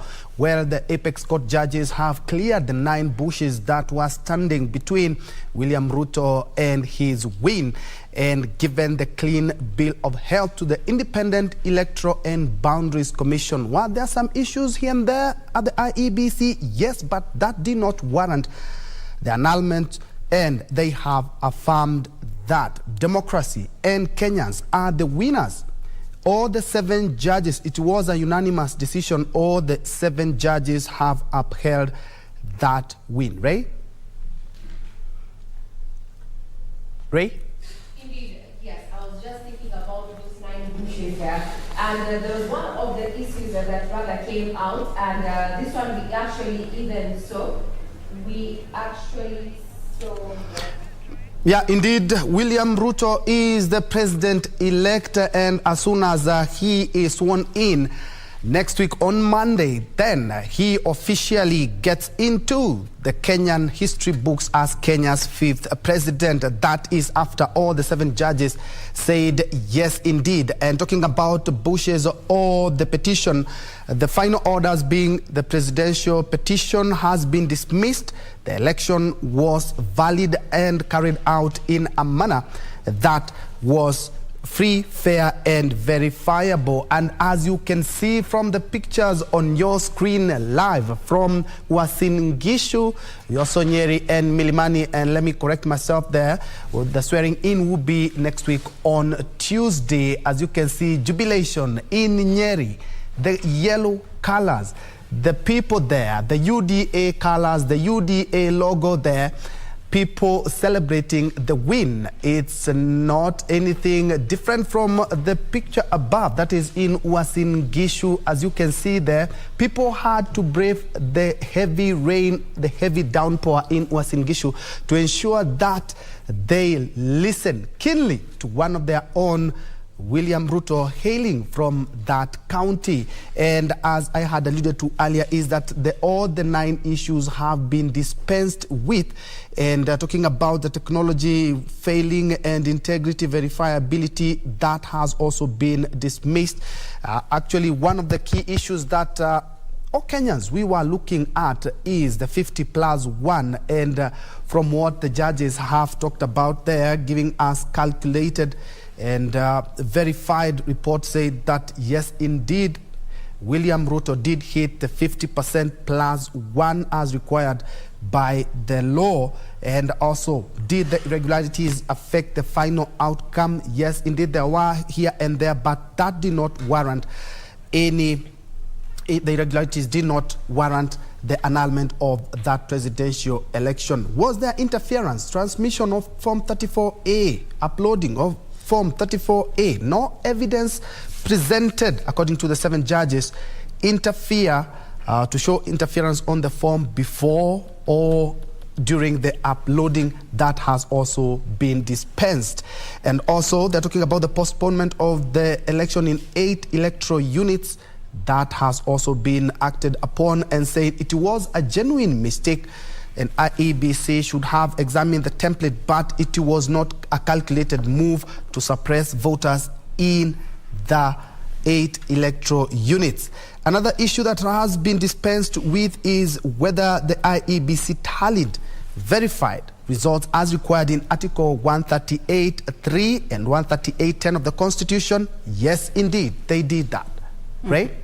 Now, some of the issues there, and I'd want us to zero in on that one of the 5th, actually the number 5 of the issues, whether there were unexplainable discrepancies between the votes cast for the presidential candidates and other elective positions. This is an issue that has perennially been questioned whenever we've had presidential petitions. We saw this happen in 2013, we saw this happen in 2017, and also now in 2022. But now, issue number 6 on the conduct, and this heavily lied on the conduct of the IEBC as the agent that was in charge, or in as far as oversight is concerned, whether IEBC carried out the verification, tallying and declaration of results in accordance with Article 138(3)(c) and 138(10) of the Constitution.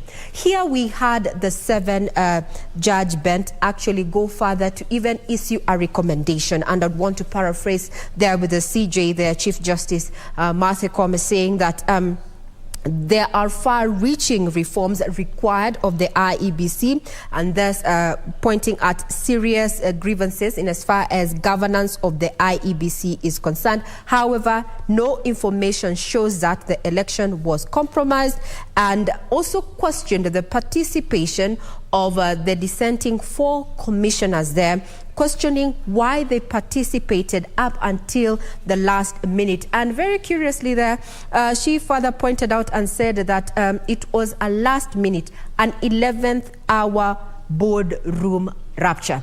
I'd want to bring in the views of our lawyer here, Gibson Gisore, in regard to that particular issue, the verification, tallying and declaration of results and the implications it has therein into the conduct of the IEBC and also the conduct of the chair. These have been adversely mentioned by the petitioners and now the judges while actually doing the pronouncement of the verdict therein.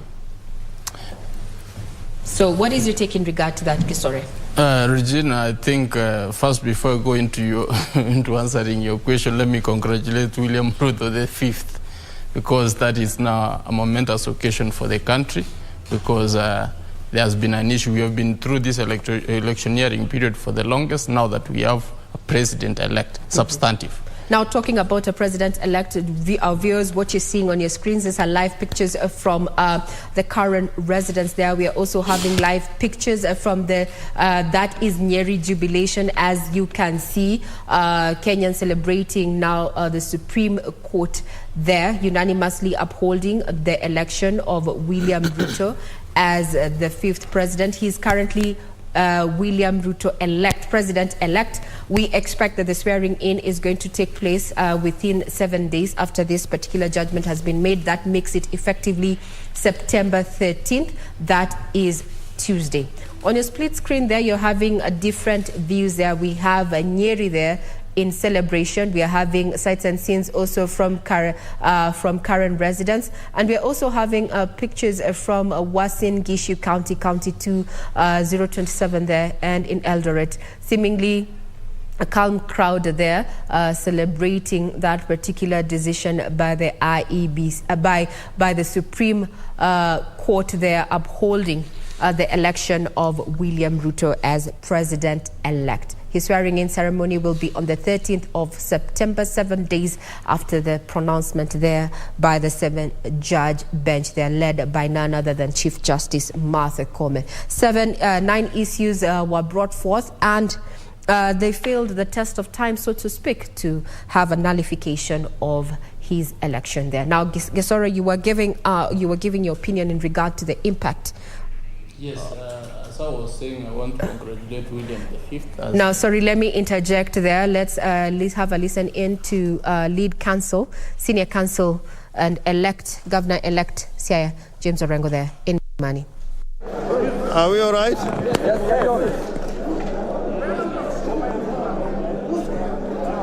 First and foremost, I want to thank our team of lawyers. As we know, we are a team of nearly 50 lawyers, and we have been working very hard for the last 14 days, this being the final day. Secondly, we want to thank our clients, the petitioner number 1, Raila Amolo Odinga, petitioner number 2, Martha Karua, and other eminent persons in this team, including senior counsel Stephen Kalonzo Musyoka, for having their trust and confidence in this team of lawyers to prosecute their case in petition number 5, which has been consolidated with other petitions, and put their case before the Supreme Court. I want to say without a fear of contradiction that we do not agree with the decision of the Supreme Court. Like Al Gore, I will say we accept the decision, but we do not agree with it. And I am saying this as a seasoned practitioner that courts sometimes make mistakes which have to be corrected over time. Courts make political decisions. As you know, in the United States of America, there has been a long-standing case that has been held as universal truth of jurisprudence involving women's rights, Roe versus Wade. It took them 50 years to overturn that case because of a Republican Congress and a Republican president and a Supreme Court that was basically appointed by Republicans. And therefore, I want to say, yes, in accordance with the law, we got to accept this decision as the law of the land. But I think it is a very ideological decision. I think there are a lot of what was said in the judgment, and we'll have time when that judgment comes out to put out a critique. But all it means is that in our jurisprudence, the petitioners will always have a big burden to carry when you have an electoral commission which is not open and transparent. The best way for this court to have made a decision was with the servers to be fully opened and all the election materials be placed before the court, as would happen in a case where justice has to be rendered. As you know, and I am saying this again without fear of contradiction, we wanted a comprehensive audit of not only the technology that was applied by the Electoral Commission, but we wanted a proper audit. Although time was of the essence, but I think we had sufficient time to carry out a proper audit, including looking at the issue of the foreign intruders, the Venezuelans, which you'd notice the court avoided in making any comment about those intrusions and invasions of the system, the technology, the IT structure. That again, the court did not refer to, but probably in the judgment, the recent judgment that is coming on the 21st, they will say something about it. And therefore, I want to end by saying the rule of law should prevail. The court normally has the last word in making a statement as to what is the law of the land. But as citizens who are sovereign, we're entitled to disagree, and disagree very vehemently. I think the court, in conducting the proceedings during the hearing, I think they were patient. They listened to us. It is only the outcome that we do not agree with. Finally, I think our clients, the two petitioners, Raila Amolo Odinga and Martha Karua, may be addressing another press conference, but we are happy to talk to you on this issue. And you have a watertight case, but we saw them talking about forgeries and wild goose chase. Did that surprise you? No, I mean forgeries. When the DCI, the Director of Criminal Investigations, what do we put before the court? A lot of it was from an agency of government. I didn't see them talking about similar incidents in matters concerning the Independent Electoral and Boundaries Commission.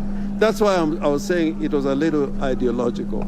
They were looking for things on which to destroy our case, but similarly not taking sufficient time to look at what happened on the other side. And that will be another story for another day. Would you admit you might not have been well prepared for this case? We were very well prepared. What are the I think compared to 2017, we were a lot more well prepared. What would be the 2 or 3 points of mistake that you say the court might have made mistake on that? Fundamental. In 50% plus 1, I think they were ideological. We are using the baseline of total registered voters in the land as against those who turned out to vote. If you read any legal material on what should be a turnout, including the Black's Law Dictionary, turnout is normally based on the registered members in a country as against those who turn out to vote. So there are so many other examples we can take up. Are you still confident you lost on all grounds? Yeah? On all the key 8 issues you lost? The issues that the court formulated, but we're quite happy to live with it and talk about it another time. Philip, you want to say something? Just on the idea that we lost on all 8-9 points, we find it incredible that that could be the holding of the court. In more than several of those cases, we had overwhelming evidence. As my senior counsel, Mr. Orengo, says, the servers were not opened. The involvement of the Venezuelans for a full month before, half a month before the elections and up to the 16th of August was not explained. No, it wasn't even offered. We perhaps are a little distressed on the over-reliance of a registrar's report that has no input from us. That report was completely silent on the failure to open the servers. The servers, repeat, the servers have all the answers. The exact role, we provided evidence that the Venezuelans were downloading documents, creating documents, and generating documents. None of that was touched. But as my colleague says, we hope they'll address all this in the final judgment. As somebody has said, it's incredible that we could lose on all points and they could win on all points. But as Senior has explained, it's probably the ideological aspect of this judgment. Are you still confident on the 21st it will be a different one? No. They have tied their hands. They can't get out of it. They have given their final decision. It's now a question of them finding the reasons for those findings and justifying them. It's not always easy, but I think they have some time to do it. The other thing that I found a little bit disturbing is the presentation of the Form 34A by somebody I really respect as an advocate, Julie Soweto. It was described as hot hair, but you could see when that evidence was being adduced before the court, how engaged even the justices were. So I found it rather odd for them to describe it as hot air. I think that's why I'm saying this is ideological, because they would have said on the evidence presented, we find there was more weight as to the evidence which was adduced by the other side. But to say that it was hot air and it was a document coming from the Electoral Commission, I found it very, very disturbing. If I may explain a little further on that point made by Julie Soweto in the petition, that gentleman, Camargo's name was not supposed to be on Form 34A. If at all he was involved in this election, he was involved on the technology side. So to find it anywhere near a Form 34A raised more questions than answers. There was silence. And of course, on the issue of the famous 34A that Julie was describing, it was found to have been signed by the agents of UDA and UDM on the 7th, which is before the elections. No mention was made of that. So many things, many questions, perhaps more questions than answers, but it is the decision of the court. They have to live with it just as we have. Is that all? Thank you. Professor Agenda may want to say something. Okay. Sawa. Kazi ya mkono hii. Well, that is the first press conference held by the petitioner's lawyer, Raila Odinga's lawyers. They are led by Senior Counsel James Orengo and Philip Murgor. And as I said, is that they are opposed to that judgment. Let's hear what the Nyeri governor has to say in regards to the same, but we will be crossing over there to know exactly their sentiments or sampling some of the sentiments of leaders. As you have seen, Uasin Gishu is packed, as you can see on your screen. There are also, as you can see, in Nyeri as well.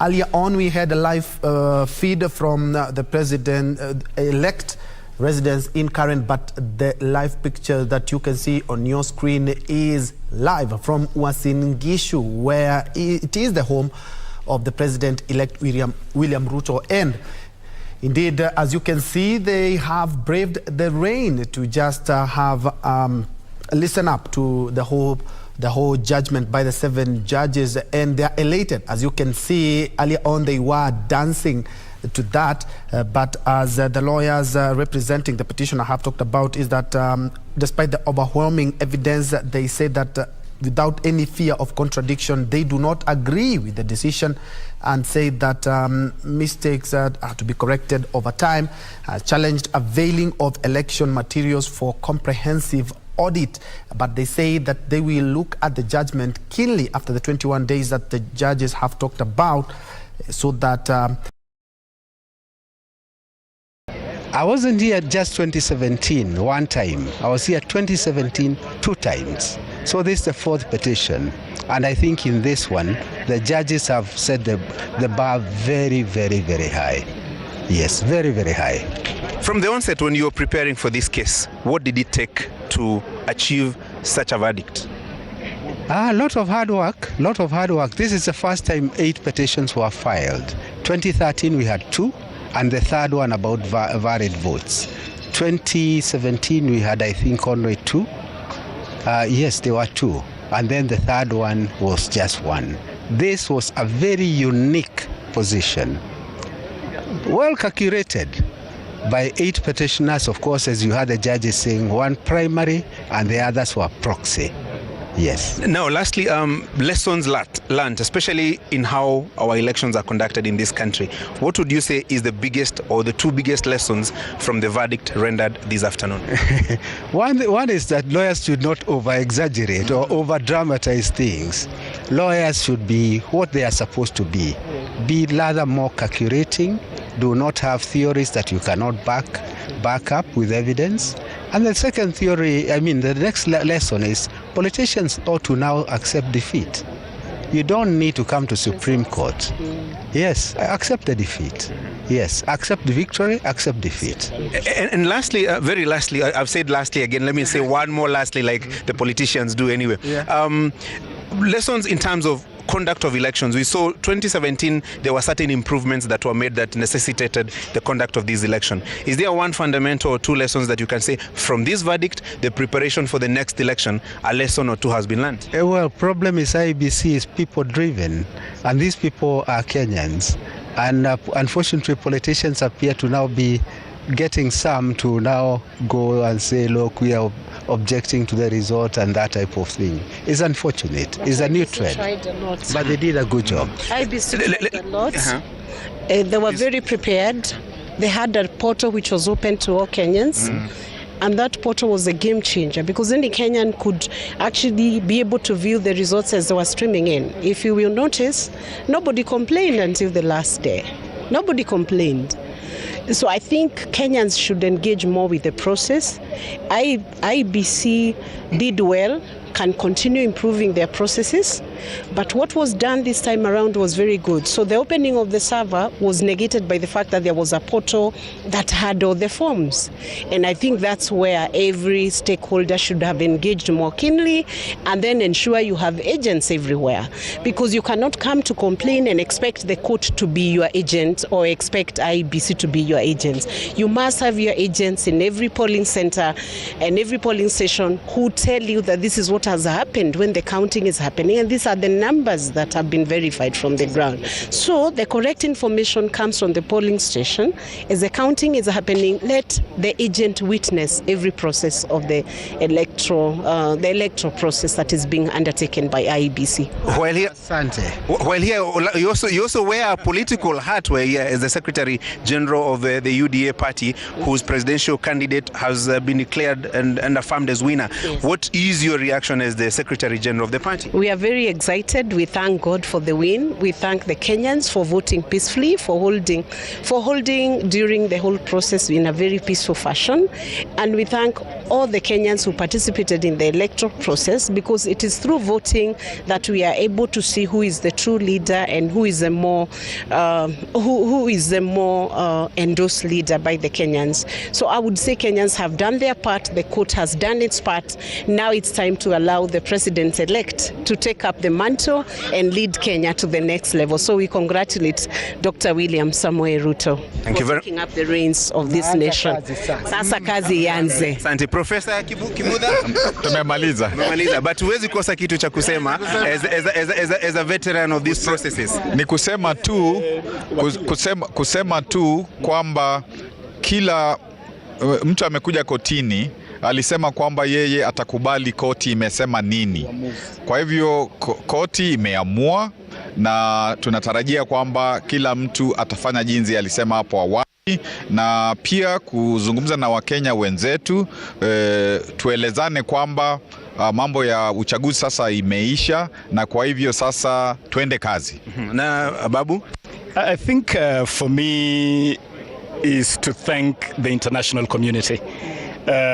I have had the privilege during this campaign to coordinate that international space on behalf of His Excellency the President-elect. And I must say that Kenya truly has good friends around the world. We have good friends who have stood on the side and allowed us to do our thing.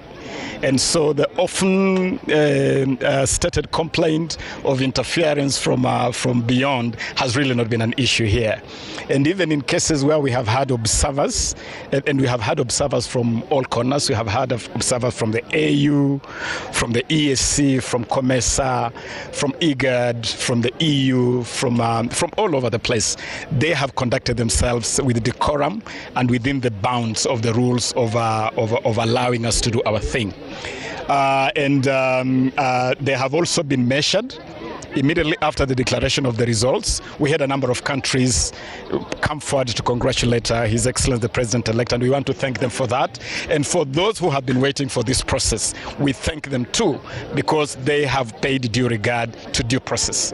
And so for Kenya's friends and partners across the world, it can only get better under the presidency of His Excellency William Samoei Ruto. Asante sana. George Murugara, the Member of Parliament for the Raka. In your reaction and having observed this process, what would you make of it, especially in terms of growth of our democracy as a nation? I can assure you we've made a stride in the growth of our democracy. Where we were in 2013, 2017 is not where we are today. And this is solely attributable to IBC. That even after recommendations are made by the Supreme Court, they are moving in straight away to implement, as a result of which we are now getting better and better codes, regulations and laws, which they are using to ensure that we deliver credible, fair and believable elections. So this is very good for IEBC. In fact, it was almost obvious, it was apparent that IEBC had actually conducted this election so well that it would not be voted by anybody. So we almost expected this outcome from the Supreme Court. To the President-elect, first and foremost, we say congratulations to William Samoei Ruto, and after that, we have to assure him of a majority in the House, such that he is able to execute his mandate as President, especially through the House of Parliament, in the Senate and in the National Assembly. We assure him we will be there for him, and as the majority party, we will be able to deliver whatever it is he comes to us and he asks us to do for him and deliver for him. Of course, with the usual checks and balances, we must always be ready to check the executive for the sake of the people of Kenya. Asante sana. Let me now hand over to Yvonne in studio. Yvonne, those are the reactions from the legal team that was representing William Ruto, President-elect. All right, we apologize for that technical hitch, but it's just as well after Francis Gashuri, who is at the Milimani Law Courts, getting reactions from various members of the legal team of the IEBC. That may affect our peace.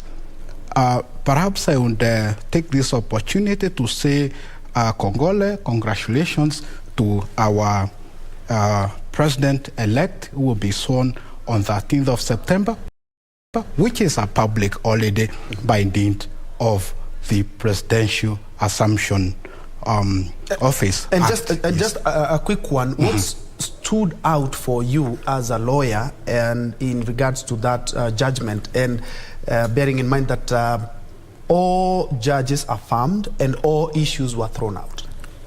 Yes, one thing that came out very clearly is the unanimous judgment. It is very rare to find the judges agreeing on every aspect, every issue in the pleadings. The second thing is their analysis and their findings in all the issues. It came out very well. they were able to link the role of IEBC as a body corporate, where they raised issues of technical team. Remember, returning officers, presiding officers, the technical team, and many persons play a part. So it is one body corporate.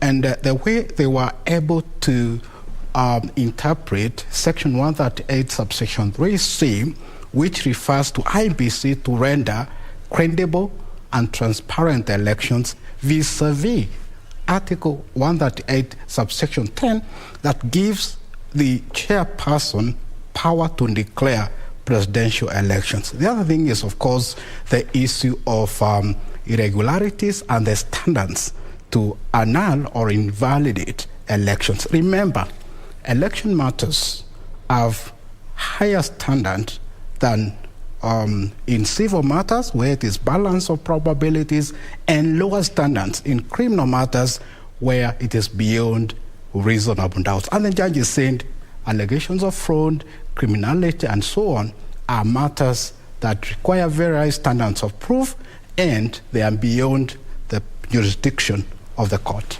Gisore, let me throw the ball to you. What really stood out in that judgment that has just been delivered by the 7 judges? For me, Bentro, is the fact that we've been here with you analyzing this election, and I think I've been very consistent that I really didn't see any much of an issue with this election. My only concern was the boardroom rapture, which has been stated in point number 6, and that for me was very dear to my heart, because when I saw that happening during the announcement, I thought that that was very wrong, and that has been actually been cleared out in that we have seen the judges say that that was an corporate working for purposes of the IBC, and then there should be recommendations. I think more training should be conducted on how they should behave and on how they should be able to conduct their in-house affairs, because the law is very clear, and the law has been very clear. The courts have really found in favor of the president-elect that and IBC that indeed they did their job, but save for the last bit where we saw some of them seceding and trying to do a presser outside, which was wrong. And now, as Kenyans, we need to focus. We need to go back to our jobs. We need to actually do that, which because as one of I'm sorry to quote this, one of the advocates for Kenya Kwanza did mention that this case was all about a lot of noise with nothing, over nothing. But indeed, the opposition, we have seen Senior Counsel Orengo do state that it's unfortunate for them that their side really didn't actually didn't win on any of the issues. But the judges, I think, have been very clear. They have been able to itemize point by point by stating that, yes, this came by, this was the response, and this is what we found, that indeed they didn't reach the threshold. I told people that the case was a very good case, but what matters is the evidence, because courts rule on evidence. Now, Gesore, since you've brought us to that point, the issue of, in your opinion, as a legal mind, what caused the Azimio camp this particular petition, from where you sit? Evidence. Evidence, evidence, evidence. But everything they claimed to have had, actually, if we just go back to what Orengo, Senior Counsel Orengo said, and also Philip Murko there, part of the team there, they said that in some areas they had concrete evidence. This evidence did not move the court that indeed it was qualitative enough. They came with a lorry full of evidence, but it was not qualitative enough. Because if you listen to Martha Koome read the judgment, she was very articulate that this was the allegation on this petition. This is the response we got. And we didn't find it. And then she goes on to qualify their statement that we looked at it from both ways. Some of them were actually realized to be, and then the key issues which they were relying on were actually sensationalized, which is really unfortunate, because it's good for the media, but as a legal mind, from where I stood, I only told people, I only hoped that, because you are trying to annul the will of the people, you need to come with alternative numbers. There were no alternative numbers. That's where, for me, key for me was point number 5, And point number 7, once those ones did not meet the threshold, I knew this thing was already gone.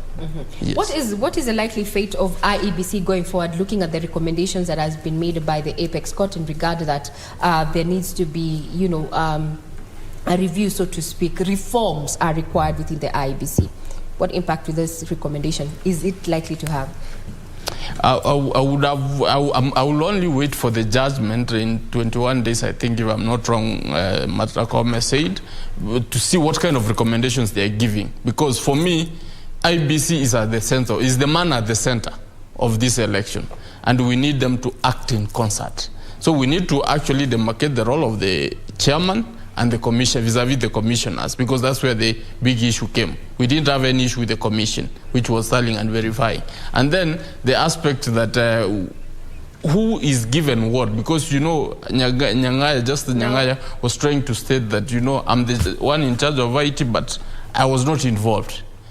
So those are some of the issues we want set out. Is it that once you've been given a role, what is your district? Now we have to do in-house housekeeping for the IBC, and that's really unfortunate for us, because we expect them to do that for themselves. Now let's have a listen into what is happening on ground. These are just various sights and scenes. We are currently in Eldoret, which happens to be in Uasin Gishu County, County 2027 there, and as you can see, Kenyans have come out in significant numbers, so to speak, and they're celebrating. We understand there were some showers, but this did not keep them out from celebrating here. That the Apex Court there, 7 judges have unanimously upheld the election of William Ruto as president-elect, and we expect in the next 7 days he's going to be sworn in. 7 days from now is going to be the 13th of September. These are just sights and scenes happening in Uasin Gishu County. Let's just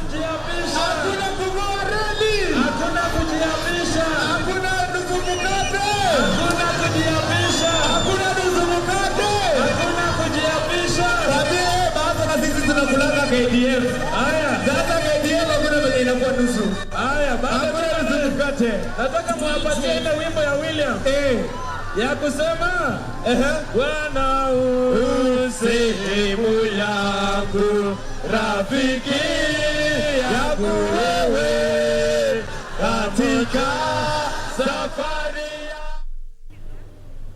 Now let's head to Kirinyaga. Yeah, indeed, those are live pictures from Uasin Gishu, but let's cross over now to Kirinyaga County. We noticed there were some celebrations as well.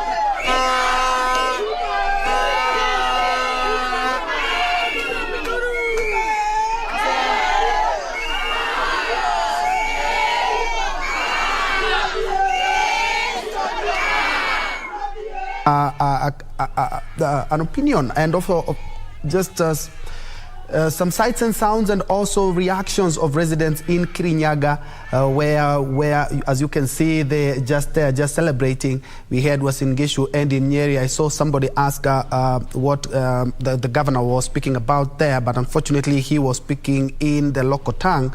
And so as soon as we have those speeches in Swahili and English, we'll be crossing over to just get a feel of the reaction of leaders. Earlier on in Karen, as you had seen in some pictures earlier on, we heard is that a lot of leaders elected on a UDA Kenya Kwanza ticket were there, and they were watching it as a group. We do, of course, expect a link from there. We expect the president-elect to be making one.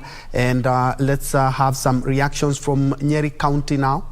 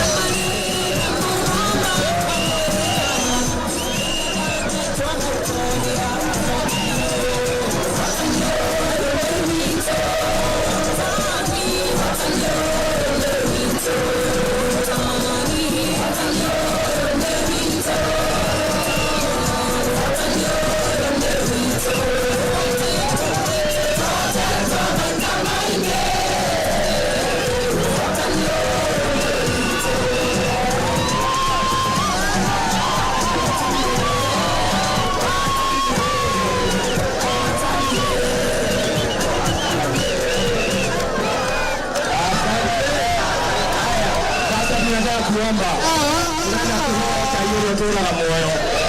Tuna ni wega. Ika maisha rute kovia. Awamu ni kule ile wale kwa Yesu Kristo. Netoka mbele ya gitege ya kukai. Twenda gũcokeria ngatho nĩ tondũ tũrũngire ikaro gĩkĩ Mwathani nĩ tũrakũhoire. And that is Nyeri Governor Mutahi Kahiga there leading there. Some prayers there at the Nyeri CBD, where, as you can see, it's jam-packed with jubilant supporters of Kenya Kwanza, UDA colors dotting the streets and singing. Rigathi Gachagua, who is the deputy president-elect, hails from this county, so you have to be keeping a keen eye on that. And we, of course, we expect a lot of reactions from leaders there. And as you can see, we are back. There we have some videos from Kirinyaga on the bottom left, and we have Uasin Gishu on the on the right of your screen. And if my director can guide me on the bottom right of the screen, this should be images from Kisumu, right, my director? Anyway, it's just we're just keeping a keen eye and traversing county after county, just getting some of the reactions after the Apex Court made its determination on the presidential election, which all the 7 judges have affirmed President-elect William Ruto, setting stage for the swearing in on Tuesday next week. Ray? And the question is, now that this particular verdict is out there, what lies ahead for IEBC Chair Wafula Chebukati? Maybe we can hear from our counsels there. We listened to Henry Kurauka there. What does this mean? Because he has been adversely mentioned in this course of this particular petition. However, we have not had any criminal charges inferred on him, and this particular judgment, does it exonerate the chair? Counsel Henry Kurauka, what's your take? In my view, the judges rather declined to discuss issues of criminal culpability because that is not their jurisdiction. Their jurisdiction is to establish and make a decision on presidential elections, whether it is valid or invalid. If there are other issues of criminality, I believe in their full judgment, they will make recommendations as to how the process should be handled. And that commences from the lower court, from the magistrates' courts, because that's where criminal cases start. Then High Court for appeal or Court of Appeal. The other thing that we need to mention is that the jurisdiction of the Supreme Court is limited.